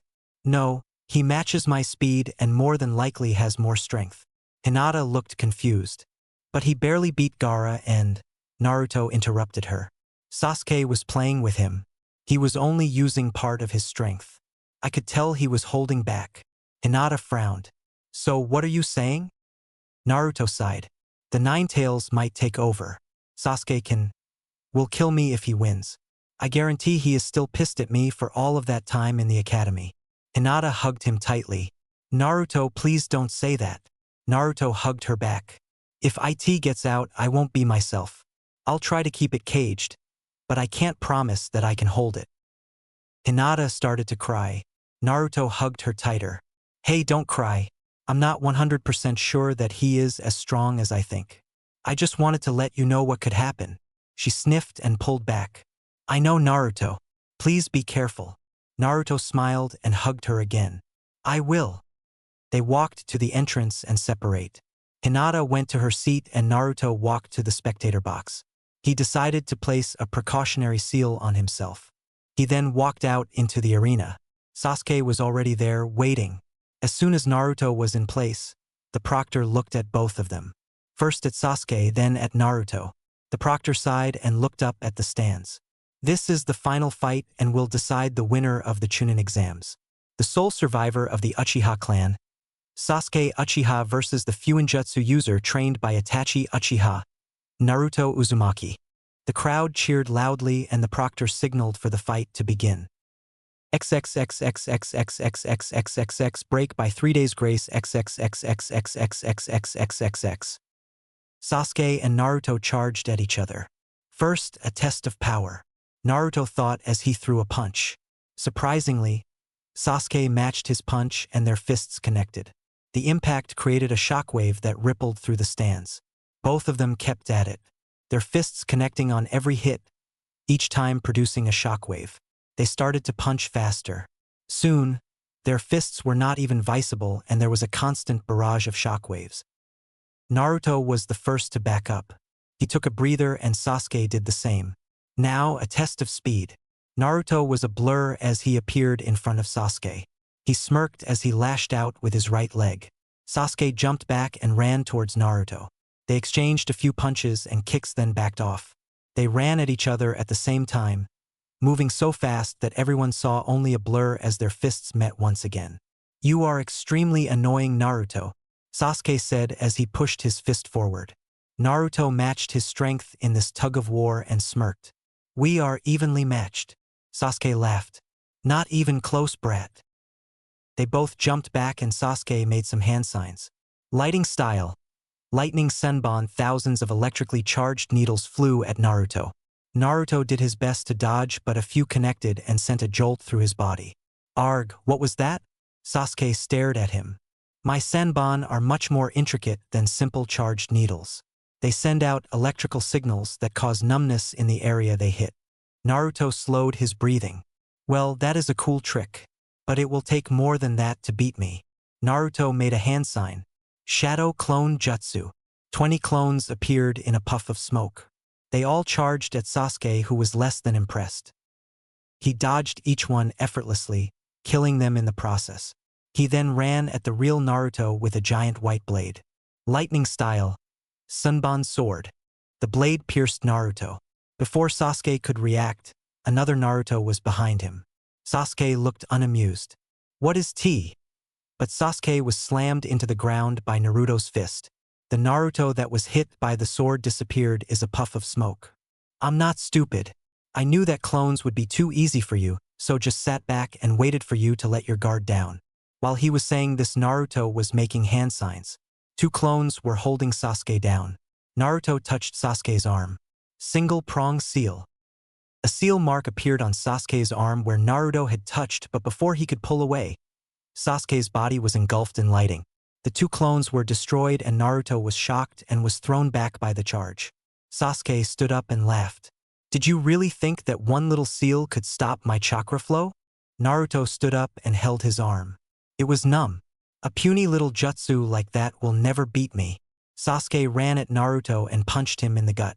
Naruto flew back and hit the tree. Sasuke stood back and watched as Naruto struggled to stand up. Naruto was determined not to lose. Naruto, you know you can't win. So why even try? Naruto inhaled and exhaled deeply a few times to catch his breath. Because I never give up. Sasuke laughed and started to walk towards Naruto. Naruto tried to hit Sasuke but was easily blocked and Sasuke held him against the tree. It's time to die, Naruto. A white blade emerged from Sasuke's opposite hand. Naruto closed his eyes. He heard Hinata scream and instantly opened his eyes. Just when Sasuke stabbed with the blade, Naruto disappeared. What? Sasuke said as he withdrew the lightning blade. He turned around to see Naruto, and scathed, staring him down. But how? Sasuke screamed. Naruto laughed. You should really be more careful, Sasuke. You didn't pay attention to how many clones I created. If you were using your Sharingan, you would have known that I made extra clones both times. Sasuke shook with anger and activated his Sharingan. Finally, a test of jutsu. Sasuke ran at Naruto, eyes ablaze, and threw several shuriken. Naruto dodged them effortlessly. Shadow Clone Jutsu. 2 clones appeared by Naruto. Fire style. Fireball Jutsu. A huge fireball flew towards Naruto. He and his clones dodged the fireball, but Sasuke was ready for them. He quickly took out the 2 clones and threw a flying kick at Naruto. Naruto twisted his body out of the way while making hand signs, and time seemed to slow down as he set 2 fingers on Sasuke's leg. 2-pronged seal. Sasuke felt a pain in his leg as he fell to the ground. Naruto jumped back and created 20 more clones. Sasuke, it is time to end this. Sasuke stared at him with red eyes full of anger and hate. The clones formed a circle around Sasuke and each one jumped off of another, leaving 10 clones on the ground and 10 high in the air. Each of them threw a single shuriken. Shadow Shuriken Jutsu. Barrage of 1,000 steel. 20 shuriken multiplied into 400 shuriken in the blink of an eye. Sasuke acted fast. Fire style. Flame ring. A small ring of fire erupted from the earth around him to block the shuriken. He then tried to dodge as many falling shuriken as he could, but he was too slow. The shuriken impaled him and he fell to the ground. XXXXXXXXXXXX end song XXXXXXXXXXX. Naruto huffed and bent over. He had used a lot of chakra. When he looked up, Hinata was standing in front of him. She smiled and came towards him to give him a hug. Ah! Hinata screamed in pain as a white blade pierced her chest. She fell to the ground and Naruto stood in disbelief. Hinata! He tried to move but he couldn't. His feet were stuck in mud. He looked up and saw Sasuke standing there, over Hinata's crumpled body. I win, Naruto. Naruto's eyes filled with tears as he cried in rage. Sasuke! An orange substance started to leak from his body. Naruto grew fangs and bent down on all fours. The chakra broke the image. Hinata was no longer on the ground and Sasuke was farther away from him. Watching. Sasuke flinched. He broke my genjutsu. Cursed beast. Sasuke still had a seal on his arm but not on his leg. When Naruto had dodged his flying kick, he trapped him in his jutsu. You are going to be tough to take down. The stadium shook and Sasuke looked around. He saw a figure approaching the Hokage and Kazekage. Who is that? Why is no one stopping him? He looked to the spectators. They all looked asleep. They are all under a genjutsu. What irony. He turned back to look at Naruto and prepared for the worst. Chunin Arena, Kage Box. A figure appeared in front of the third Hokage. It's good to see you again, sensei. The third looked up at the figure. Orochimaru. Chunin Arena, Spectator Box. Hinata was one of the first to break the genjutsu. Immediately she noticed Naruto. An orange substance that she had never seen before was seeping from his body. Her eyes widened in fear. What are you, Naruto? Chunin Arena. Naruto glared at Sasuke. The orange chakra was still flowing from his body, and it was starting to encase his skin in a red coating. Naruto roared, which sent shockwaves out all around him. Sasuke! Naruto growled as his fists grew orange claws and dug into the ground. Sasuke started to sweat and shake. Naruto, even in this form, Sasuke said in a shaky voice. I will beat you. XXXXXXXXXXXX, the animal by Disturbed XXXXXXXXXXX. Naruto shot at Sasuke. Sasuke barely had any time to react when Naruto punched him in the gut. Sasuke went flying into the wall of the arena. Before he even had time to recover, Naruto was there, slashing his orange claws into the wall where Sasuke was. Naruto grabbed Sasuke and threw him up into the air. Naruto slashed the air and it formed a sharp blast which headed straight for Sasuke. This time, however, Sasuke was able to recover and dodged the wave. Naruto screamed and dashed at Sasuke in the air. Sasuke spun and kicked Naruto in the face, sending Naruto away. Sasuke landed and cringed when his leg hit the ground. He looked down at it to notice that his ankle was severely bruised where he had kicked Naruto. My ankle! He looked at Naruto and noticed that there wasn't a mark from his kick. Damn him! How do I get past that chakra? Sasuke stood up, but his ankle prevented him from standing straight. He made a few hand signs. Fire style. Fireball jutsu. A huge fireball shot at Naruto.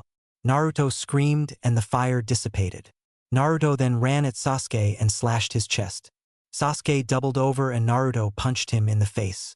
He flew into the air and Naruto followed him. Naruto slashed at Sasuke a few more times and then slammed him into the ground. Sasuke hit the ground hard and the ground sunk under him. He opened his eyes to see what once was Naruto standing over him. XXXXXXXXXXXX end song XXXXXXXXXXXX. Sasuke saw Naruto start to tremble.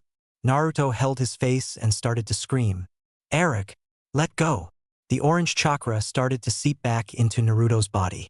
Naruto shook his head and he fell to his knees. Get out of my head. The chakra was finally absorbed back into his body and Naruto let out a huge sigh. Just then the proctor stepped in to stop the fight. Stop this for now, we have bigger problems, he said as he pointed to the stands. Chunin Arena, Kage Box. Orochimaru, the third said as he stared at his old apprentice. To what do I owe this? Pleasure? Orochimaru smiled back and let his tongue fall out of his mouth, then pulled it back in. I thought I would visit my old village and return the favor. The third looked confused but Orochimaru went on. You see, old man, this village is the bane of my existence. I feel like it is my duty to destroy it. The third showed no emotion, he just sat and listened. However, you are in my way, so I will deal with you first. Orochimaru struck at the third, but the third dodged and kicked at Orochimaru's stomach. Orochimaru laughed as he pushed aside the kick. Fine, we will do this the hard way. Orochimaru jumped back and made a long string of hand signs. Then he bit his thumb and ran it along a snake tattoo on his arm. Beast summoning. Three-headed snake. A giant snake appeared at the front gate of the village. It tore through the gate and destroyed several of the buildings. The third quickly stood up as Orochimaru smirked. How do you like that, sensei? Chunin Arena, spectator box. Hinata looked around at the chaos. Dozens of unfamiliar ninja were jumping over the walls of the Hidden Leaf Village. She looked around and saw that her father had already undone the genjutsu. Hinata, wake the others. I will hold them off, he said as he pelted the guy behind him with chakra-infused blows. Hinata nodded and woke Shino. What's going on? Hinata shook him. There's no time, Shino. The village is being invaded.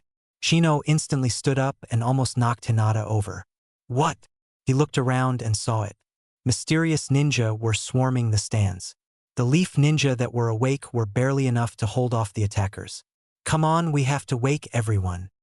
Hinata ran to find Kurenai while Shino woke a few ninja that he knew were a higher rank. When Hinata finally found Kurenai, she was already awake and fighting off some ninja. Hinata saw someone sneaking up on Kurenai and she quickly threw a few shuriken. The ninja dodged and came straight for Hinata. Hinata was not caught off guard and she threw a few chakra-infused blows at the ninja who then collapsed on the ground. Sensei, Hinata said as she ran towards Kurenai. Hinata, I'm glad you are safe. Where is Shino? Hinata was panting.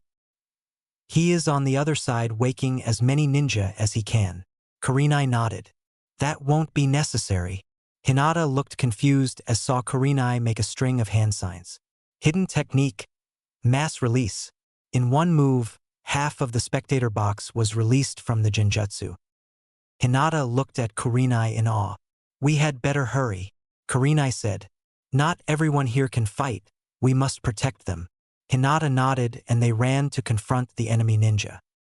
Chunin Arena. Naruto, Sasuke, and the proctor looked into the stands. It was a disaster. Several battles were going on in the stands. Naruto looked around. I can't see Hinata. Sasuke grew impatient.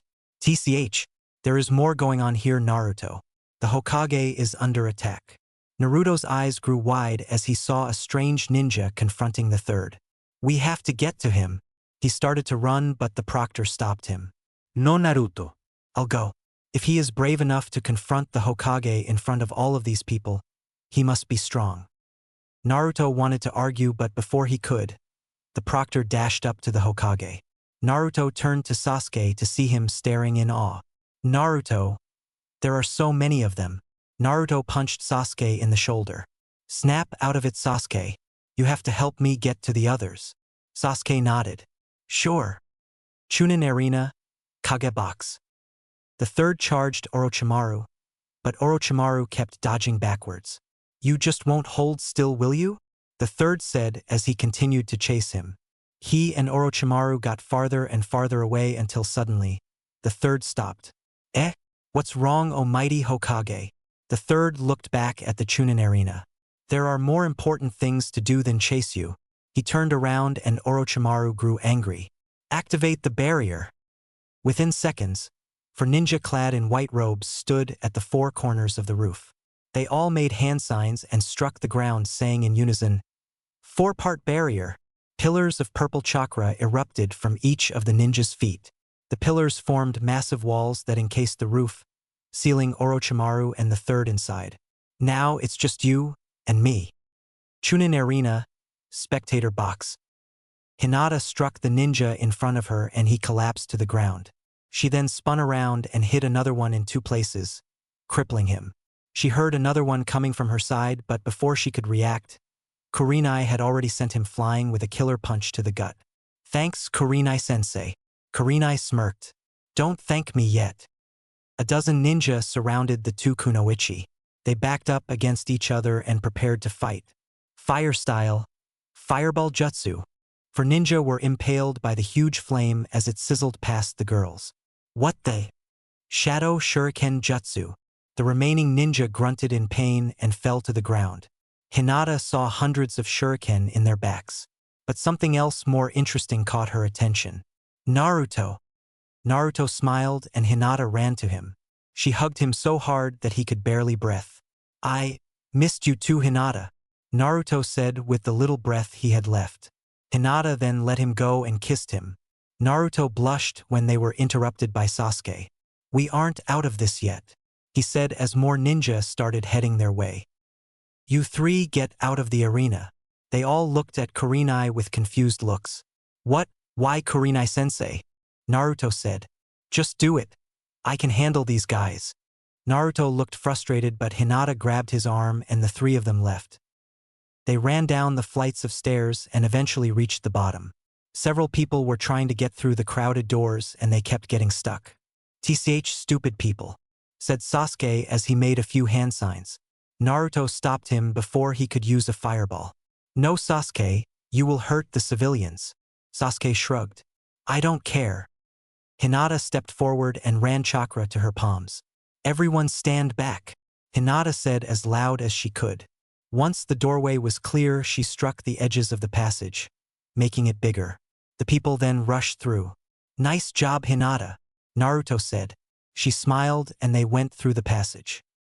Hidden Leaf Village. The three of them ran through the streets, helping people when they could. "Where are we going exactly?" Hinata asked. Naruto pointed at the three-headed snake. "We are going to destroy that snake." Hinata's eyes got huge. "What? We can't possibly. It's too big." Naruto smiled. "We will be fine. I have a few tricks up my sleeve." Just then, Sasuke stumbled and fell to the ground. "Arg!" Naruto and Hinata looked back to see Sasuke laying in pain. "My ankle is killing me." Naruto looked worried. He's in no shape to take on the snake. Hinata stepped close to Sasuke and examined his leg. "It's okay. It's not that bad. I can take care of it." Naruto was as surprised as Sasuke was when Hinata's hands started to emit green chakra. She touched Sasuke's ankle and he cringed in pain. But after a few seconds, Hinata said, "Okay, it should be better now." Sasuke got up and sure enough, his ankle didn't hurt at all. "Thank you." Sasuke gave her a short nod and Hinata accepted it. They turned toward the snake and started off again. The three-headed snake was thrashing around, destroying everything in sight. "We have to stop it," Hinata said. "I know," said Naruto. "Maybe this will work." Naruto made several shadow clones and they all jumped into the air. They threw shuriken and formed hand signs, but before they could finish, the snake swung its tail and destroyed all of the clones. Naruto fell to the ground but somehow managed to land on his feet. "Arg! So much for that." Naruto gritted his teeth. "How can we beat this thing?" Sasuke stepped forward. "Naruto." Naruto turned to look at Sasuke, who had a smile on his face. "Your three-pronged seal can stop a Jinchuriki transformation, right?" Naruto nodded. "What do you think it will do to a summoned snake?" Naruto looked confused. "I don't know, but it's worth a try." XXXXXXXXXXXX Song of the Sage by Amorphous XXXXXXXXXXXX.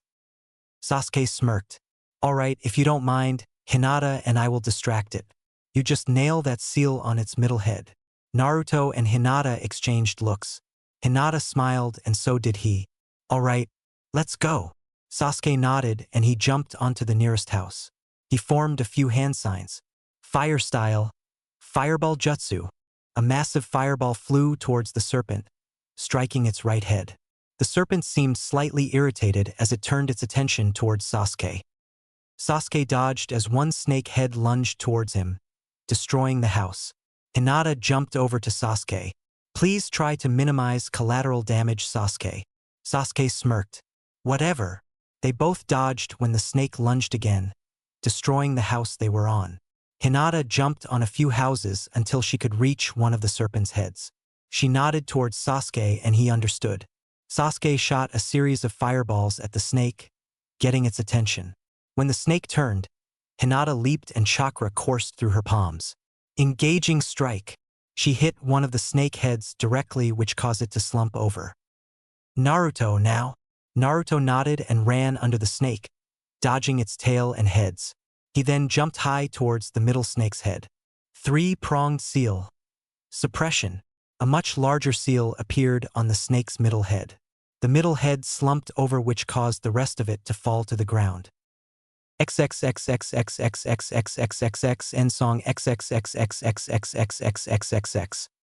The three ninja surrounded the final head. They looked at with disgust. It was slimy from exhaustion. Suddenly, A figure appeared on the living head. Poor thing, it can't even defend itself. Oh well, I have no use for you now. The figure struck the beast's last head and it disappeared. The three ninja looked in shock as the figure landed on the ground. He looked up at them and smiled. Hello, children. Hello, Sasuke. Sasuke flinched when he heard his name. My name is Orochimaru, an outcast of the Hidden Leaf Village. He turned to Sasuke. Sasuke, you don't need this pathetic village. Come with me and I will make you strong. Naruto turned to look at Sasuke, and he was more relaxed than a minute ago. Sorry. I already have someone that will make me strong. Orochimaru looked intrigued. Oh? And who might that be? Sasuke smirked. Fuck off. Orochimaru drew back. Oh my, you have a mouth, don't you? No matter. I'll take you by force if I have to. The three ninja readied themselves for Orochimaru's attack. His lower body mutated into a serpent-like tail, and he slithered towards them with intense speed. Fire style, Fireball Jutsu. A fireball flew towards Orochimaru with great speed and he barely managed to avoid it. I recognized that voice, Naruto thought. He turned to look at Sasuke, but he was just as confused as Naruto. If it wasn't him then? A familiar figure appeared between the three genin and Orochimaru.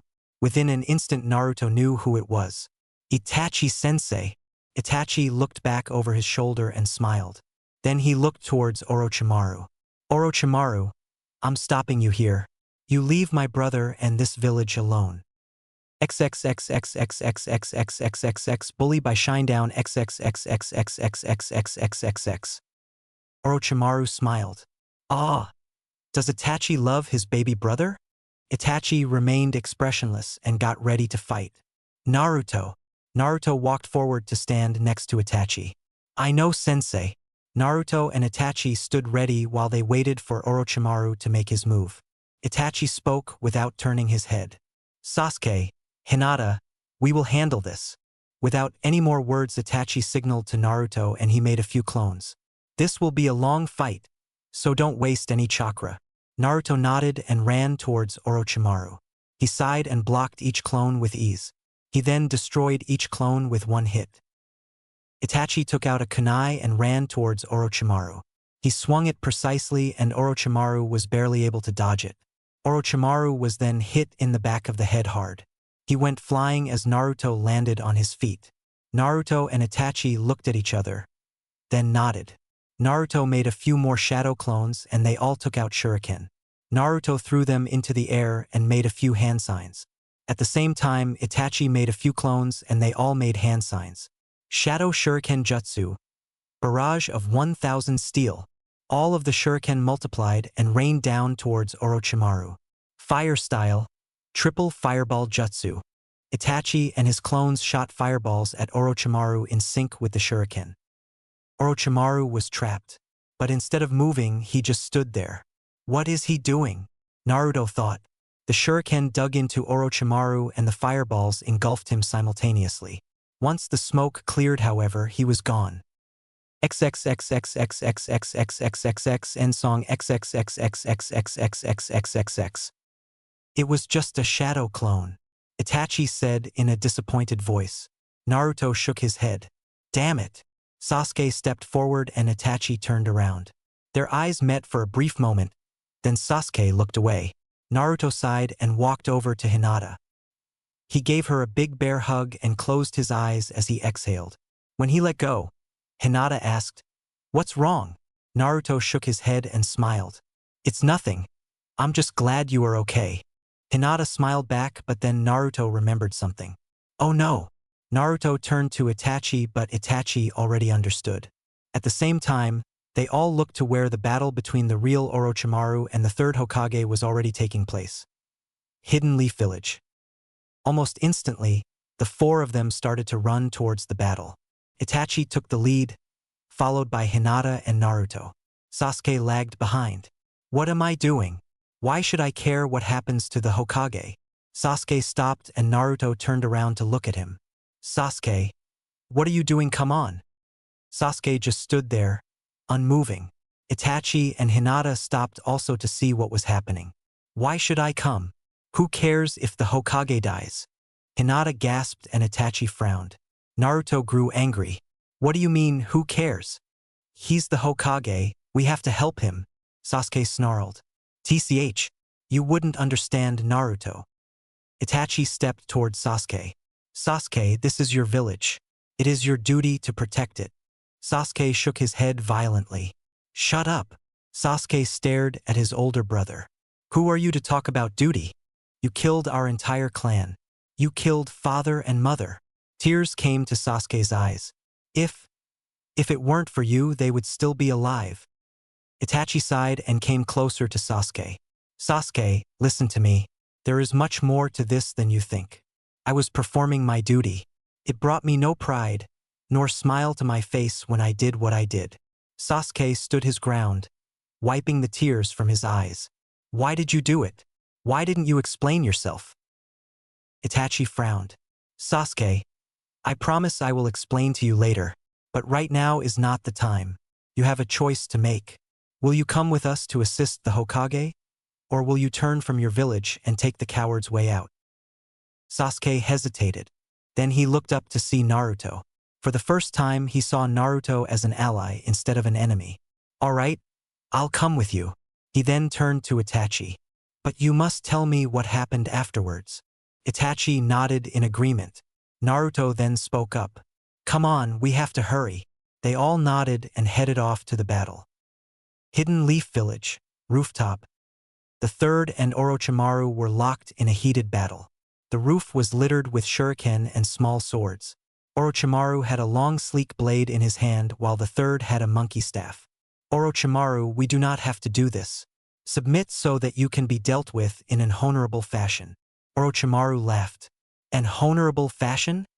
Surrender is never honorable. The Third sighed and readied his weapon. Very well. Chunin Arena, spectator box. Kurenai slashed at another ninja, making him crumble to the ground. She sighed. How many more of them are there? Behind her a ninja had his kunai out. Time to die, he said lightly under his breath. He snuck up to her and raised his hand. Dynamic entry. A swift kick to the face sent the ninja spiraling into a wall. Kurenai turned around to see a familiar face.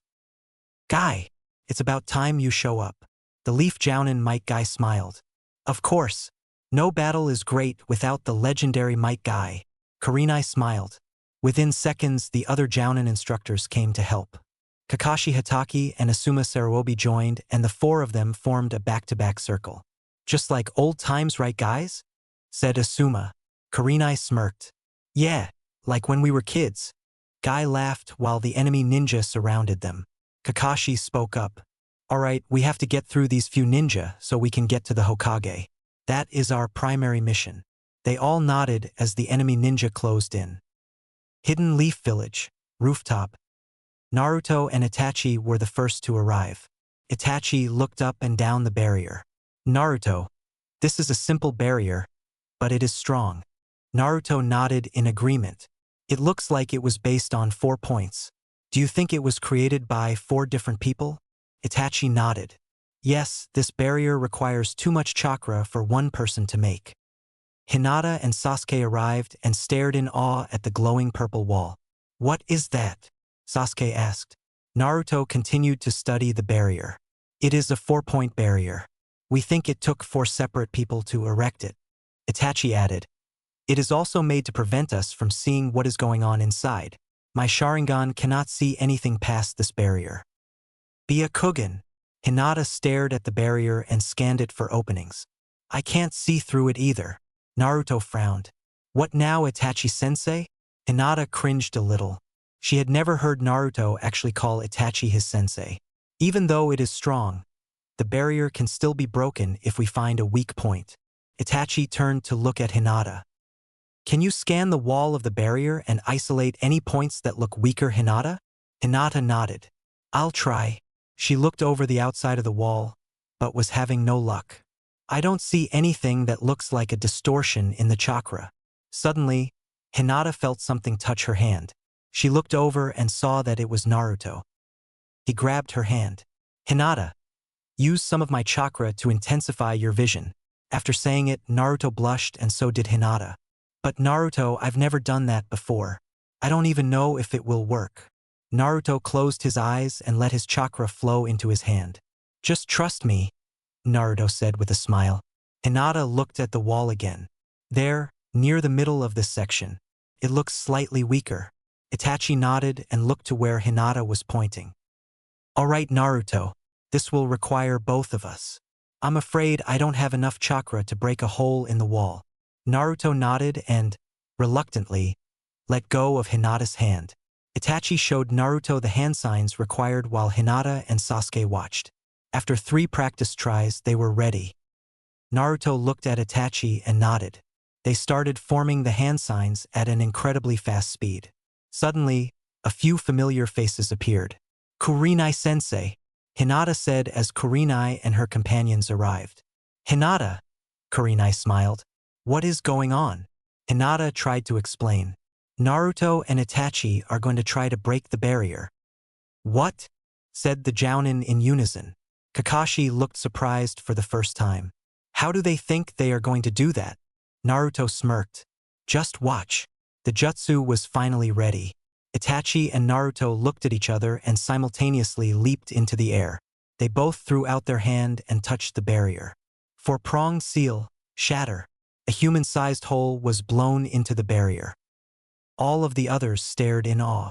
Naruto landed and summoned a shadow clone. The clone then jumped up and held the hole open. That was incredible, Kurenai said as she attempted to keep her jaw from dropping. Naruto smiled and looked up to his clone. What do you see?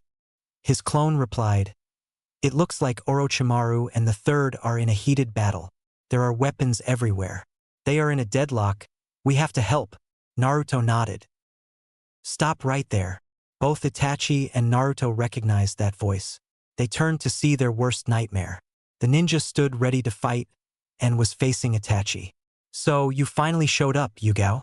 Yugao said nothing and stood very still, ready to pounce as soon as Itachi let his guard down. Naruto knew better and smirked.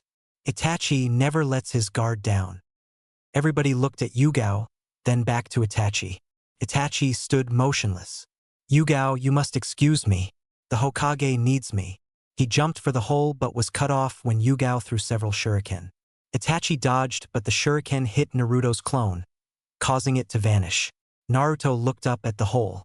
It wasn't changing, but he knew that it would close soon. You aren't getting anywhere near the Hokage, traitor. By this time, several more ANBU Black Ops members were appearing all around the barrier. They all had their weapons ready and aimed at Itachi. One of them spoke to Yugao. What are you doing? She scoffed at him. I'm fulfilling my duty. Itachi is a traitor to the leaf. Another ANBU spoke up. Aren't there more important things at hand? Like saving the Hokage. Yugao snorted. This traitor wants to be the one to save him. Hinata and Sasuke were lost. They had no idea why it was such a big deal that Itachi wanted to help. Naruto stepped forward. Let him help. He wants the best for the village. Yugao laughed at Naruto. Silly boy. You have no idea what you have gotten into. Instead of looking away, Naruto looked directly at Yugao. I don't care what rank you are or how strong you are. All Itachi-sensei wants to do is help. Don't you have a code that says you have to let someone help if they really want to? Yugao laughed even harder. That's ridiculous. The Hokage depends strictly upon the safety that we provide him. We don't have to let anyone help, for any reason. Itachi looked around at the dozens of ANBU members surrounding them. He then looked at Yugao. Fine. If you insist on preventing me from assisting, then I shall leave. Itachi jumped over all of them to the next rooftop. I don't think so, Yugao said as she threw a shuriken at him. It flew straight into Itachi and he collapsed onto the roof. Brother! Sasuke held his arm out towards his older brother, but Naruto put his hand on Sasuke's shoulder. Sasuke looked at Naruto who was smiling and pointing up. Sasuke looked up and it was Itachi, sitting in the hole of the barrier. All of the ANBU looked towards the hole and saw Itachi slip through to the other side. Get him, Yugao said as they all jumped for the hole. As if it were planned, the barrier was reformed and the hole sealed just as Yugao stuck her blade in it. The barrier then broke her sword in half and she fell to the ground. Naruto smirked as Yugao looked up to him. Sometimes it pays off to be a distraction. Inside the barrier. Itachi landed safely inside and saw the battle. Orochimaru slashed at the third's arm and cut a shallow gash in it. The Hokage then jumped back and then forward, slamming his pole into the ground. The shockwave sent Orochimaru stumbling back, but he did not fall. The Hokage then looked over to see Itachi, who was already at his side. "Ah, Itachi, it is good to see you again." Itachi nodded in agreement. "A pleasure as always, my lord." The third smiled. "Please, no formalities. We have known each other for quite some time, Itachi." Itachi nodded and looked at Orochimaru. "I had no doubt that you could hold him off." The third looked at him also. "Unfortunately, all I could do was hold him off. He has gotten stronger since I last saw him." Itachi took note and they waited for Orochimaru. Orochimaru smiled but was panting heavily. The loyal dog always returns to his master. Orochimaru laughed.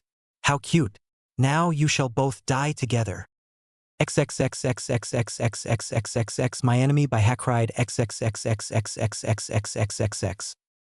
Orochimaru rushed them courageously. He lunged toward Itachi and then spun around to attack the third. Itachi blocked Orochimaru's foot and the third used his arm to block Orochimaru's fist. "Very good. But dodge this."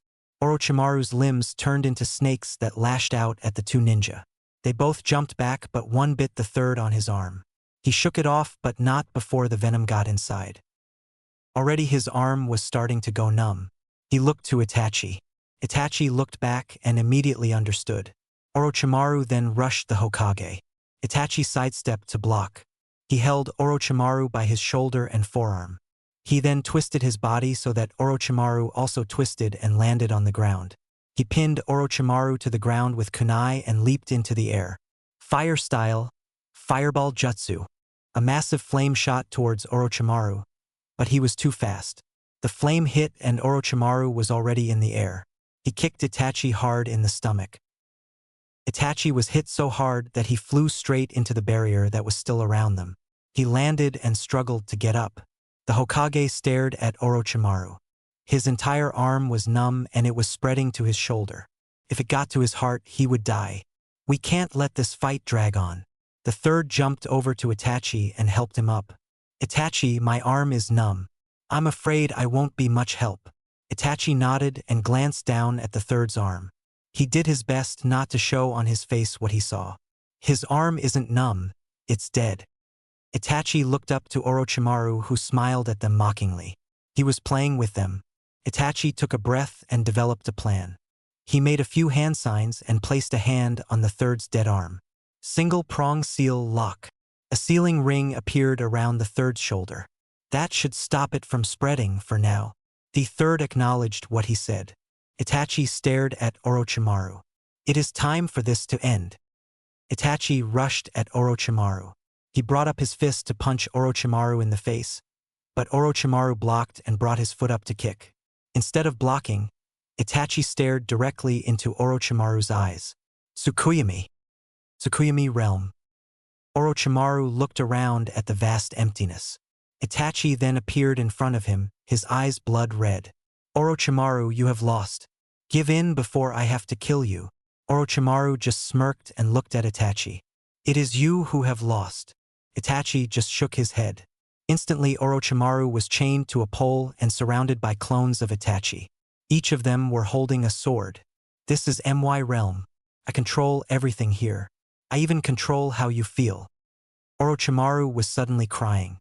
Through his tears, Orochimaru managed to talk. "Fool, your cheap tricks won't work on me." Itachi smiled.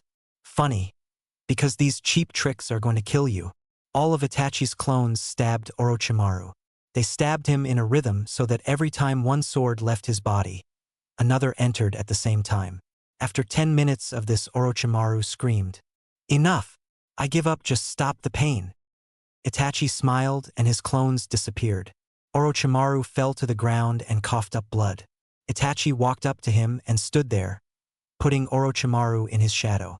In one fluid motion, Orochimaru coughed up a sword and stabbed Itachi in the heart. Itachi gasped and fell to his knees. I told you that your tricks won't work on me. Itachi looked up. Blood was coming from his mouth as he smiled. They just did. Inside the barrier, Orochimaru escaped the jutsu and struck Itachi with his sword. The sword went all the way through Itachi. But Itachi looked at Orochimaru and walked up the sword towards him. Orochimaru started to panic, but before he could even flinch. Fire style. Clone explosion. Orochimaru was engulfed in flame and the heat was so intense that the sound Ninja 4 felt it on the outside of the barrier, causing it to fall apart. XXXXXXXXXXXX end song XXXXXXXXXXX. When the smoke cleared, every ninja in the village had the three of them surrounded. The ANBU were divided into two teams, one for Itachi and the other for Orochimaru. Naruto rushed in to Itachi's side, along with Hinata. The three of them looked at the crisped body of Orochimaru. The smell of burnt flesh was heavy and several of the surrounding ninja gagged. A few members of the ANBU Black Ops walked towards Orochimaru cautiously. They examined the body. He is burnt all the way through, one of them said. He is dead to the fullest extent. Everybody turned to look at Itachi. Yugao then spoke up. Itachi, the death of Orochimaru does not grant you freedom. The hell it doesn't. The third walked over to stand by Itachi. This man did what you other members of the ANBU could not. He saved my life. Yugao got angry and stepped forward. Forgive me, Lord Hokage, but he should not be forgiven his crimes. The third smiled. You are forgiven, and so is Itachi. Hidden Leaf Village, rooftop. Itachi stood there, speechless. Everyone stared at him. One of the ANBU stepped forward. Lord Hokage, are you sure that it is wise to? The third snapped. Are you questioning my judgment? The ninja stumbled over his words. No, of course not. The ninja backed away to join the other ANBU members. Yugao was furious and almost lost her cool. Kakashi was confused as well and walked toward the third. Perhaps it would be better if you gave Itachi a probation period. That would give the rest of the village time to adjust to him. The Hokage sighed. Fine, yes, that would be a good idea. I don't want to lose the trust of my own village. The third turned around, but before he could take a step, he fell to his knees and grabbed his arm. Lord Hokage, a medical ninja approached him to check his arm. Itachi turned to face them. His arm is dead. My seal is the only thing preventing it from spreading to the rest of his body. The medical ninja looked up at him, frightened. I'm not familiar with this kind of jutsu. Another ninja walked over to examine it. From in the crowd, Hinata tried to get a glimpse of what was going on. Byakugan. She looked around and found Naruto standing next to Itachi. She also saw the third kneeling on the ground. She looked a little closer at his arm and was shocked. There was a black chakra flowing through his arm and it looked like it was eating away at his arm. One of the medical ninja at the Hokage side saw this too. Lord Hokage, I'm afraid the only thing we can do to stop it is to amputate your arm. Shock passed through the crowd. People started muttering to each other and looked at his arm. The third thought for a moment and then looked up. Then it is decided. Take me to the operating room and then back to my quarters. The two ninja nodded and lifted him. They then left in a hurry along with a heavy guard unit. Now everyone looked at Itachi. Naruto was starting to get uncomfortable with all of the looks. Itachi-sensei, what now? Itachi sighed. I'm going back to the hideout. It is not yet safe here for me. He turned to look at Naruto. Now that the Chunin exams are over, we have something to discuss when you get back. Take some time to be with your team. Also, teleport your weapons back to the hideout. They will be safe there. Naruto looked confused but did as he was told. Itachi smiled. I will see you later. Naruto nodded and Itachi walked away.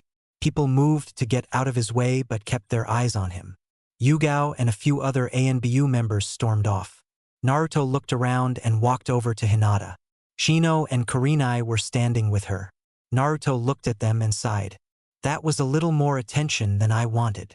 He laughed nervously. Kurenai smiled. It will be all right, Naruto. How about I take us all out for lunch? That immediately got Naruto's spirit up. All right. Hinata giggled and even Shino smiled. They turned to walk away but were stopped by Kakashi. Would you mind if my team joined you? Kurenai shook her head. Of course not, you are welcome to come. Kakashi looked at Sasuke. You may come if you would like Sasuke. Sasuke couldn't look his sensei in the eye. I would like that. Kakashi smiled behind his mask and they all turned towards the village. Naruto could feel dozens of eyes on them as they left. Uchiha hideout. Itachi jumped down into the hideout and looked around. I must get things ready. Now that Naruto has taken the exam, we can get to serious training. Itachi walked over to a door and opened it. He walked into the weapon room and looked around at all of his treasures. He looked up at the dangling kunai and examined all of his weapons to make sure that they were in good shape. He walked over to Naruto's weapon scroll and strapped it to his back. Itachi went through every room like this. He checked to make sure everything was in place. Then he would shut and lock it behind him. When he got to Naruto's room, he hesitated. He had never gone into Naruto's room since he took Naruto in. He upheld a very strict rule of privacy, courtesy of his days with the ANBU. He went into Naruto's room for a short moment, checking that everything was in order. He then left the room and locked the door behind him. Itachi had one more thing to do. He walked over to his great obsidian chair sitting in the middle of the hall. Itachi walked behind it and touched the wall above the chair. He activated a seal and the fake wall disappeared. Hidden inside was a black cloak covered in red clouds. The Akatsuki cloak. He grabbed it from the hook it was on and resealed the wall. He then put the cloak on and left a note on Naruto's door. It read, I will be back shortly. Wait here until I return. I have some business to take care of. Itachi. P.S. I went into your room to make everything was secure. I hope you don't mind. Itachi then jumped out of the hideout, taking the cloak and scroll with him, and sealed the door behind him. Hidden Leaf Village. Naruto and the others walked into the restaurant. It wasn't a fancy place, but they had good food. After they sat down, no one spoke for a while. What's wrong, guys? Why is no one talking?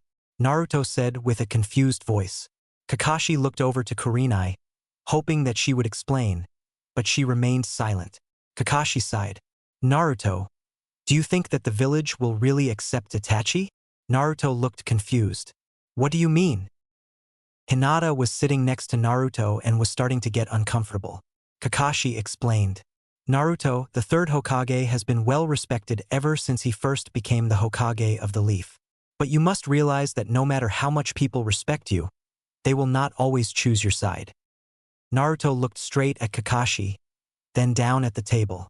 So you are saying that even though the third has forgiven Itachi-sensei, there are people who have not. Kakashi went on.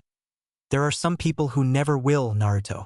Naruto became sad and Hinata grabbed his hand with hers. Naruto. Everyone looked up and stared at Sasuke, who hadn't spoke this entire time. Even though I despise what my brother did, now that I have seen him face to face, I am unsure of how I feel. Kakashi and Kurenai were in disbelief. No matter what he did, he is my brother. He deserves to be heard, even if I won't like what he has to say. Naruto stared in awe at Sasuke. Is this the same Sasuke that I once knew? Before any more of the awkward conversation could continue, the food was brought out and they all began to eat. Naruto turned to Kurenai. Sensei, thank you for trusting me. Kurenai smiled. You are my student Naruto and part of my team. I will always give you the benefit of the doubt. Naruto smiled. After they were done eating, Naruto leaned over and whispered something to Hinata. Shino looked over and saw that Hinata was blushing slightly. Then she nodded and looked excited. Naruto turned to the rest of them. Thank you everyone for the food. We should do this again soon. Naruto smiled and bid them farewell, and both him and Hinata left. Ever since they had sat down, Hinata had never let go of his hand. The two of them walked around the village for quite some time. They looked at each other and smiled and eventually reached the top of the cliff, which the previous Hokage's faces were carved into. They sat down and overlooked the village. Hinata, being with you makes me so happy. Naruto smiled as Hinata leaned on his shoulder. I feel the same way, Naruto. Naruto frowned a bit as his mind wandered. Hinata, what do you think will happen next? Hinata looked confused and sat up to look at Naruto. What do you mean? Naruto looked out over the village. What Kakashi said about Itachi not being accepted. Now that the ANBU know he is a threat, don't you think they will pursue him again? Hinata shuddered and wrapped her arms around Naruto. Don't think about that, Naruto. We don't know what will happen, and it does no good for us to guess. Naruto looked down. Yeah, you're right, Hinata. He looked over at her and hugged her. Thank you. Hinata hugged him back. They looked at each other deeply and stared into the other's eyes. Naruto broke the silence. Hinata, if I have to go away with Itachi, you don't have to wait for me. Hinata was shocked but then smiled. Naruto, I will always wait for you. She leaned towards him and kissed him very lightly on the lips. Uchiha hideout. Naruto unsealed the hideout and jumped down. The first thing he noticed was that Itachi wasn't there. He also noticed that all of the doors were shut. That's weird, Naruto thought. Itachi-sensei never shuts the door to the kitchen. Naruto walked around and examined everything in the hideout. He finally got to his door and saw a note on it. He picked it up and read it. I will be back shortly. Wait here until I return. I have some business to take care of. Itachi. P.S. I went into your room to make everything was secure. I hope you don't mind. Naruto folded the note and put it in his pocket. He then opened the door to his room and looked around. He remembered his very first lesson. If someone has been in an area that belongs to you, then no matter how much you trust them, always check to make sure nothing was taken. Naruto walked around his room to make sure everything was in place. Then he left his room, closing the door behind him. Naruto wanted to check one more room. He walked over to the weapon room. He unlocked and unsealed the door. When he looked inside, his eyes snapped to where his weapons were supposed to be. Huh, Naruto said with a confused face. He walked over and examined the spot. His weapons were gone, but he found a small singe mark on the ground where the scroll was supposed to be. Naruto sighed. Itachi took it. It is safe. But what did he want with it? Naruto shrugged and walked to his room. He just realized that he was exhausted. It had been a very long day. He fell onto his bed and instantly went to sleep.